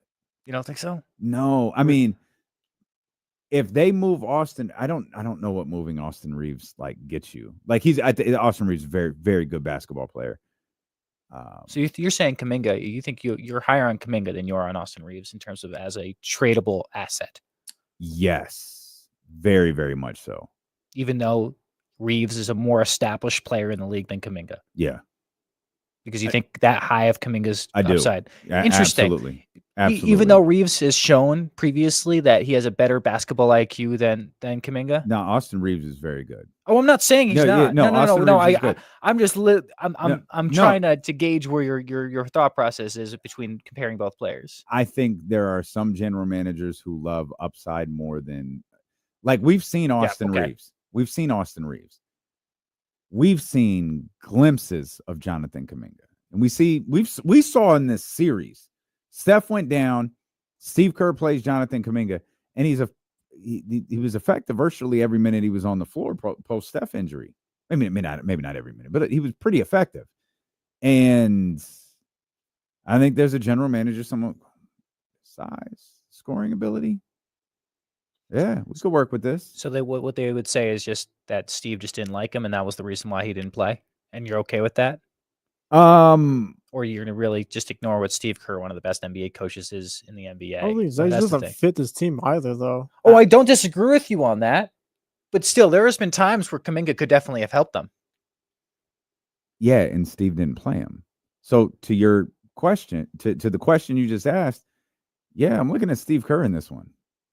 That's where I'm looking. Like, Did he get it right? I don't think he did. Okay. I absolutely don't think he did. And Steve's not like it's fine. Like it's part of the game. He's the thing that angers me. I'd rather Steve Kerr mess up on not playing Jonathan Kuminga than continue to sit at that podium and talk to me like I'm stupid when it comes to Draymond Green. Straight up. Because that's what he does. Yeah, no, you're not wrong. Continuously tells me I don't see what I see with Draymond Green. And that bothers me. You don't think Jonathan Kuminga fits? Work. Fine, man. You know more about basketball than I do. But don't sit up here and tell me about this, dude. Stop it. There's a lot more NBA we could talk about, but the NFL schedule came out. I'm yesterday, excited, baby. Let's go. Patriots are coming back. and that's why we have to discuss the schedule before my man Jake Gadon leaves us. So we'll come back. We'll dive into the NFL. We'll get back to the NBA. We'll get back to the Sacramento Kings. Will Z's going to be with us during a later stretch in the show. About 2:45, Will be with us. And then Matt George will be with us in the final hour of the show. Lockdown Kings. That's all ahead. Steelo and KC, brought to you by Sky River Casino and Sacramento Sports Leader, ESPN 1320. I'm going to grab my juice real quick, Jake.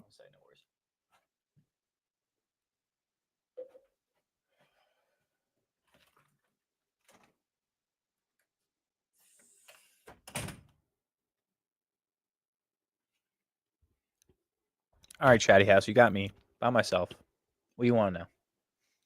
Throw some questions at me.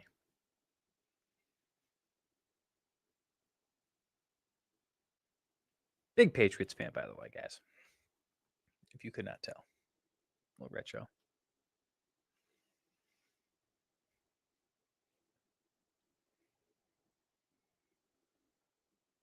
How about those A's, by the way, guys? Do I do any impressions? Nothing that's good. What do I got planned for the summer? Well, I'm heading back east a couple times. I got a Chicago trip planned. I got a Denver trip planned. And then I'm going to go see my brother again in Miami, which is always a good time. So a couple trips. Jake, do you own property in Nantucket? I don't. That's kind of you that you think I would own property in Nantucket. I'm not Dave Portnoy. What's my favorite UConn player? Kemba Walker. That's easy. I love Kemba Walker. Wait. Can I give you, wait a second. Yeah. Mike Evans knows who Chris Webby is. Do you know who Chris Webby is? No. Rapper from Hartford. Like, Oh, boy. yes, I am a Oh, Luke boy. Evans. I'm proud of you. All right. I am a Chris Webby fan. I grew up watching him. I actually went to his third concert at Toad's Place in New Haven when I was 18.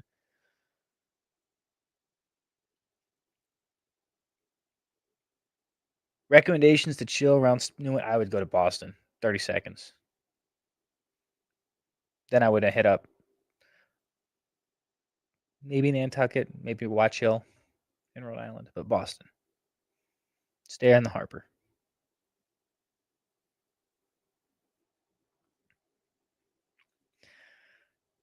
Thoughts on Kenny Dillingham? Go Devils. We finally have this thing going in the right spot. Love San Antonio. When I was living in Texas, it was my favorite place to live or visit. Then Austin blew up.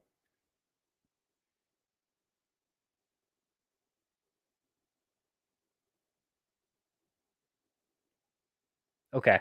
Very controversial here, Drew. Okay. I am a Pepe's guy. Full and through. I love Sally's. Sally's is great. Pepe's is fire. What about was the place I used to have? Ray's? Right, Ray's? I can't remember what city that was. Modern is great. I think that whole area, you're not going to find better pizza and better Italian dessert than in New Haven. What's the difference between New Haven pizza and New York pizza? About the same. I would say that the difference is the texture of the actual undercarriage of the pizza. Okay. So when you pick up a New England slice, right, it should be zing and then a little droop. With a New York slice, it's just droop. but it's still thin pizza. Okay. Yeah, they're both fire. It's all about the undercarriage. You heard him. Johnny G says the ass of the pizza.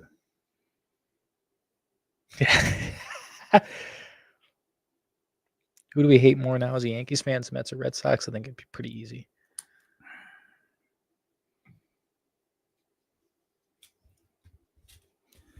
The Jake Q&As during the commercial breaks is a terrific reason, if you're listening on the radio or the Odyssey app, to go back and watch the YouTube stream. You learn all about Jake Gadon during the commercial break. I learn all about you in the commercial breaks. That's what I do. That's what we do. So I show up to work. I can't give you the day. Please. So show up to work at 2:30 usually, right? So walk people through this full thing, because I think people might find this fascinating. Like, walk us through your day when you're doing the news, because I don't know that everyone fully grasps how hard you guys work. No, I don't. Your guys' days are very long. Oh, and it's not just going out there and being on TV and saying stuff and saying words, because that's the fun part of the job. For sure. But it ain't the main part of the job. There's a whole lot that goes in before you get to the fun part of the job. So usually I roll up to work. We get up around 10 or 11, rock to a workout, get your affairs in order, get into to work in West Sacramento around 2:30, right? I'll start doing my prep and research for the day. I usually have an idea, just like you did, with a rundown of what I'm thinking about and what I want to run and what I want to put together, right? So first thing I do when I get into work, though, is I throw on the YouTube channel. I'm listening to you guys from 2:30 to 6:30. I'll try. I might skip a little bit of the commercial breaks, but you're on the CBS 13 sports waves in that office for at least 4 hours, because we love listening to the show. Okay, that's terrific. Thank you. No, always. First show that I got is at 5:45. So prior to that show, and I only have 2 minutes. You talk about time constraints. I have 30 minutes. You're telling me I could talk for 30 minutes? I'd love that. No, 2 minutes to talk whatever I want as quickly as I can. I'm putting together the script, putting together the video, what the video is going to show, what the video is going to say when it comes to a soundbite, all those lower thirds, and then. Can I also point out, for those who might not understand this, like, you see, we are literally just sitting here talking. Kenny and I had a 2-hour and 15-minute conversation that was unplanned, unprompted, and just carried because it kept going in different directions, and it was all about the Sacramento Kings. The words that you say on television in that 2 minutes are all written out. Oh, 100%. Every single one of them. Every single one of them. And I have to, because otherwise, if I take more than 2 minutes, my producer, that's right, it's going to get in my ear. It's not because you don't know what the video is. It's because you have to get this all in a very short amount of time. And you would think, they would give me a little more time, because, it's the happiest things that we're talking about in the whole entire world, shootings and everything else. And then we go into, the destruction of weather, and then we go into sports. Big rig turned over on 80. Straight up. All right. Yeah. How about oh my God, I have a bone to pick with CDOT. Okay. That 50 to 80 divide by Davis. I am done, D-Lo.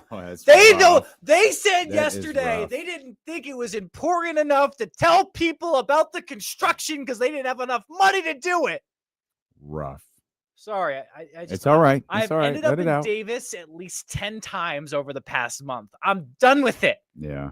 Tell me where the divide is. And the funny thing is, Damian, the funny thing is now I know, like by the 7th time, I was like, I know I got to stay in this right lane. But if I stay in the right lane, I'm going to get caught in this traffic. So I want to swerve around it and swerve back in. I don't know where my brain goes, but every single time I do that, the past 3 times, I sit there and I'm like, Jake, you're an idiot. Mm-hmm. What are you doing? Stay in the right lane. Get up. So Same thing happened to me when they were doing it on the other side. I did a couple of trips back from like San Francisco, San Jose, and the turnoff to 80 to, go through like West Sac, go by the office. Yep. Like, where is it? Oh God, what is that? What is this lane? How come I can't get to it? And then, it's not the worst thing. It's far worse when you miss it going the other way. When you're going that way, you just have to do the connect, the loop around, the whole thing. It's not really a big deal. You don't have to drive all the way to Davis to get back. Yeah. What's in Davis other than the cow fields and UC Davis? There's a Whole Foods there.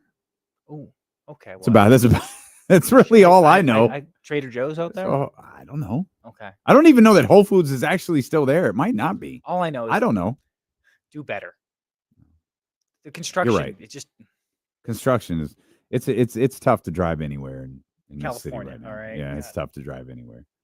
Sorry, thank you for my tangent. I got you. So you're doing the you're Okay, doing the 5:30. 5:30. My bad. Okay, so we put together the show. I've got to get ready. The show's got to be in by around 5:15, so the producer and the director can put everything together, the elements to know how much time we got, how to punch everything up, and make it all come together. On by 5:45. Done for the 2 minutes, so it's a 5-minute show or a 5-minute part of the show. Now, mind you, you've already been at work 3 hours. Yes. Okay. Then I have to flip around, figure out something either somewhat the same or just a very small difference to do for the 6 o'clock show, which is at 6:25. Then after I'm done with 6:25, I take a 30-minute dinner break from 6:30 to 7, where I usually just sit there and watch some type of game of whatever I can. By 7 o'clock, I'm back at it because we have an 8 o'clock hit. That's at 8:05 on Primetime Sacramento on KMAX 31. I have another hit at the end of that show. That's 2 minutes, around 8:50. Then I have an hour from 9 o'clock to 10:15, hour and 15 minutes to put together a completely brand new show with brand new content for the 10:45 and 11:25 shows. I don't stop. I'm glad I am able to eat through the day. And when you're at like a Kings game, man, you're just bouncing. You've seen me at Kings games. Absolutely. All right? I would love to sit there and schmooze everybody. I don't have the time. Literally, I am running from thing to thing to thing, cutting video, putting new graphics in, writing new scripts. It is all pre-planned.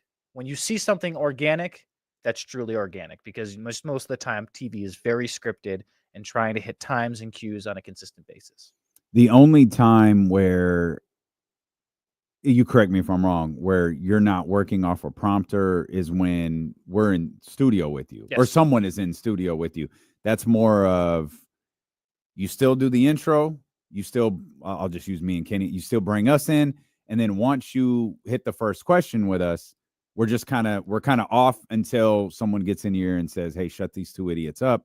Let's go to commercial." And it's a conversation. That's probably the best part, is like what I personally love the most when I have you guys on, because sometimes I think TV is a little too scripted, and the organic parts of it is what make TV so good. When you look at the Pat McAfee show, I think that show can go off the rails all the time because Pat is so off the book, and that's what makes that show so good. When you have that organically with television, which we have done plenty of times on Sports Sunday and Sports Extra, I think that's what makes TV so great. Unfortunately, like you said, though, it's hard to do with the news, though. Yeah. Half the time, though, like producer Roland's in my ear and just saying, "Tell Kenny just to stop repeating his point 3 times, all right?"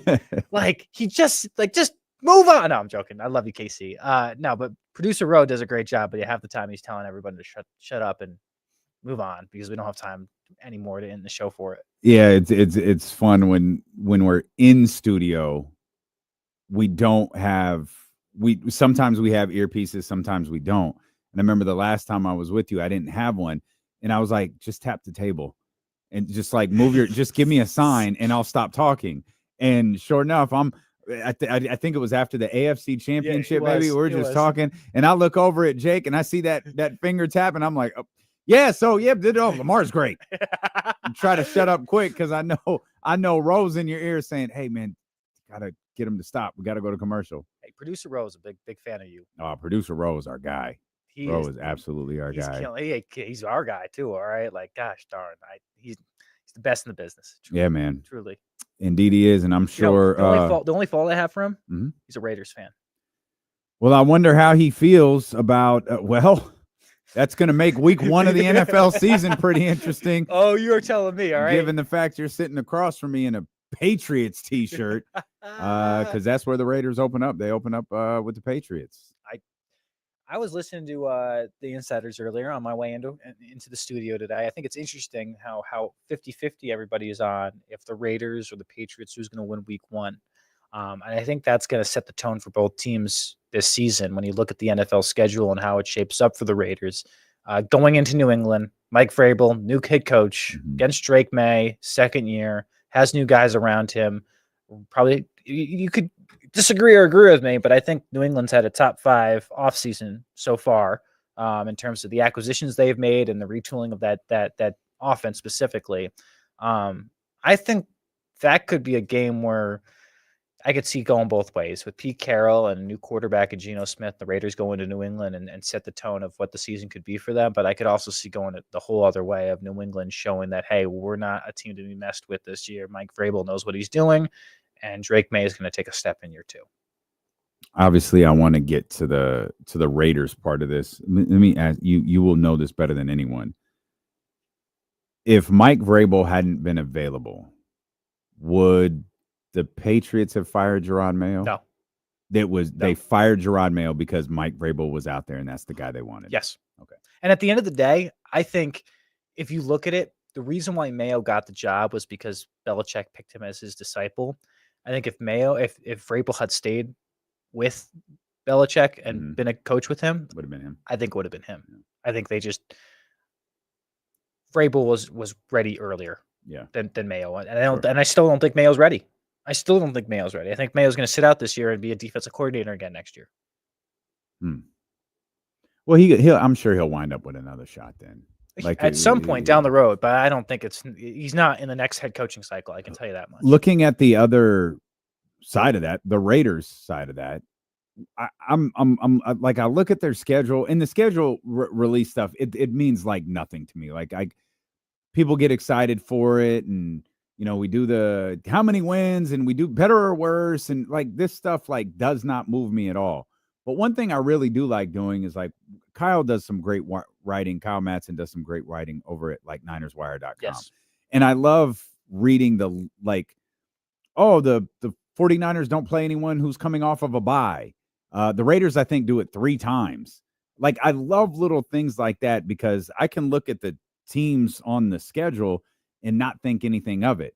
But, they're traveling 7,000 miles over a certain, that's interesting. I find that stuff 100% really interesting when it comes to the schedule release. I also primetime games and how you select primetime games are very intriguing to me. I think, especially when you're looking at top teams in the league, Kansas City, Dallas, they'll always get it, but it's the second tier, right? Well, Dallas is the first team ever who they've got a opening night game. They've got Thanksgiving, obviously, and they've got Christmas. And I don't have a problem with it. Like, it's the Dallas Cowboys until 30 million people stop watching them play. I don't have an issue with that. Can be, but it's bigger than just the Dallas market. That's why they do it. For sure. It's the San Antonio market. It's all of West Texas. Texas. It's America. Yeah. Like, I mean, we could joke about America's team. Like, there's Cowboy fans listening. Oh yeah. Drew Down. It's Cowboy fans watching. Like, there are Cowboy fans everywhere. They tune in. They infiltrate every city, regardless of it being in California, Texas, New York, whatever. Like, there's Cowboy fans everywhere, and they're all watching. And then the other people who are Dolphins fans, Patriots, they're watching, hoping the Cowboys lose. And so I'm right there with you. Yeah, I don't have no beef with that at all. But that's going to be a lot. I hope they're at least good, because that's a lot of marquee games where it's like, it's the Cowboys again. Schottenheimer is going to get his shot. I think you're going to see a different vibe around the team from my buddies that cover the Dallas Cowboys that I have friends still in the Lone Star State. Different vibe around the facility. Not as uptight. I think Schottenheimer is going to bring a different mood to that team. And I think it could be the difference. It could not be the difference. I don't know. But player-wise, they have it. What do you think about the Raiders? I think they are still a year away. I love the Spy Tech move. I love the Pete Carroll move. I think Geno signing him to a good contract is something good. Where did you just go? Why did Jake? We just lost Jake on the stream. Something went wrong. Try again. Please ensure you're connected to your internet. If you are, enabling studio. Yep. Okay. We're refreshing it. Here we go. Good old Odyssey, baby. We're a legit media company. Yes, we are. There we go. We're bringing Jake back. There he is. Sorry about that, guys. No, that's not you. We're good. This is a big time media company right here. Is it really? It is. Yeah, we're a big time media. You would never know it. Sometimes it just feels like we're a podcast. There was definitely no issues yesterday as far as streaming and none of that. Not a single issue. going to even ask. Not going to even ask. Not a single issue, man. So you think that I think they're a 500 team. Are they the worst team in the division? Yeah. Chargers. Yeah, they're the worst team in the division. Yeah, huh? I still think you're going to get 3 teams out of the division unless something goes horribly wrong with Denver or LA when it comes to a quarterback situation. But I think Geno Smith is going to miss a couple games. I don't think you have a backup option there. Mm-hmm. I think that they've retooled the offensive line, but I don't know if they've done it enough. I love the Genti move. I think. Me too. Me too. So great. Yeah. I don't know if you figured out I like the way they drafted. Yes. They needed a lot. And they addressed a lot. Yeah, they tried to they did. They kind of all right, we needed some skill position. Did that. We need trench it. Did that. We don't know how good these guys are going to wind up being, but in terms of need, they did a lot to address needs that they had. I just don't know to your point though, how effective are they going to be day 1, week 1 of the NFL season? I think that's the question, because if you brought in some of those guys that were maybe veterans through free agency and filled some of those holes, I think I'd feel a little bit differently about it. But because of how young this team is and the guys that you brought in to fill, I still think it's a 500 team. I think, like I said, it's a year or 2 away. And I think you're going in the right direction. You have the right people running the stuff, capable people running the stuff. I just don't, again, offensive line, who's number 2 or number 3 wide receiver? Can Geno stay healthy? And defensively, how good can you be next year with Max Crosby leading the fold? You open up with the Patriots, the Chargers, and the Commanders. That's who I think it's 0-3. Well, of course you do, because you're wearing a stupid Patriots shirt. Then I think it's 4 straight wins. Well, they got the Bears after that in Vegas. They got the Colts. I think you can win that. They got Tennessee. Can definitely win that. And then they got Kansas City. Didn't they beat Kansas City last year? Or am I making that up? I can't. I feel like they've beat Kansas City recently. Did they win last year? Nope, didn't win that one. Nope, they lost both games to Kansas City. Both of them were fights, though. They were 1-score losses. They lost 27-20 in October, and then they lost where's the other one? 19-17 in November. Here's the interesting thing when it comes to the Raiders in the division, now, and then why I think they're going to finish last. Every single year, they're like, "Oh, we're in a split against the Chargers and split against the Broncos. Win at home, win at home, lose away." I think you're getting swept by one of those teams this year. I just think Denver was really that much better. They were 4-13 last year. Like, I did not expect them to be that bad at all. Like, I didn't think they'd be great. I thought they'd be, on the lower end of the 500 spec, but not 4-13. That's why I think an 8-9 or a 9-8 record is something that you don't have to hold your. A 9-8 record is a pretty big turnaround. Agreed. That's why I think 8-9 is more, or 7-10 is something more suitable of what you're looking at right now. They lacked so much last year, and you're probably asking a lot from your draft guys, and you need Geno to be really good. So we'll see what happens with them. What about the San Francisco 49ers? They went from, and this is funny, they went from the hardest schedule to the easiest. Yep. But we're not basing that off new information. We're basing it off old information. And that's another one of the funny things about the schedule is it's all based on, it's not based on free agency. It's not based on draft, because we haven't seen these teams play games yet. It's all based on last year. So technically they went from the hardest to the easiest, but what does this wind up looking like? Well, TV is in on it because they got 5 primetime games. The 2 things that stood out the most to me for the San Francisco 49ers were the primetime games. There's 5 of them. Okay. And they have a bye in week 13. 14, I think. Is it 14? My 14. mistake. They have 14. A bye week in week 14. That is an incredibly late bye. Mm-hmm. Okay. Here's the thing. I'm going to go work off of what you just said. Yes, they have 5 primetime games. Of those 5 primetime games, I think one of them is good. Every other one of them is terrible. Terrible matchup. Carolina, Atlanta, Chicago, and Indianapolis. None of those. Like, I would rather have Tampa Bay as a primetime game than one of those games. That's why I think, yes, we're going off of last year's information when you look at the easiest schedule. But, no, of those teams that you're saying, quote unquote, are Easy. Who's gotten better? New Orleans hasn't gotten better. New Orleans might have gotten worse. Yeah, I don't think Atlanta's gotten better. I don't think Atlanta might have gotten worse. I think Carolina's about the same. Cleveland's about the same. Tennessee, Indianapolis, Chicago. Yeah, none of those teams are. Well, I think Chicago's good. Or I think Chicago will. I think Chicago could win double-digit games this year. But that's it. I'm not bought on Caleb Williams yet. I'm sorry. I watched him at USC. I'm not full on in. I'm just not. Okay. He's got to win. He's got to win and win at a high level. Okay. That's why like things that I could see. Ready for this? I'm throwing this out there. Cleveland, November 30th. Mm-hmm. I wouldn't be surprised if Shador's starting a quarterback for the Browns by that time.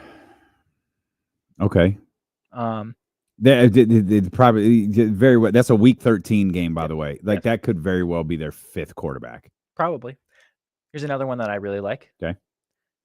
Week 4 against Jacksonville. Guess who's back in town? Eric Armstead. I am ecstatic for that. I think the NFL scriptwriters put that one in there this year. I think they said chapter 4. Eric returns to San Francisco.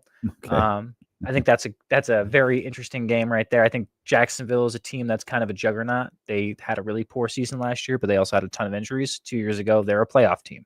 What does that look like? Do you think Trevor Lawrence is good? Yeah. Jake Gadon, yeah. Yes. Great question. Yes. And without hesitation. Yes. Where does he rank? Is he top 15, top 10? I think he's right around top 10. I think he's around 10 to 12. Okay. I'll give you. Okay. I'm not going to fight with you. I'll give you 12 to 15. Okay. I think he did enough in Clemson to show that he can win at a high level. Clemson was a decade ago, wasn't it? Maybe not. No, but it feels like it. It feels like it. It feels like it was. I feel like I've been hearing Trevor Lawrence's name my entire life. I also think that Jacksonville is not the greatest well-run organization. Facts. So I just think that they've put a lot of things in front of him and said best of luck. And they hired Urban Meyer. Okay. Yeah. Yes. They hired Urban. Like that tells you everything you need to know. The worst coach of all time in NFL history. Has to be. Has to be. Has to be. That's why. No hyperbole. Like he sucks. Yeah, Josh McDaniels, your top 5 as well. The hardest teams. Very close, number 2. Hey. Great offensive coordinator, Jake. Hey. How many rings has he won with New England? He said great offensive coordinator. He didn't win any. Okay. He was given rings. Okay, so the 28-3 comeback had nothing to do with Josh McDaniels. Kyle Shanahan's fault, don't you remember? Okay. If Trevor Lawrence was the quarterback for the Patriots, does that comeback happen? No, absolutely. Okay. Not. That comeback probably happens with 1, maybe 2 quarterbacks on the planet. You're not wrong. The only other one is Patrick Mahomes. Okay. Maybe Joe Montana. Joe Montana. In the 80s, but Peyton Manning, possibly. I'll throw him in there. Well, it wasn't. Didn't Peyton do it against your Patriots? Yes. Okay. Yes, with Okay. Denver All right. And sorry. Indian. It's okay. It's okay. We can move on. We Thank don't you. have to. We don't have to talk about. Do we really have to? I love Tom Brady. I love Tom Brady. I know like you do. it's just the point where it's like it's hard to talk about him not with the Patriots and trying to find a quarterback again. It's been tough. I feel like unless you're Green Bay, I feel like every team goes through that. Oh, 100%, hoping and praying you can find the guy. Packers got this thing figured out. When you look at the 49ers, Mm-hmm.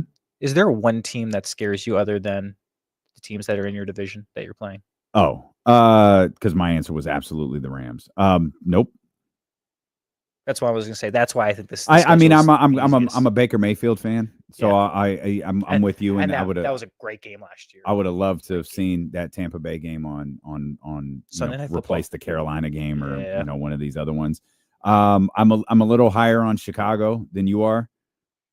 Really curious what the Colts look like. Not fearing them, especially looking ahead to Week 16. A couple of days before Christmas, but really, it's of the non division teams. It's the Bucs in Week 6, and it is the Chicago Bears in Week 17. And that's why I feel confident about this team not only making back to the playoffs. Like the only reason that they wouldn't win the division is because the Rams have a better divisional record, which I think is definitely a possibility. And then you're the top wild card team. So if you've got the 49ers winning the division, I have the 49ers winning the division unless they lose to the Rams twice.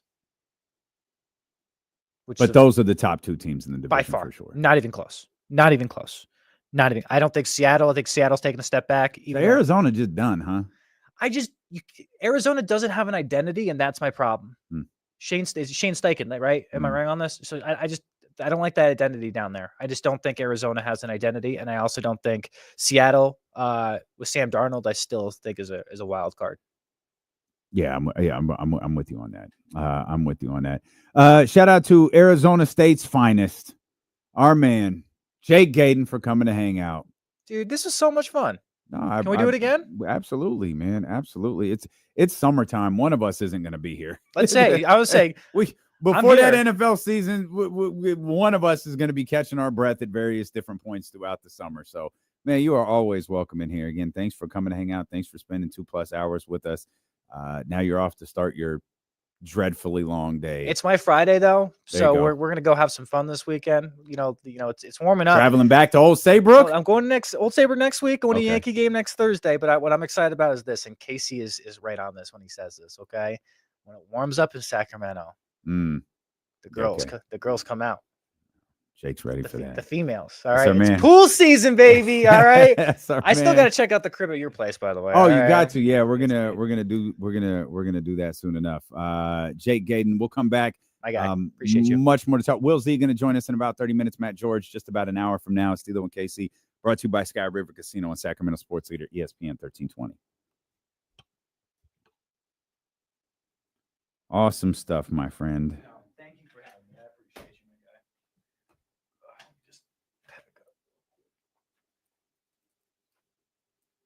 For real though, either you go on this weekend, this summer. I need someone to pop in for 2 hours. Yeah, absolutely. I'm sure.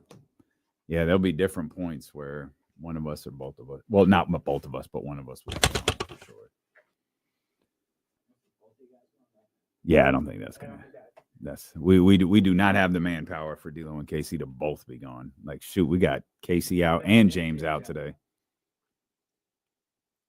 Thankfully, Jesse is a ultimate utility guy who can pretty much do everything in the whole building. Yeah, way more than that. Yeah. My man, I appreciate you. Thank you, buddy. Thanks, brother. Thank you. You have a great weekend. You I'll too. See you when I see you.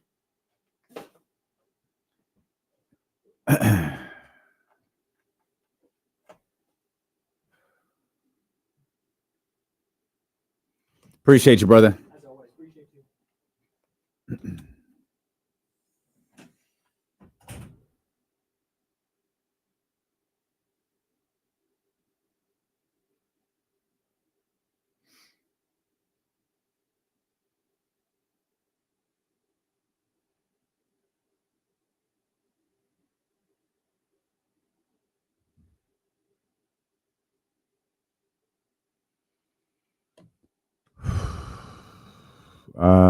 Mason, we haven't talked about Jonathan Kuminga becoming a King.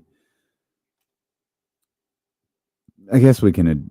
I saw this in the chat a couple of times. Obviously, he fits perfectly. We could talk about that in a second.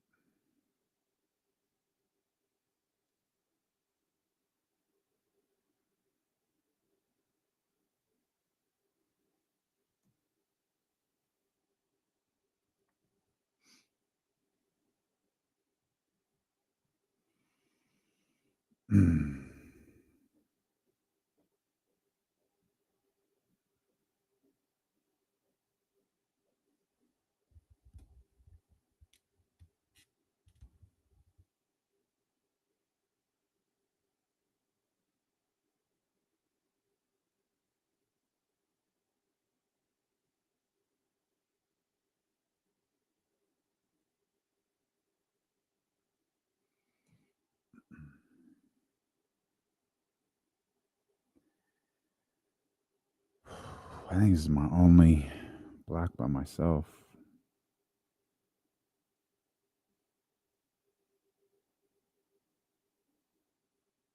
Kyle, didn't they say this was going to be released in like a year or something? Wasn't it supposed to be this year? But they're like, nah, not yet. Or is it really coming out? I've never played. Never played once.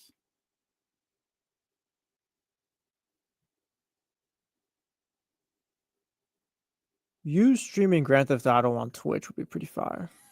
I do not see why that would be the case.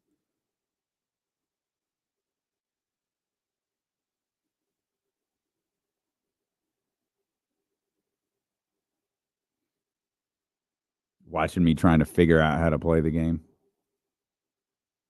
Today's episode is just D'Lo trying to rob a bank. Jesus,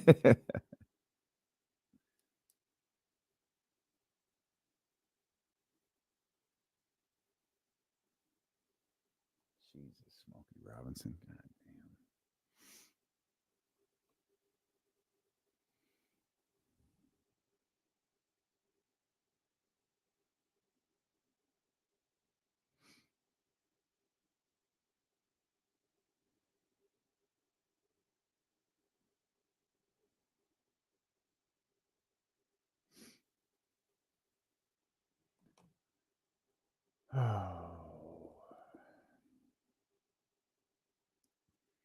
Man, these breaks do feel hella long. Yeah, today they've been.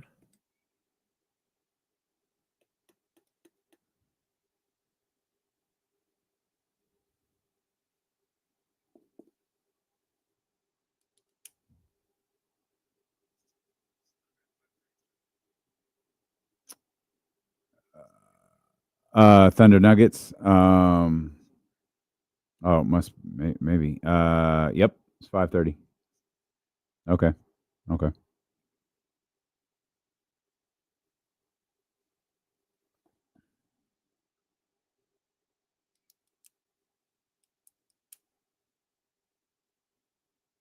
I wish I knew what you guys were talking about in the chat. I feel so left out. I have no idea what you guys are talking about. Okay. Well, that explains why these breaks are so damn long.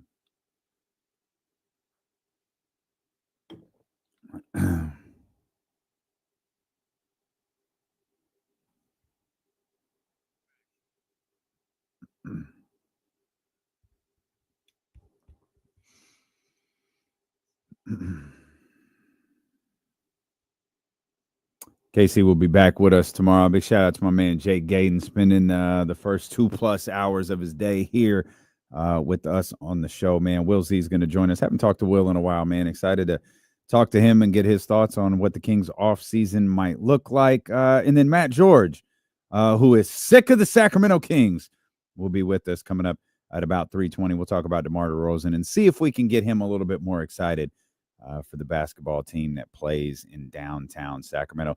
I know, like, NFL is king and everybody, all of that, and the big schedule release party and content. I don't care about the schedule. I wish I did. I just don't. Like I said, I enjoy reading the stuff that Kyle writes over at Niners Wire. I love reading the different, like, little intricate nuggets about, the Raiders got 3 teams coming off of a bye. The Eric Armstead returns. I like seeing that stuff. But in terms of looking at the schedule, going, they're going to be this, they're going to be, man, we have no idea. And I'm not in the game of trying to figure out whether the Bucks are going to be good this year or the Panthers are going to be good this year. And I get it. It's fun. Like, it's content. You can do that. I'm more interested in the little, like, intricacies of it. Like the miles traveled I know are the 49ers going to stay over on the East Coast during a particular stretch? That stuff I find interesting. But I can't tell you. I didn't watch one single video except the redacted one from the Colts. I didn't watch one single video yesterday when it was released.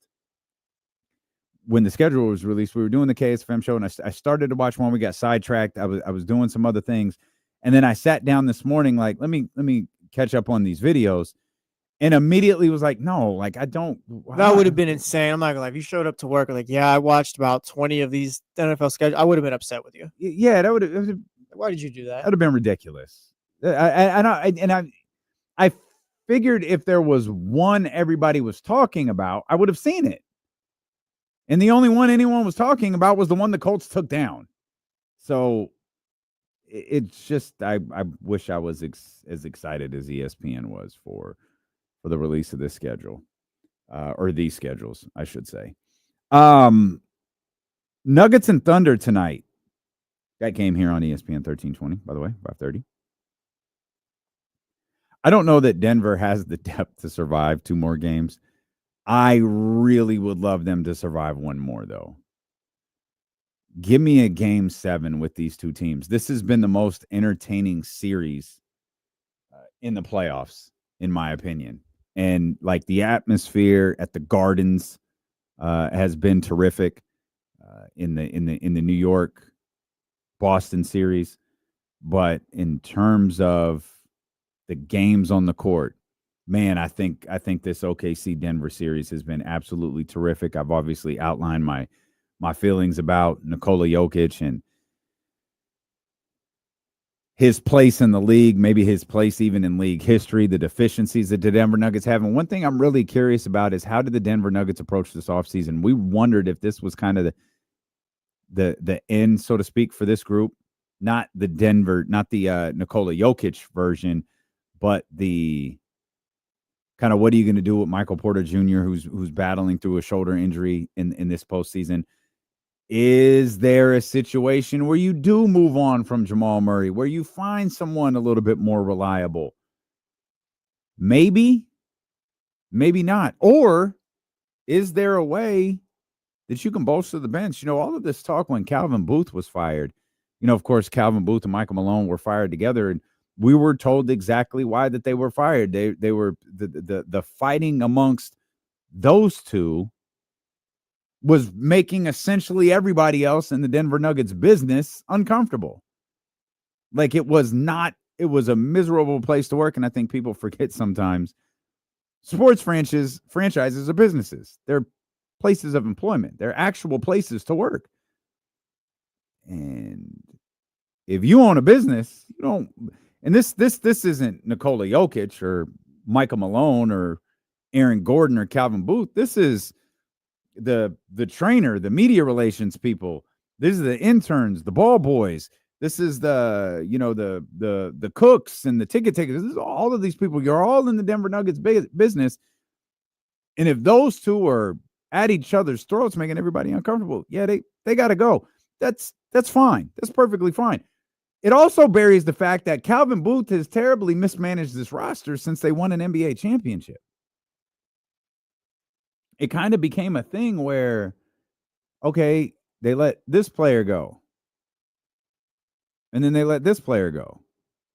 Okay, well, it wasn't Jamal. It wasn't Michael Porter Jr. It wasn't Nikola Jokic.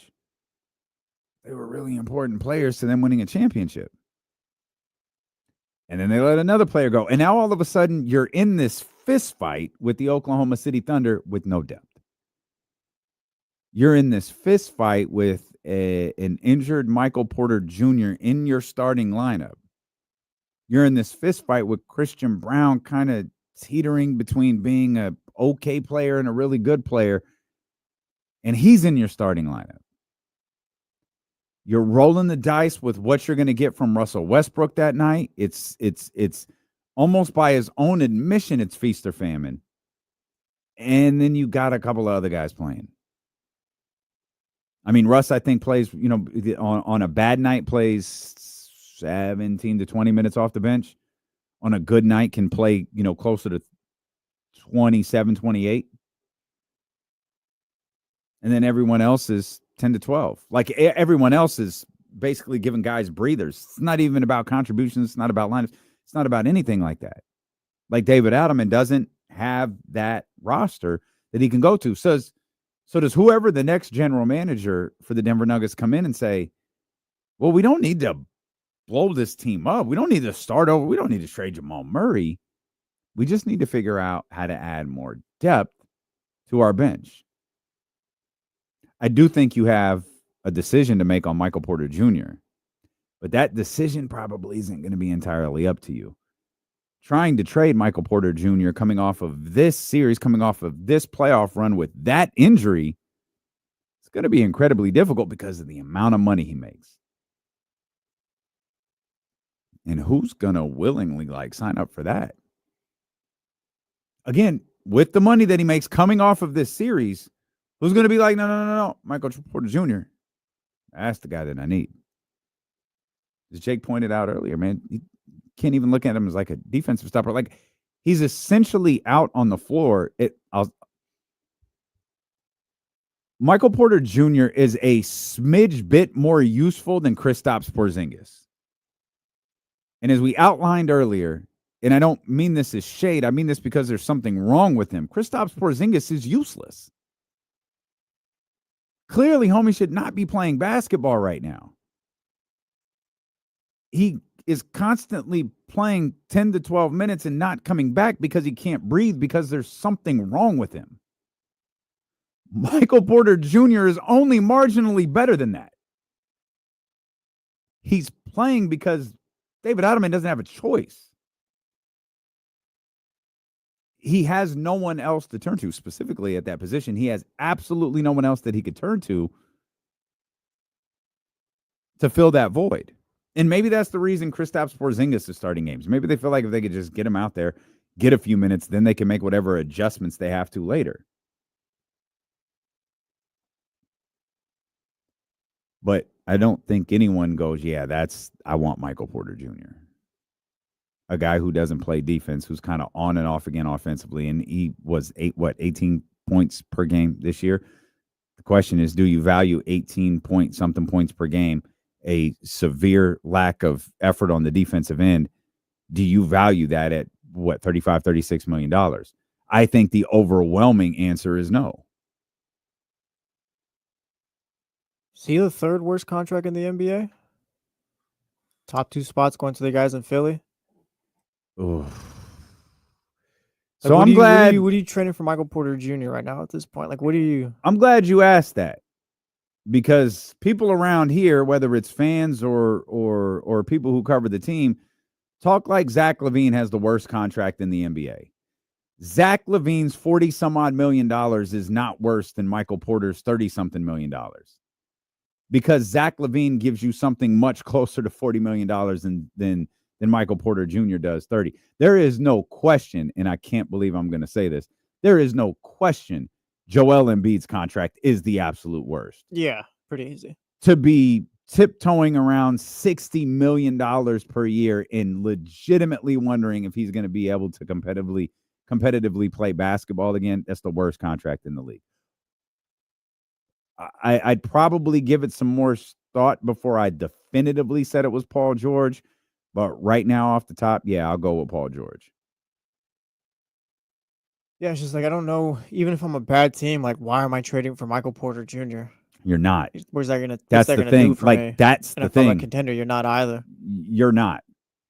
And like we can get into this argument all day. Nicholas says, "Oh, I don't agree with that take." I hate the word take, but I got you. I would take Michael Porter Jr. every day over Zach.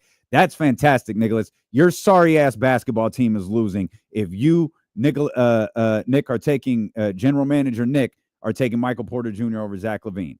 Your sorry ass team is losing by a lot, regularly. I think people are still in love with the idea of Michael Porter Jr. Well, if you look at his stats, yeah, it's 18 points. I think he's 40% 3-point, near 50% from the field. Like, everything, looking at it looks great, but then you look at the games played and not even, and see, that's the thing, not even the games played. You just laid out all of those stats. He's clearly for now, and I think this can change with Christian Brown, but he's clearly the third guy on this team right now. Everything you just named right there should work. But we have to be fair to this. Y'all are critical of Zach LaVine because of the amount of money that he makes more than his production on the floor. So be equally as critical for the amount of money that Michael Porter Jr. makes. And did anyone at any point this year say that Denver was good, a contender, a threat? Did anyone say that? No. So whatever Michael Porter Jr. with 40% is, it was irrelevant. It didn't matter because he wasn't. If Michael Porter Jr. was a better defensive player, the conversation could have been a little bit different. But I'm not going to pick on Michael Porter Jr. too much in that regard because I think one of their biggest problems is Jamal Murray. Don't call Jamal Murray an X factor when he's supposed to be your second biggest star. And they're far biggest issue is depth. Adam L. brings up a good point. I think he's wrong. He says Bradley Beal is the absolute worst contract. I don't think that that's true, but he's in the conversation. By the way, Jamal Murray is starting his new deal next year. And what you have the money? You have the dollars? Yeah, it's rising each year. It's 46, 50, 53, and then 57 in 28, 29 season. He'll be 31. What Jamal Murray could be is absolutely worth that. Absolutely. I just need to see him be the Nuggets' biggest star on a night-to-night basis. Forget that. For night-to-night basis doesn't matter. I need to see Jamal Murray be the Denver Nuggets' second biggest star tonight. If there is any hope for the Nuggets to win this game at home, push this series to a 7th game, and just throw a coin up in the air and see what happens in a heavyweight fight between SGA and Nikola Jokic, Jamal Murray has to be great. And he hasn't had that game yet. And we all know he can have one. We all know he can have one. We know he'll have one. Can he do it tonight? I don't think he's had that game yet in this series, at least. He's had a big game in the postseason. I don't think he's had it in this series. It feels like can Jamal Murray do it more than once? I don't believe he can. Yeah, now it feels like we're just talking like a guy, I don't know, bring up the Lakers series that whenever he played last year, whatever, and tore it up. They like to bring that one up. But it's since his injuries, it's we keep asking for Jamal Murray to hey, show up for these couple games, but he hasn't been the number 2 they've needed for a while now. You read the numbers off for a contract that starts next year. You are this team's second biggest star. We can't be having this discussion. And if we are, we're at the ceiling of the Denver Nuggets. Because you can add depth. You can do what I'm asking. You can add depth. You can maybe Michael Porter Jr. is healthy. You could do all of that stuff can happen. When you get into these later playoff rounds, Jamal can't be sketchy. Again, don't show me stats where he's averaging 20 something and he's taking 24 shots to get there. That doesn't move me. He needs to be more efficient.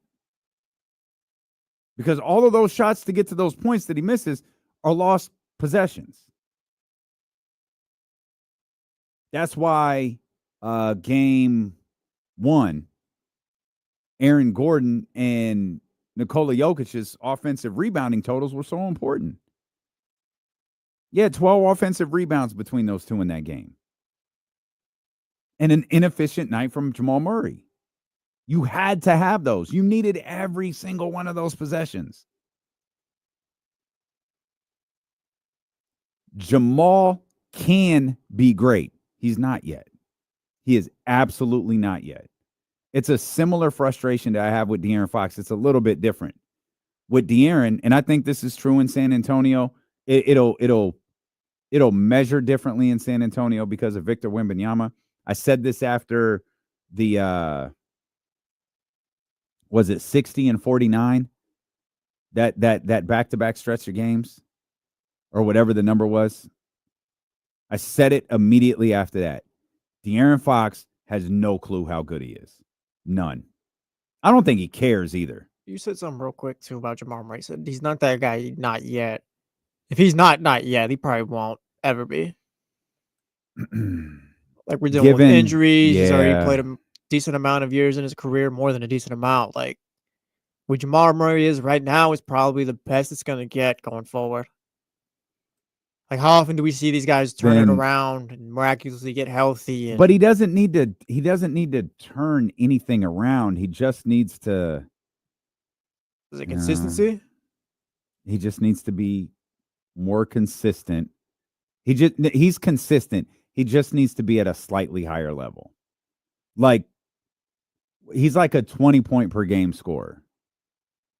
Those numbers that you read off for his contract extension that kicks in next year, that's not gonna what makes the conversation based on Jamal's contract extension? What makes the conversation about Jamal Murray and Domantas Sabonis different? We're talking about like a point and a half. Jamal don't rebound like Domas does. And hell, Domas passes like Jamal does. So what are we talking about? The conversation better be the same, because we have stopped judging players just on what they do on the floor. We have stopped judging players just on their basketball card, their game stats. Now, all of a sudden, Jamal Murray, and they'll find this out in Denver, Jamal Murray is about to enter territory where now, dog, you're being judged by your contract too. It's not just the amount of points you're putting on the board. It's what you're being paid. So Jamal Murray, 21.4 points per game. Salute. I mean, who's going to be mad about that number? roughly 40% from three. It's terrific. At 35 million, 6 million. And he's like, I mean, how many 1, 2, 3, 4 straight years at 20 plus points per game? With an injury year in between years 1 and 2. Now you're at 46, 47, 48, 49. Now those are the numbers that you're at. You still go with 21? You still go with 20 points per game? If you are, that's perfectly fine. But don't tell me something about Domantas Sabonis being overrated. Don't tell me something about Domantas Sabonis being overpaid. In fact, if you have no beef with Jamal Murray, those stats in that contract, don't say nothing about Domantas Sabonis at all. Because what's the difference? Domas don't even have a Jokic next to him. Jamal is number 2. Jamal is guy number 2.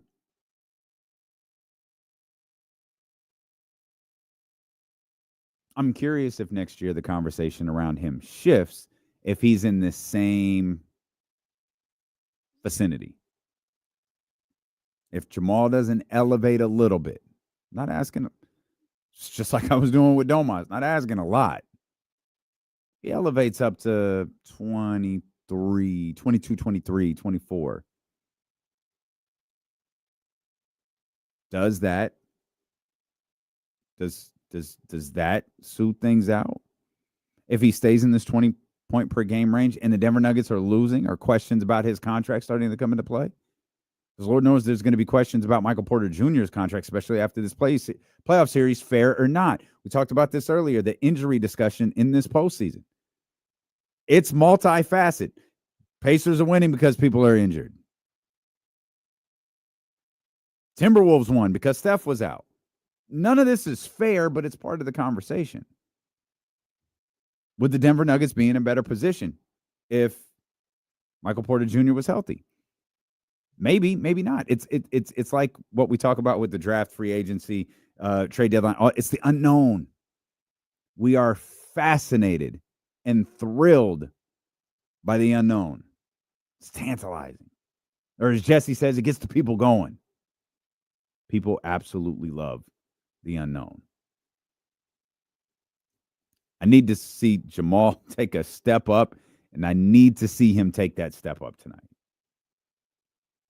This series can't possibly go on if Jamal Murray isn't great tonight. They're so depleted. Not even depleted. This is what their roster has been. They're just not constructed well anymore. It's why people weren't talking about them this season. It's because their roster just wasn't built good enough. And if they're going to live to fight one more day, and again, I'll say this again, I'm really, really hoping it happens. I'm really hoping the Denver Nuggets can get one more game. I think a Game 7 in Oklahoma City would be absolute fire. I don't know that they can survive 2 more games, but I am begging for them to survive one more. And they've responded well. You know, they've been in position to win some of these games, and have, I think they got game 1. I think they got blown out in game 2. Everybody said, oh, Denver got their 1, and, Oklahoma City's going to run them out the water.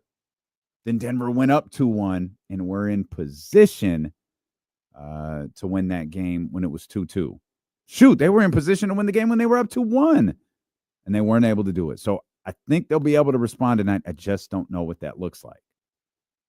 Oklahoma City has depth, and that's going to be a common conversation when we finally, unless Denver, in fact, does win the next 2 games, depth is going to be a common link between the final 4 teams that are left in these conference finals. We'll come back, man. Will Z's going to join us for the first time in a long time. We will shift our attention back to Kings basketball. Will Z, Matt George right after that. We're thrilled that you're here with us. It's Steeler and KC, brought to you by Sky River Casino on Sacramento Sports Leader, ESPN 1320.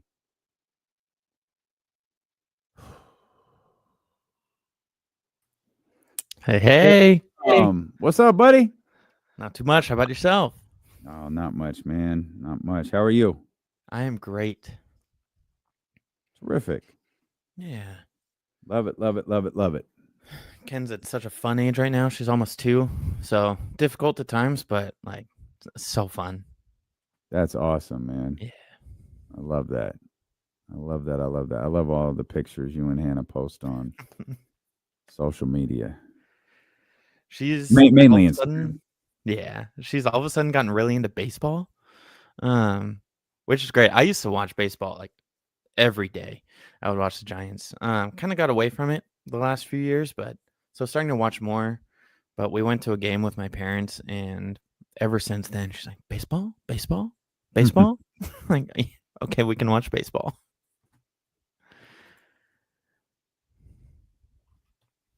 Well, nobody's perfect. Yeah. Nah, it's fine.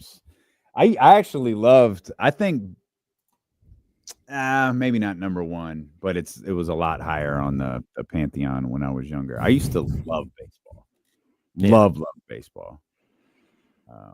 Was that everyone's first favorite sport growing up or something? Might have been. Because I feel like I was mine. Like, the same too. Yeah.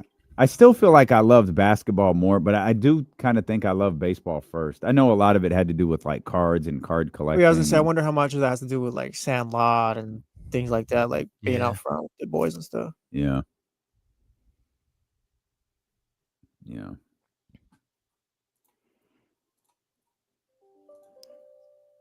Man, you had me thinking about if Jamal Murray would work for the Kings at all. But I just don't see how I don't see what pieces Denver would want from the Kings. That money is crazy. It is crazy. I mean, it's not crazy. It's not crazy, but it's a lot. You'd have to do either Levine or Sabonis, which Sabonis, and that obviously doesn't make sense. Levine, if everyone goes one more year, and this is crazy. If Jokic just goes, I'm going home to my horses, I quit. And Denver's like, well, we're trading. We're out. We're starting over. We're trimming. We're out. That's when Zach LaVine becomes really sexy for someone, because it's $50 million that just goes away. Yeah. It just goes away versus Jamal, which at that point will be like 130 over the course of after next year, 3 seasons. Yeah. Oh, that's funny. Hannah's in the chat. It's always been basketball for her. Hi, Hannah.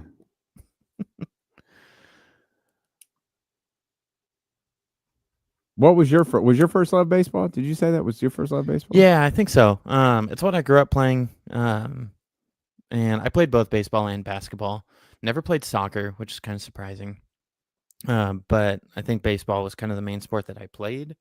And then once I had the opportunity to kind of choose what sports I watched, went to that. And I don't know if we watched both, but got just really into baseball.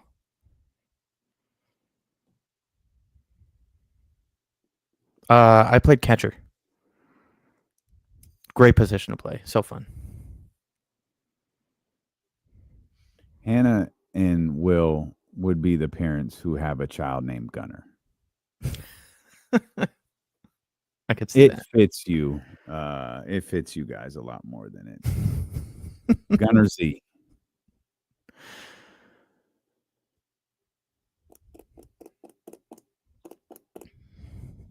I'm looking at some of the. We'll kind of just go a little everywhere here, Will. I have Cool.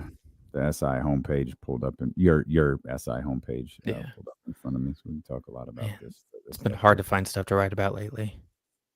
Yeah, it's a tough off season because hang on, Will.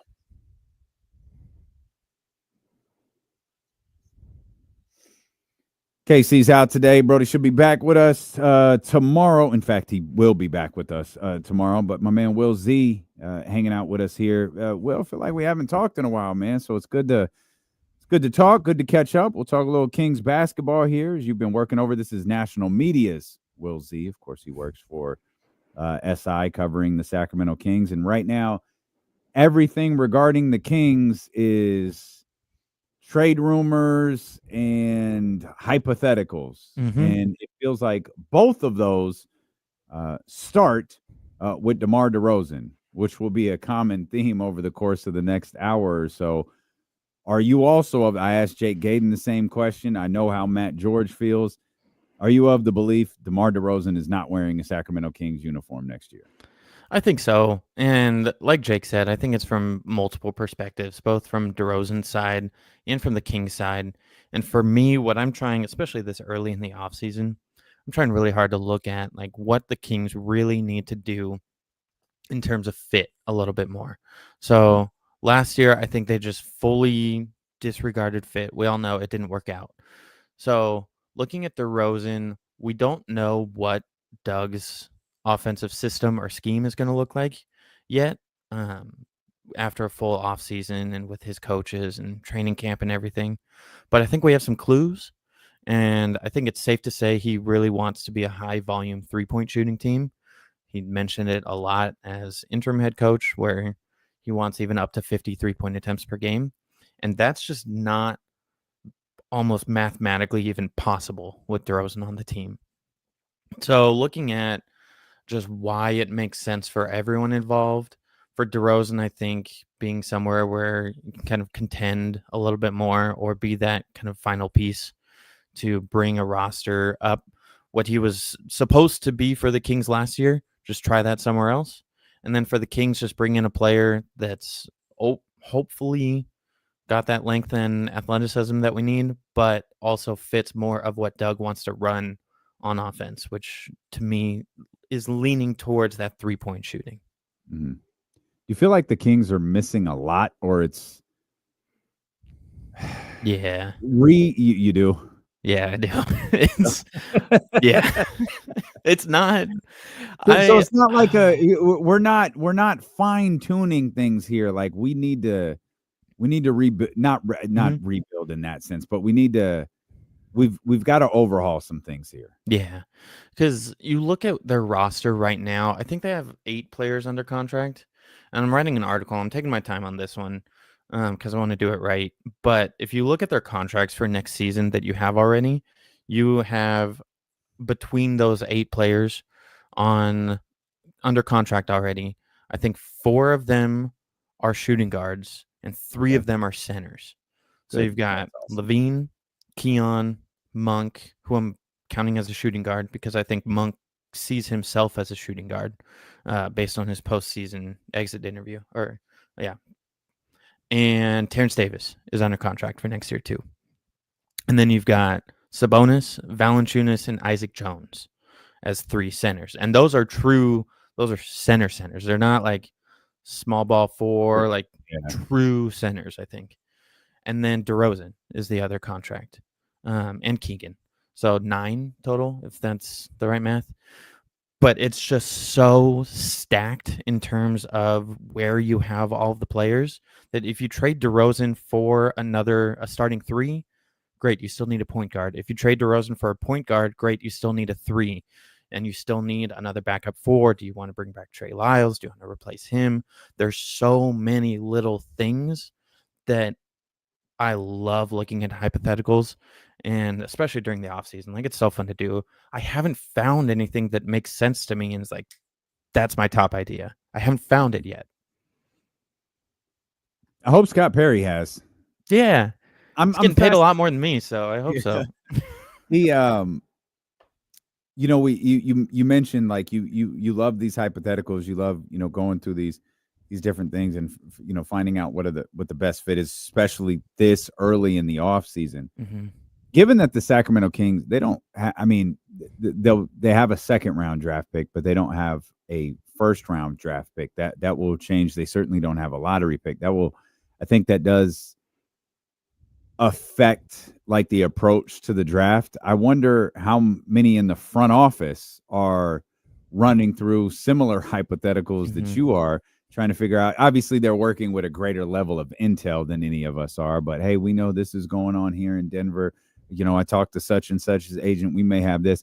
I wonder how much of it really is just a big board with a bunch of names on it and like different probabilities. Like, hey, we've got a really good chance at getting so-and-so here. We've got a really good chance of getting so-and-so. Not so much here, but we're inquiring, we're poking around, we're trying to figure out things. And then putting that all together, trying to figure out, okay, what's the best outcome for Sacramento? Yeah, and maybe that's almost easier too, where if you don't need a single specific need, which I think they did last year and they didn't get it, but you have so many more options to look at. Like you get one chance to bring in like the top tier player that you want, probably. You can either choose. Now they have the choice of, is that going to be, are we spending big money on our point guard? Are we spending big money on the 3 and keeping Keegan at the 4? Or are we spending big money on the 4 and putting Keegan to the 3? So maybe that's almost better for the situation where they're in terms of like retooling, is they have more options on their big board because there are more points of need. And then you just kind of fill in the gaps around it. So I don't know. And the problem is there's a lot of gaps. There's a lot. Yeah. And they don't have a lot of money either. Like, and that's a great point, Will, because that's where it feels like Scott Perry and BJ Armstrong and that new front office staff being somewhat aggressive in the trade market could be important to how they build this thing out with quality players. Yeah.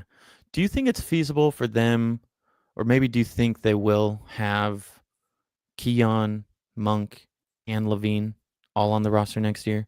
Because to me, I love all 3 of the players individually. I don't think the 3 work as a combination. And again, we're talking money and playing time. That was a question to me. The answer is no. Yeah. And of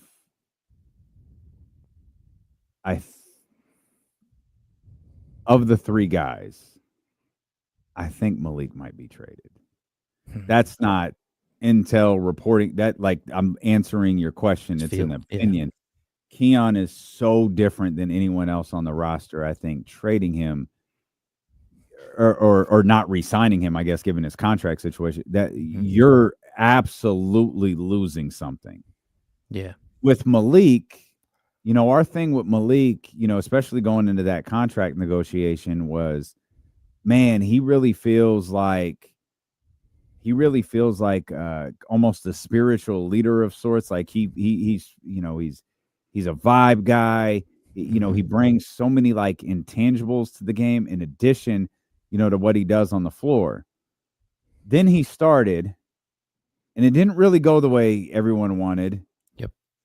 And then he got hurt, and Doug just never started him again. Like he didn't go back to the starting lineup. And it was like, oh man. And it's not questioning whether Malik wants to be here. I don't even want Malik traded. Yep. But when you talk about guys who could have an impact on another team, when you talk about guys that other teams might find attractive, now that the price is set for him, it could have been a little bit different last offseason. When the price wasn't set, you didn't really know what you were working with. And, you know, you ultimately, he signs back with Sacramento. I don't know how many teams were really, truly buying for him. I believe Detroit was, but at a cost, you know, slightly higher than what Sacramento wound up paying him. But now that the price is set, you might feel more comfortable going, nah, like I think Malik could be really valuable for what they're doing. Yeah. You know who could use Malik right now is the Denver Nuggets. Like they could use Malik Monk right now. So Levine's contract is going to steer, a lot of teams away. Mm-hmm. I do not think the Kings should entertain losing Keon Ellis, and that leaves, in the scenario you presented me, one guy, and it's Malik. And that's where you started kind of seeing a path to a balanced roster is Malik for basically take out Malik and DeRozan and bring in another point guard and another wing. And like, that's how you get the money. That's about 40 million, a little over between the two. Split that up however you want between those two positions. And you can kind of see it starting to come together a little. But man, it would hurt to lose Monk. Fans, like you gotta it would handle that emotionally, one. Yeah, that would sting. Yeah, after everything would last season. Sting. Though I'll say it feels like there was a slight shift last year. Malik was, it was all vibes those first 2 years, but now all of a sudden the team isn't growing, the team isn't getting better. We begged and pleaded for him to start, and he did, and it didn't really amount to much. And then he just kind of got in a position where he was trying to be the leader. He was trying to be the distributor. He was trying to be the point guard. He was trying to be the scorer. He was trying to be De'Aaron Fox. He was trying to be Malik Monk. He was trying to be all sorts of different things. And it was like, yeah, that's not him. That isn't going to work. And if you move Malik, if that's a decision that Scott Perry in this front office makes, a salute. You better land a player in one of those position groups, Will, that you just outlined that works and works immediately. Yep. Like not a gamble, not a risk, not a hope, not a prayer. You better know, hey, this guy is going to work with Domas, Keegan, Keon, Levine, whatever. This player is going to work here. That's why we're making this move. Whether it's off the bench, whether it's a Trey Lyles position, whether it's a Malik Monk position off the bench, it better be in one of those position groups or it doesn't even matter. Yeah. Man. There's a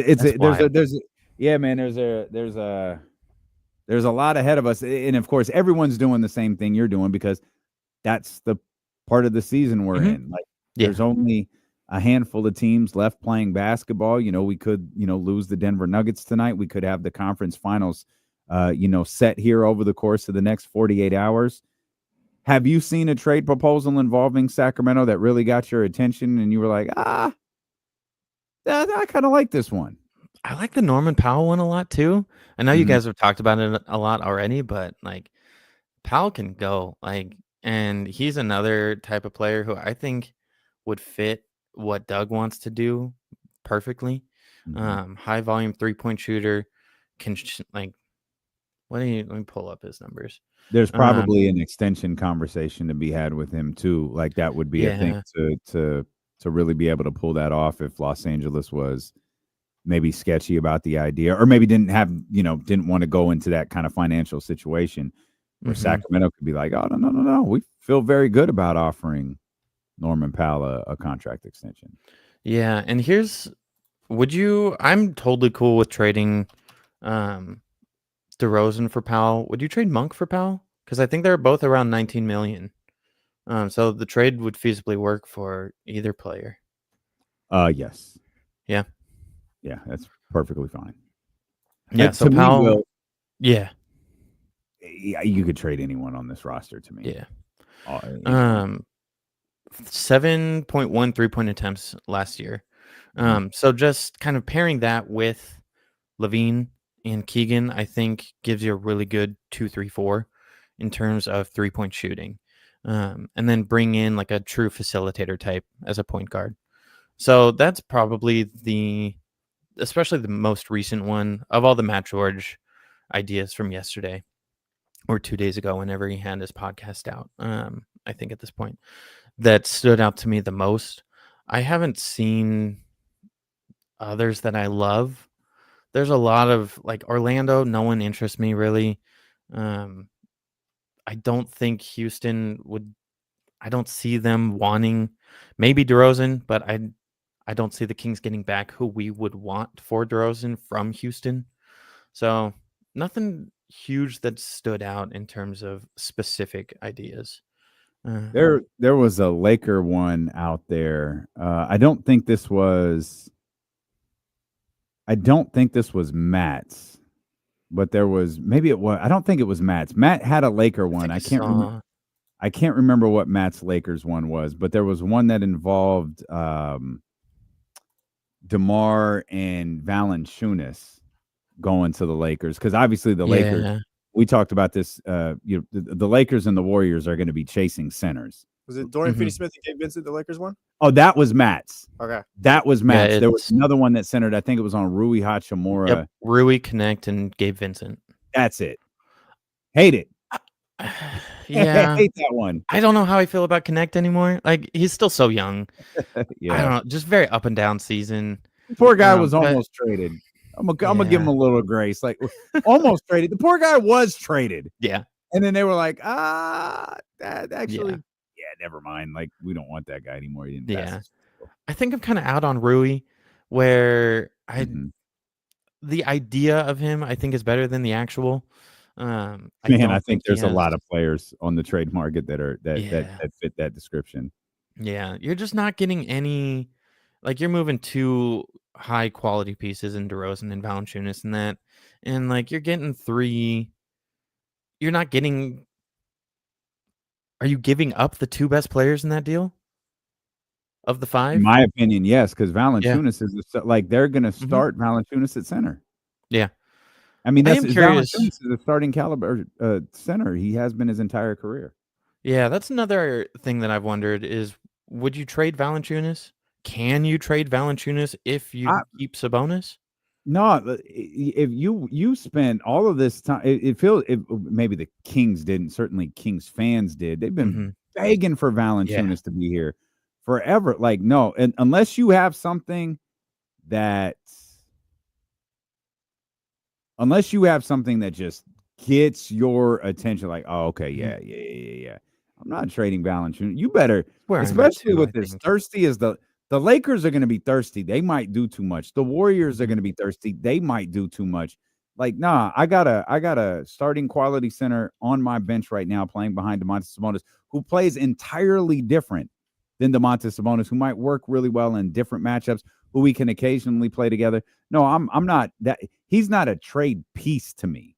Yeah. He's not something you add to something like, oh, here, this makes the money work. Like, nah, you better, if I'm trading Jonas Valanciunas, my team, the Sacramento Kings, they're getting better. If I'm trading Jonas Valanciunas, you're sending me something back that's making my basketball team better. You ain't getting him for nothing. No chance. Yeah. And I lied. I do have an idea that that I like. I wrote about it, I think, last week. What are your thoughts on CJ McCollum?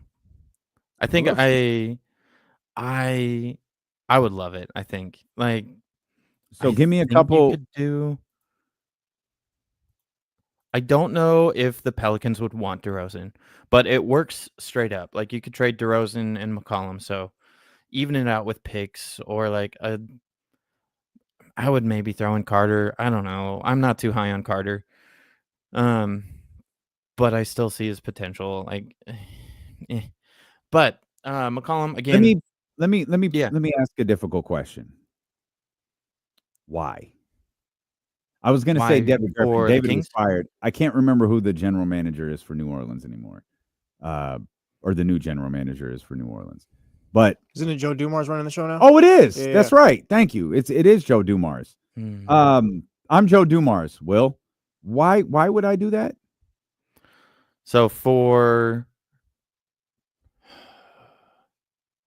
that's a good question. I think.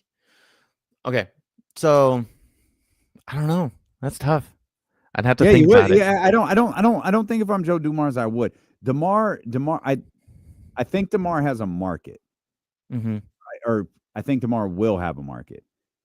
I think it'll be very small and very exclusive, and I think both LA teams can be involved because both LA teams have a potential to win to a certain degree.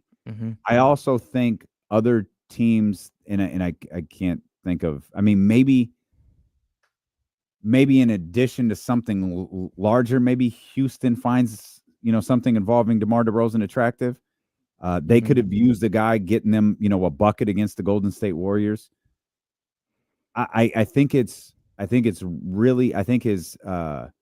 market is really shrunk to teams who believe a guy who can consistently get you 20 and get you a bucket when you desperately need it will help us get over the hump. Now, whether that hump is into the playoffs, whether that hump is into the second round, the conference finals, whatever it may be, I think there's a very specific team or very specific types of teams that will go after DeMar DeRozan. And then you throw in the 2 LA teams, which I think will, and maybe you could throw in Miami too. Like I don't know where Miami is going or what they're doing, but I know that they had interest in DeMar DeRozan last summer. Yeah.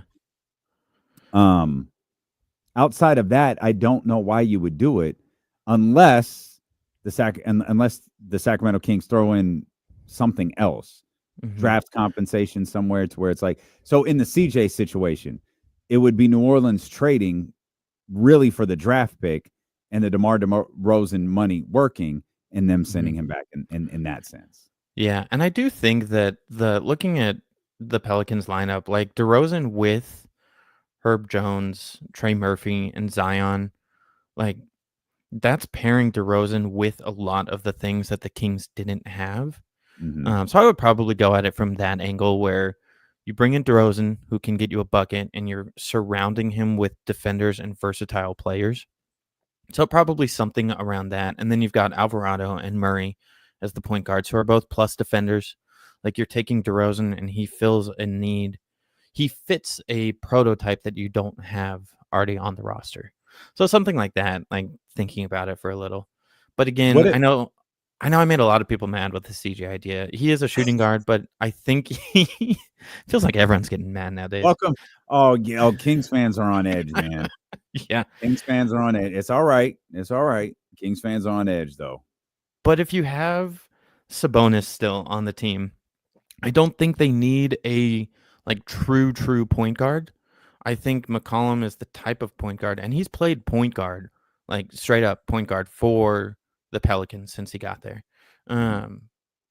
He's the type of point guard where he's not out there just to pass or just to handle the ball. Like he can do those things, but with Sabonis, I think works best when he is the one facilitating the offense more. I could see the type of like shooter point guard work around him that McCollum is, but all this is fun, like for fun. Like it's not going to happen. That's all it is, man. Scott Perry has to play real life general manager though for the Sacramento Kings. Will, great catching up, man. I appreciate you as always. Thanks for spending some time with us.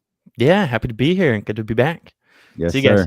Thanks, Will. That's our man, Will Z, right there. I'm sorry, that is SI's Will Z joining us there as he continues to cover the Sacramento Kings offseason over there. I hate calling it SI, Sports Illustrated. I guess that's old school, but it's SI. Continuing covering the Sacramento Kings offseason, which is full of nothing more than hypothetical trades, trade ideas, or Stephen A. Smith talking crazy about the Kings or whatever it may be.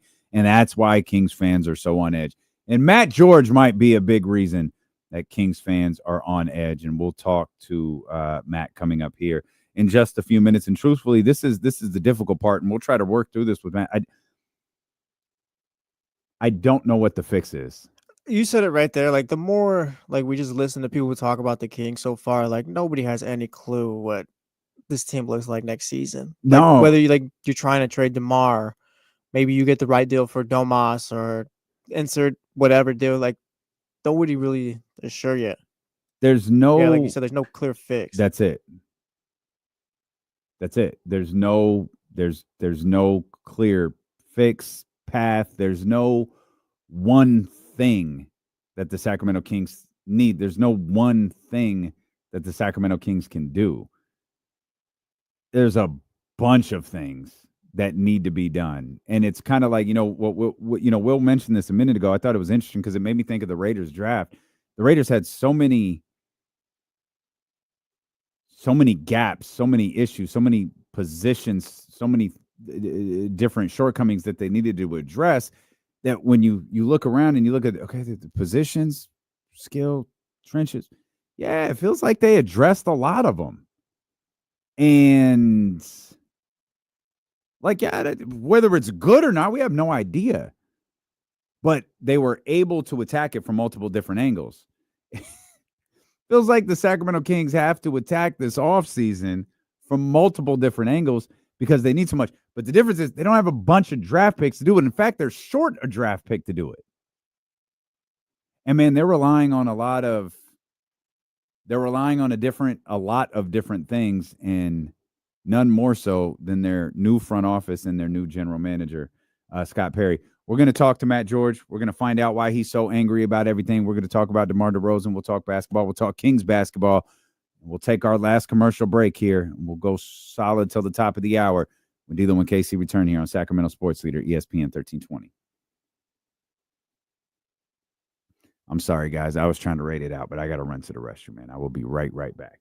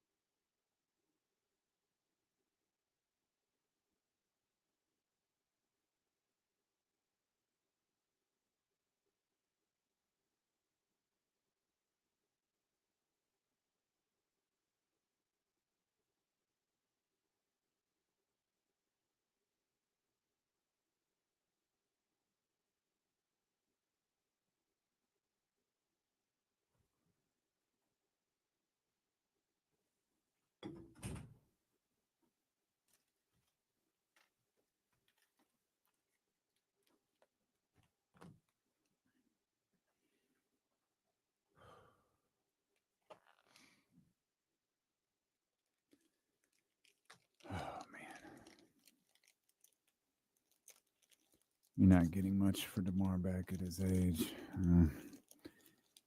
Yeah, I don't. It's not going to be like a seismic, monumental trade. I don't think you have to trade him for nothing either.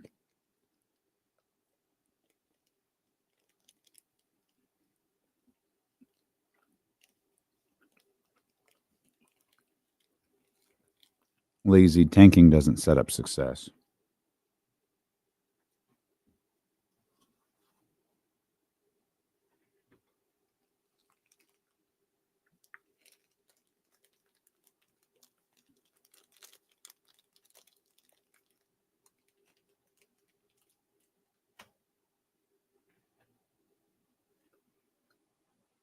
What's tanking do for Doug Christie?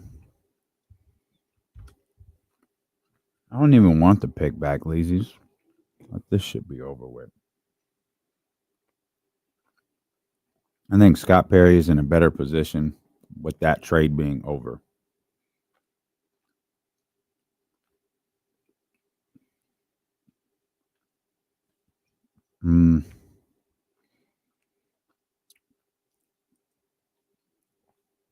I don't hate that as much as KC did, but I don't like it.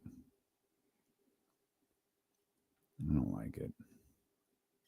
But again, I don't hate it as much as he did. Just do the deal against Jamal Murray here and be done with it. Yeah, that's a. Just blow it all up. Let's get crazy. Why not? Why not? Realistic ones. Nah, I'm just gonna try to be.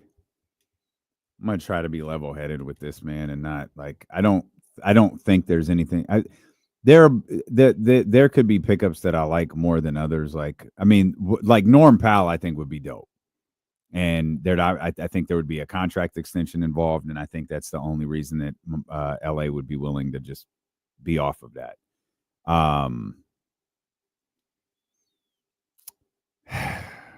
Outside of that, I didn't hate the Tobias Harris deal, to be honest, the one Matt talked about. We'll talk about that with him in a few minutes. I don't know that I'd be excited for it. I'd be like, all right, okay, I see where that goes. I just don't know how much better that makes the Kings. You know what I mean? I don't know that there is one, Manny, to give you to give you a more direct answer. I don't. In my coach Christier, this one's a little too crazy. Dial it back maybe one notch. Yeah, okay. Yeah. Gone overboard.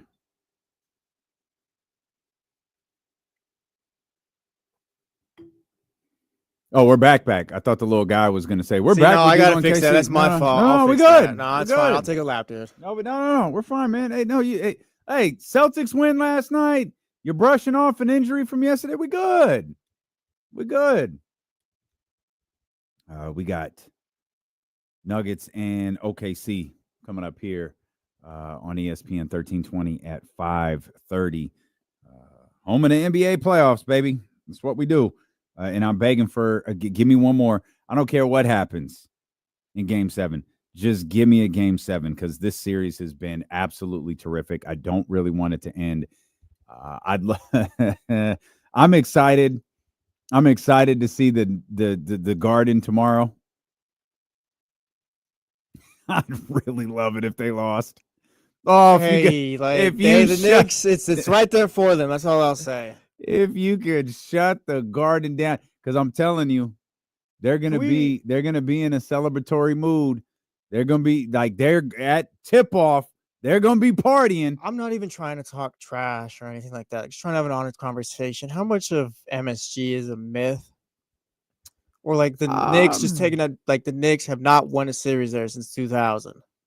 MSG isn't a myth. Like how many times do we talk about an MSG moment and it's the other players the other team's player?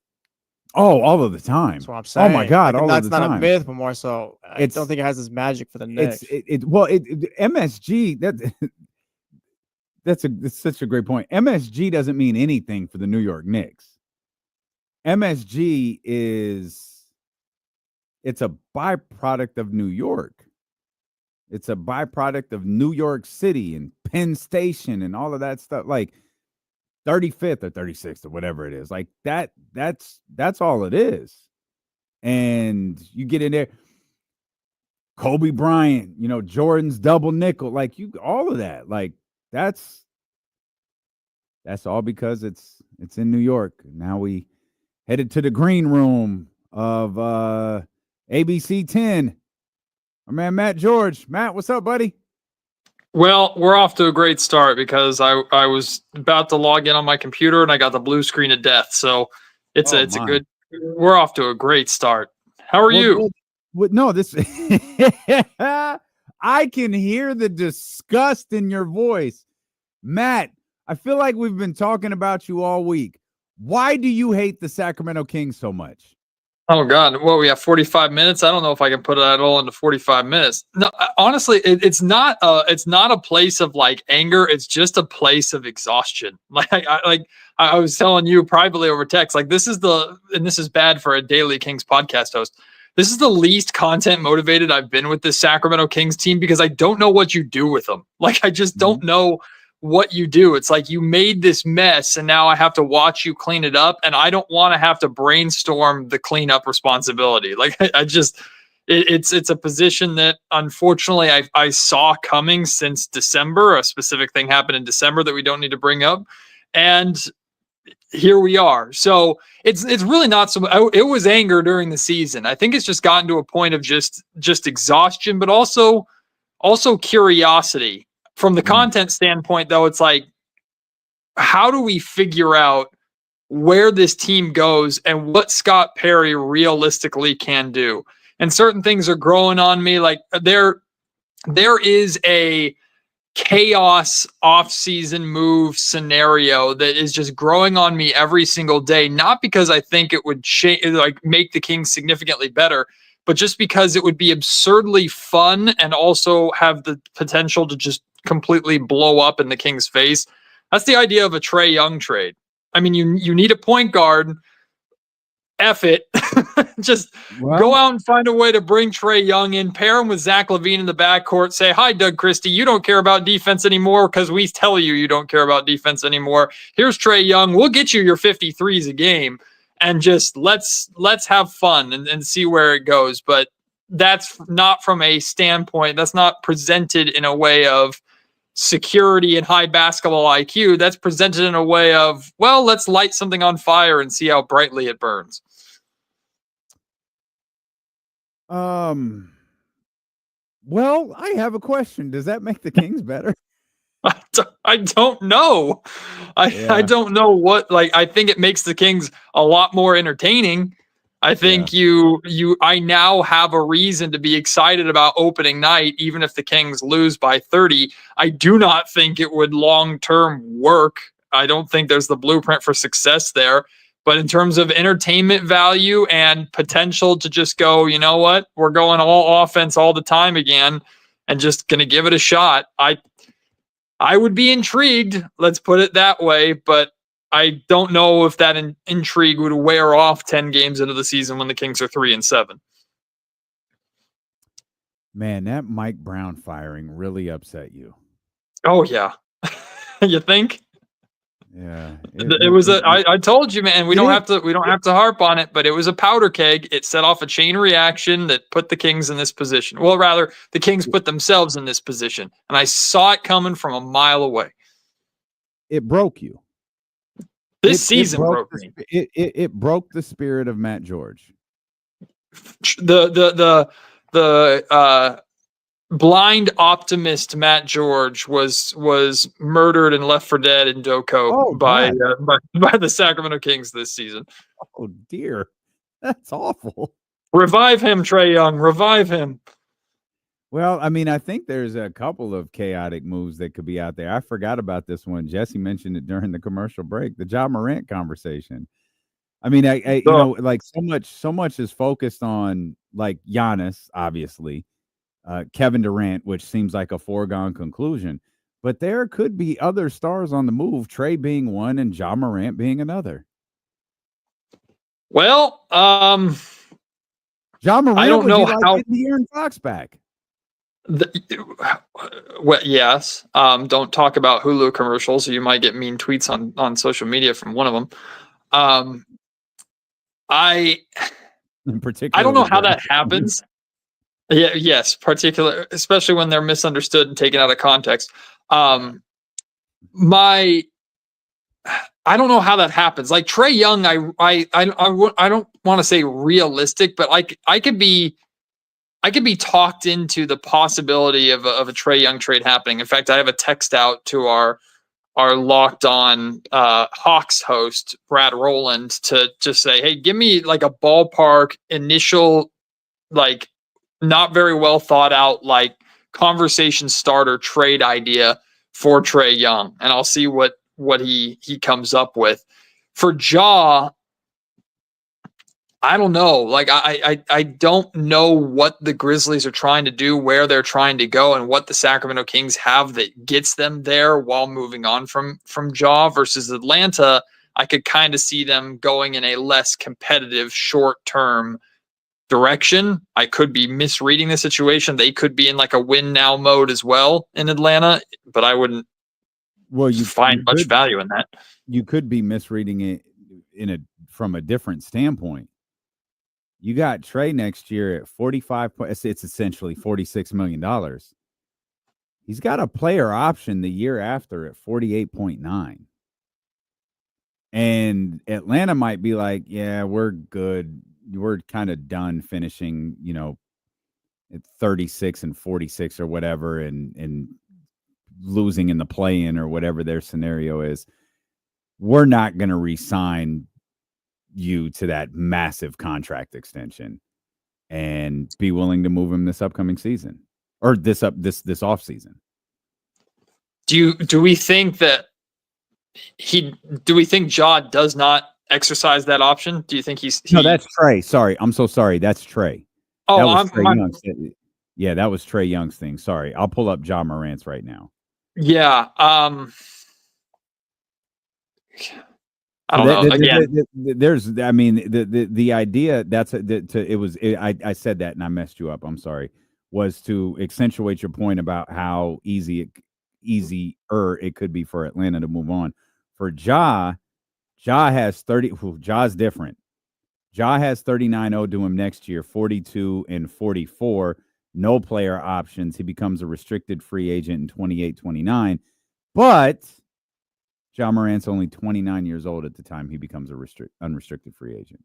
It's crazy that, what do you say, 39, 42, and 44 for Ja? It's crazy that sounds affordable now because of Domantas Sabonis and Zach LaVine being on your roster. The fact that Ja Morant peaks at $44 million, and that doesn't sound like a lot from a Sacramento perspective, just speaks to the contract situation here.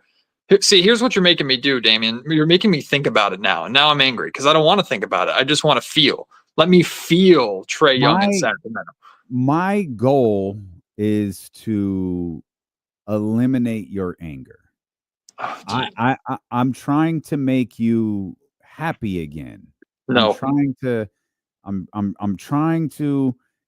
Matt, I don't do social media a lot anymore, but like I'm being told that you're being jumped on social media, and Kevin John is coming out and he's doing the run in to help out. The big baby face doing the run in to help out, and I need Matt George to bring that liveliness back to the Sacramento Kings fan base.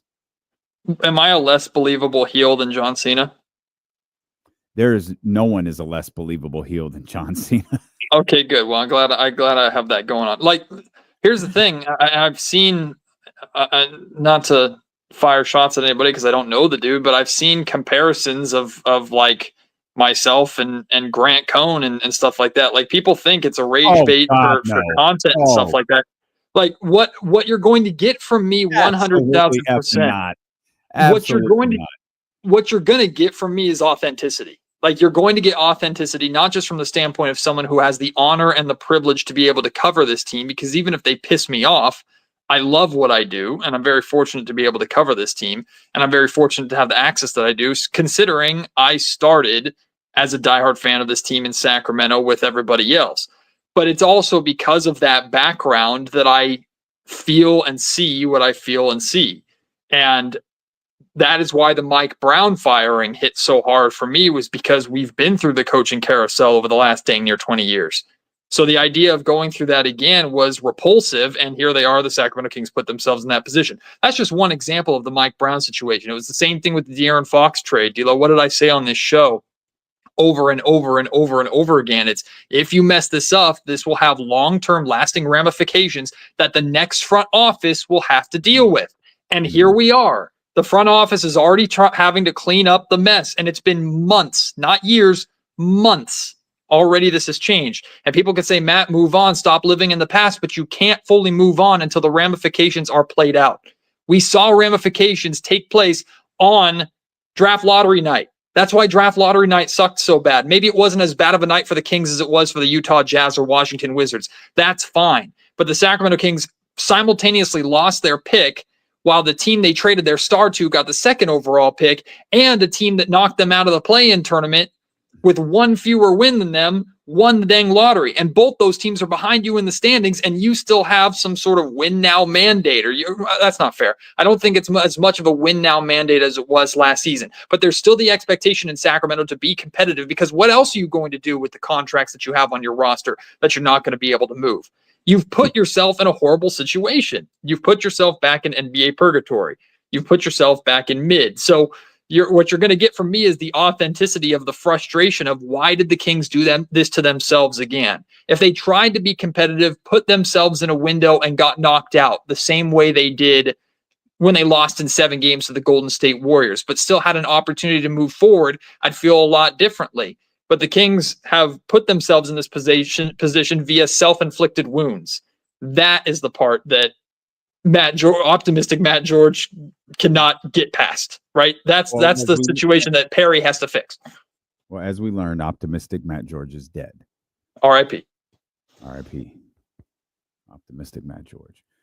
Is there anything realistically? I know we had fun with the Trey stuff, and I think you're right. There probably is some realism to that. Scott Perry's got to get creative. That front office has got to get creative and figure out how the team can be good should they do that. But realistically, is there something the Sacramento Kings could do over the next handful of months, particularly, come July when the new league year starts and free agency gets underway?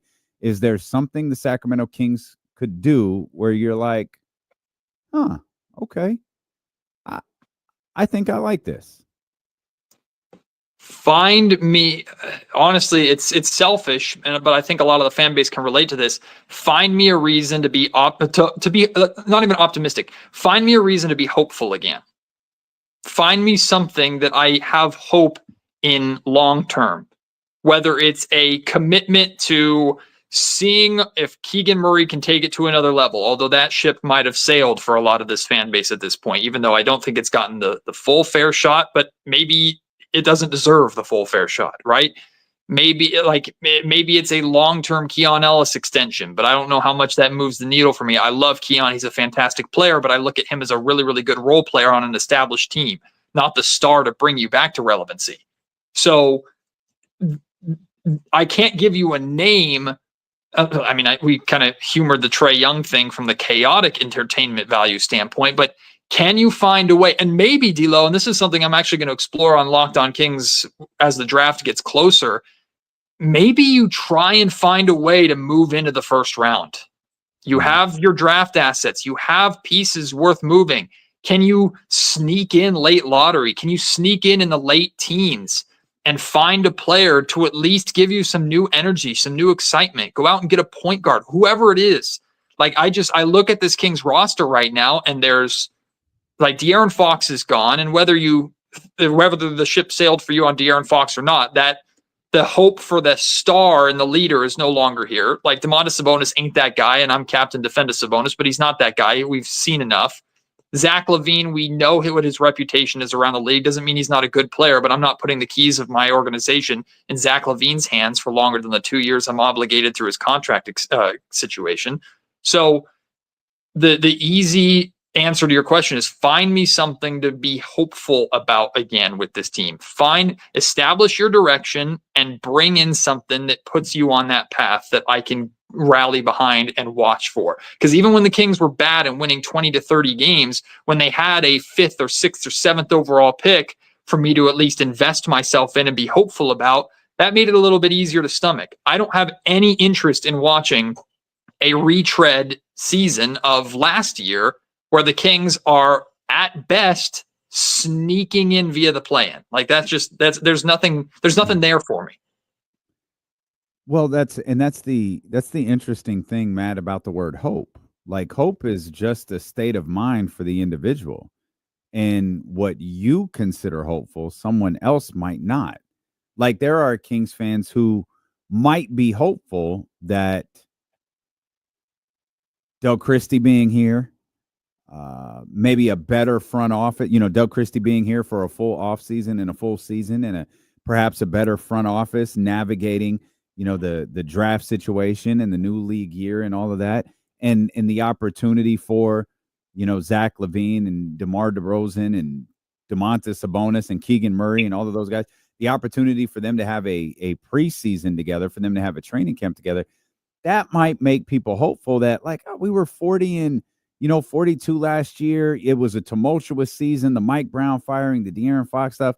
I'm hopeful that starting fresh at the beginning of the year, we could be better than that. I'm hopeful, even if a DeMar DeRozan trade is made, that we acquire a player who comes back, whether it's at the point guard position or someone to play next to, Keegan Murray, stretch the floor a little bit or whatever it may be. Like, I'm hopeful that could work. Like, hope is just the state of mind that you're in.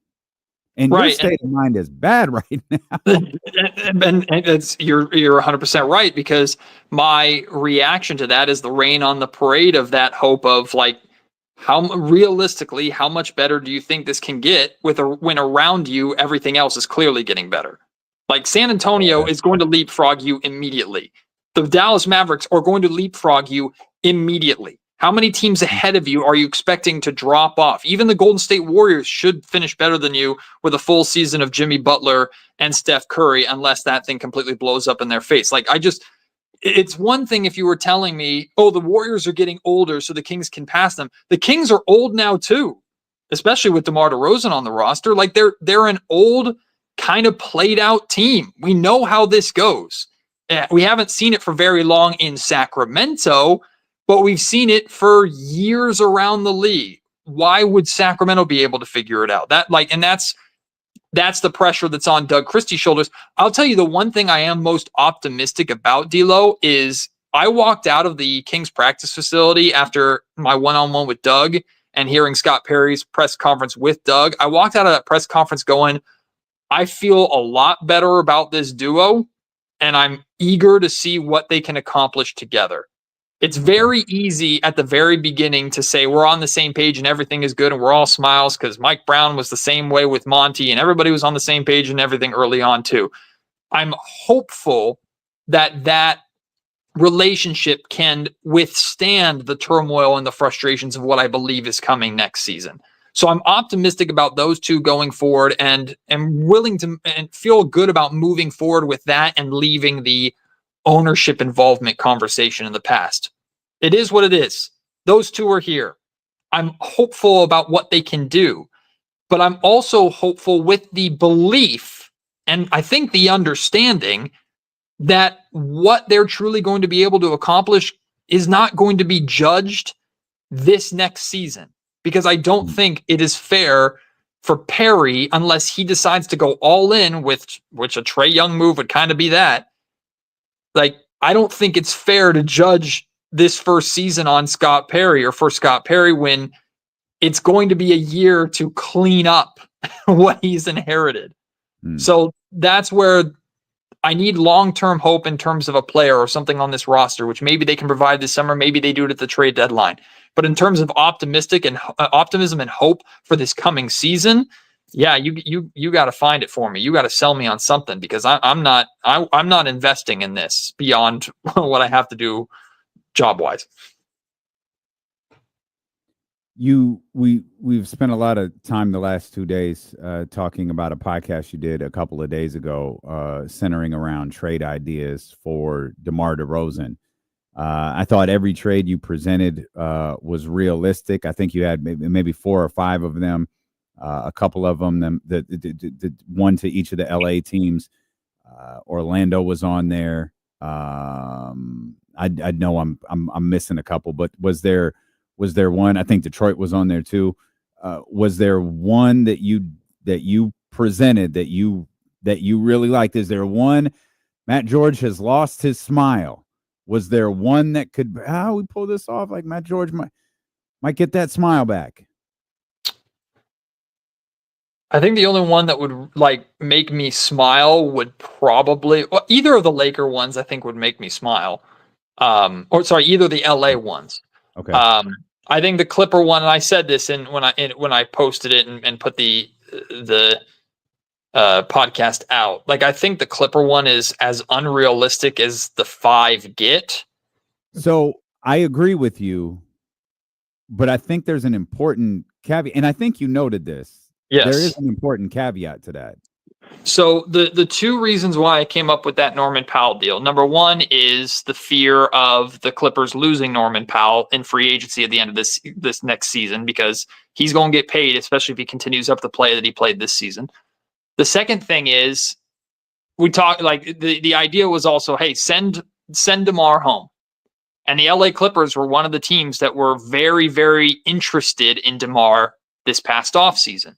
So I thought, okay, looking at this Clippers roster, how do we make this happen? That is the realistic way to make it happen. If the Clippers still want DeMar, that's what they have to do to go and get him. Now, they may not want DeMar anymore. They may have seen what they saw or had the season they had Norman Powell had that season and go, you know what, we're good. And I wouldn't blame them for that. But if the Clippers and Clippers fans and whatever, if they want DeMar DeRozan, that is the route to get him, is the Norman Powell trade. And again, if I'm the Kings, I'm hoping on a fear of losing him in free agency to get that trade across the finish line, but that's the least likely out of the five. I think my point in the entire exercise was you can find solid trades for DeMar DeRozan out there, but you have to leave your expectations at the door. Like a lot of the comments that I got on that podcast, on the posts on social media is, Matt, all these trades stink. They're not very good. Like you're trading the best player away in all five. Yes, you are. Like that is the situation that you're in with DeMar DeRozan. You are not getting better for DeMar. The best thing you can hope for DeMar DeRozan, you're not getting draft compensation for him. I'm sorry. Like unless it's a late, super protected first rounder. Like you're not. So the best you can hope for is depth, young depth, or prime depth, which is why I don't hate, I like the Laker trade because Gabe Vincent, give him another shot. I know he's been dealing with issues. He helps your point guard depth a little bit. Dorian Finney-Smith, how long are we talking about him in Brooklyn? Helps your wing depth a little bit. I don't hate the Tobias Harris deal at all. I think the Tobias Harris deal, not that you're looking at Tobias Harris to come in here and be a savior, but you have Tobias Harris, you kill two birds with one stone. Short term, you're still trying to be competitive. Tobias Harris is as much of a win now type player as you can get for DeMar DeRozan. And if you want to experiment with Keegan Murray getting more opportunity, especially as a three, there is your path to it. Tobias Harris is an established four in this league. I heard Kenny talking about this when you guys were breaking this down yesterday. I adamantly disagree with what Kenny said about Keegan guarding threes. Keegan's been guarding threes. Keegan's been guarding everybody. If it's the best player, Keegan's been guarding him. So I get if you're concerned with him guarding your everyday three, but Tobias Harris coming in here and playing the four is not going to stop Keegan Murray from guarding the best player if they're a four or a three or a two or even a five, as we saw this season. That's on the Kings' depth at the position and depth defensively to overcome and figure out. So if I were to pick out of the five, the one I want the most, it's probably Norman Powell. If I were to pick the one out of the five that realistically I think makes the most sense, I think it's the Tobias Harris deal. And I don't know how much better you can get than that. Okay. I don't hate the Tobias Harris deal, by the way. I think I actually, if I remember correctly, Norman Powell was my favorite. I did think it was the least realistic too, though I thought there was a very not easy way to pull it off. I thought there was a way that made sense because the question is always, well, why would the Clippers do that given the season? That financial reasons. Like that's going to be. We just talked about this with Trey a second ago. It might not be how Atlanta feels about Trey, though. I wonder what that relationship is like. It could just be the fact he's coming up on a player option. He's going to opt out of it. Atlanta is they're going nowhere, and they are going there as quickly as the Sacramento Kings are. Look, if Sacramento wants to pay you, salute. They can do it. We're not doing it. That's that could be something similar, less extreme, but something similar to the Los Angeles Clippers, who might just be like, Norman Powell's going to have a hell of an offseason. We've got Kawhi here, James. We gave it a run with this group. It didn't really work out the way that we want to. We're gonna have to try something different, and signing Norman Powell doesn't make sense for us unless they're willing to move off of one of those other guys. And I'm not sure that's going to be the case. I certainly don't think that's going to be the case with Kawhi Leonard. So once I kind of filtered through that one, it was Dorian Finney-Smith and it was Tobias Harris for me.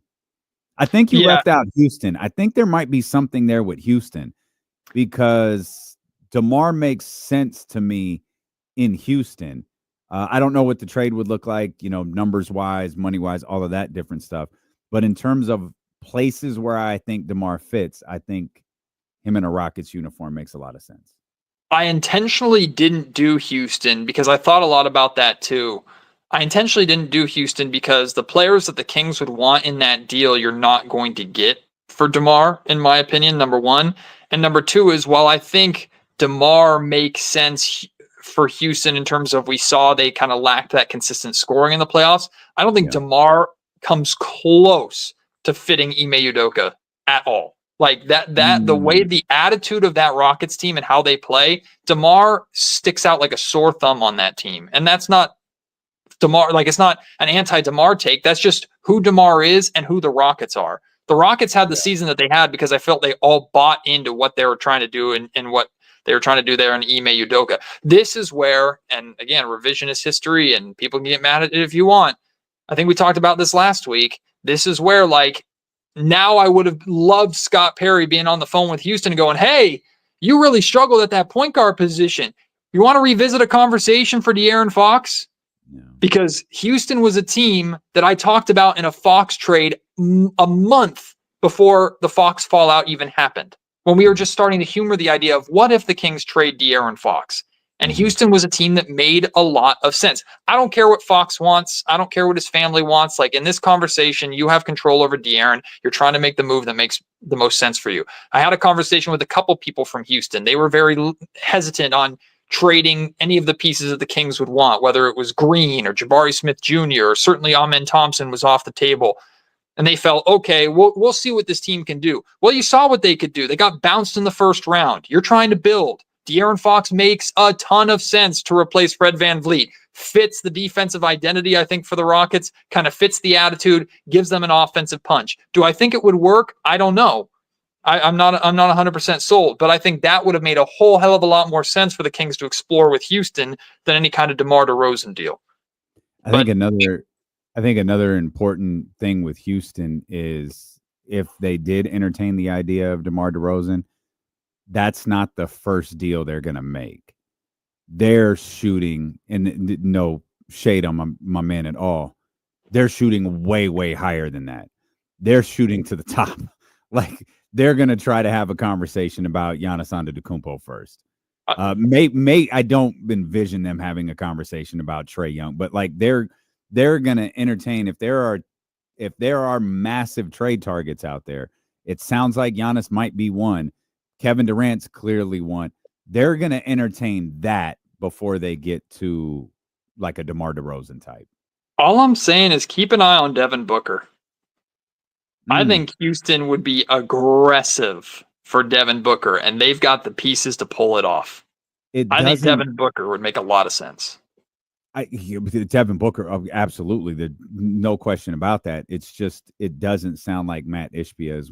It sounds like there is one trigger that Matt Ishbia is unwilling to pull, and it's the Devin Booker one. Well, if there's a team that can, he could be podding. He could just be talking. I believe it. I just think if there's one team that can push you to put your finger on that trigger, it's Houston, with the assets that they have, the young talent that they have, other than maybe OKC, but OKC. I don't think there's a team in the league that's more equipped player-wise and draft capital-wise to get, like, there's no team more equipped than Houston. Like, if this is the asking price for Giannis, we want players now, we want draft capital in the future. I think the players that Houston can send back and still be really, really good are better than the players that Oklahoma City can send back and still be really, really good. And D'Lo, that's what bothers me so much. And you can tell me to get over it. I'll listen to you. I won't listen to the chatty house telling me to get over it. That's what frustrates me about the De'Aaron Fox situation is you allowed him and you allowed your circumstance and you allowed a GM that was trying to save his job when it sounded like it was already gone to begin with the conversations that were happening with Scott Perry. You allowed them to take Houston off the table. Like you couldn't even explore that. because of the situation that you got strong-armed into, that you allowed to follow through because of a short-sighted playoff mandate that had a very low chance of success. Again, this is the mess. Like, it might have not resulted in anything better, D'Lo, but I would have loved for Scott Perry to come in and his introductory press conference, he's answering questions about what are you going to do with De'Aaron Fox. That would have been immensely more interesting. Would have been great for content too. But that would have been immensely more interesting this summer and would have given me the feeling that the Kings have a lot more options to actually make some kind of change than the situation that they put themselves in. So again, these are ramifications that are being carried out this summer that we can say, just get over it, just get over it. But the organization is going to potentially need years to get over it, barring Scott Perry becoming an absolute superstar of a front office or a general manager and pulling a rabbit out of a hat and bringing out a fix that none of us saw coming. Yeah, my opinion on that is you don't have to get over it, especially if you feel like it's a catalyst to why this team is in the position that they're in. And to me, and I think you and I are going to discuss this a little bit more in depthly on your Locked On Kings podcast tomorrow. But this team, like,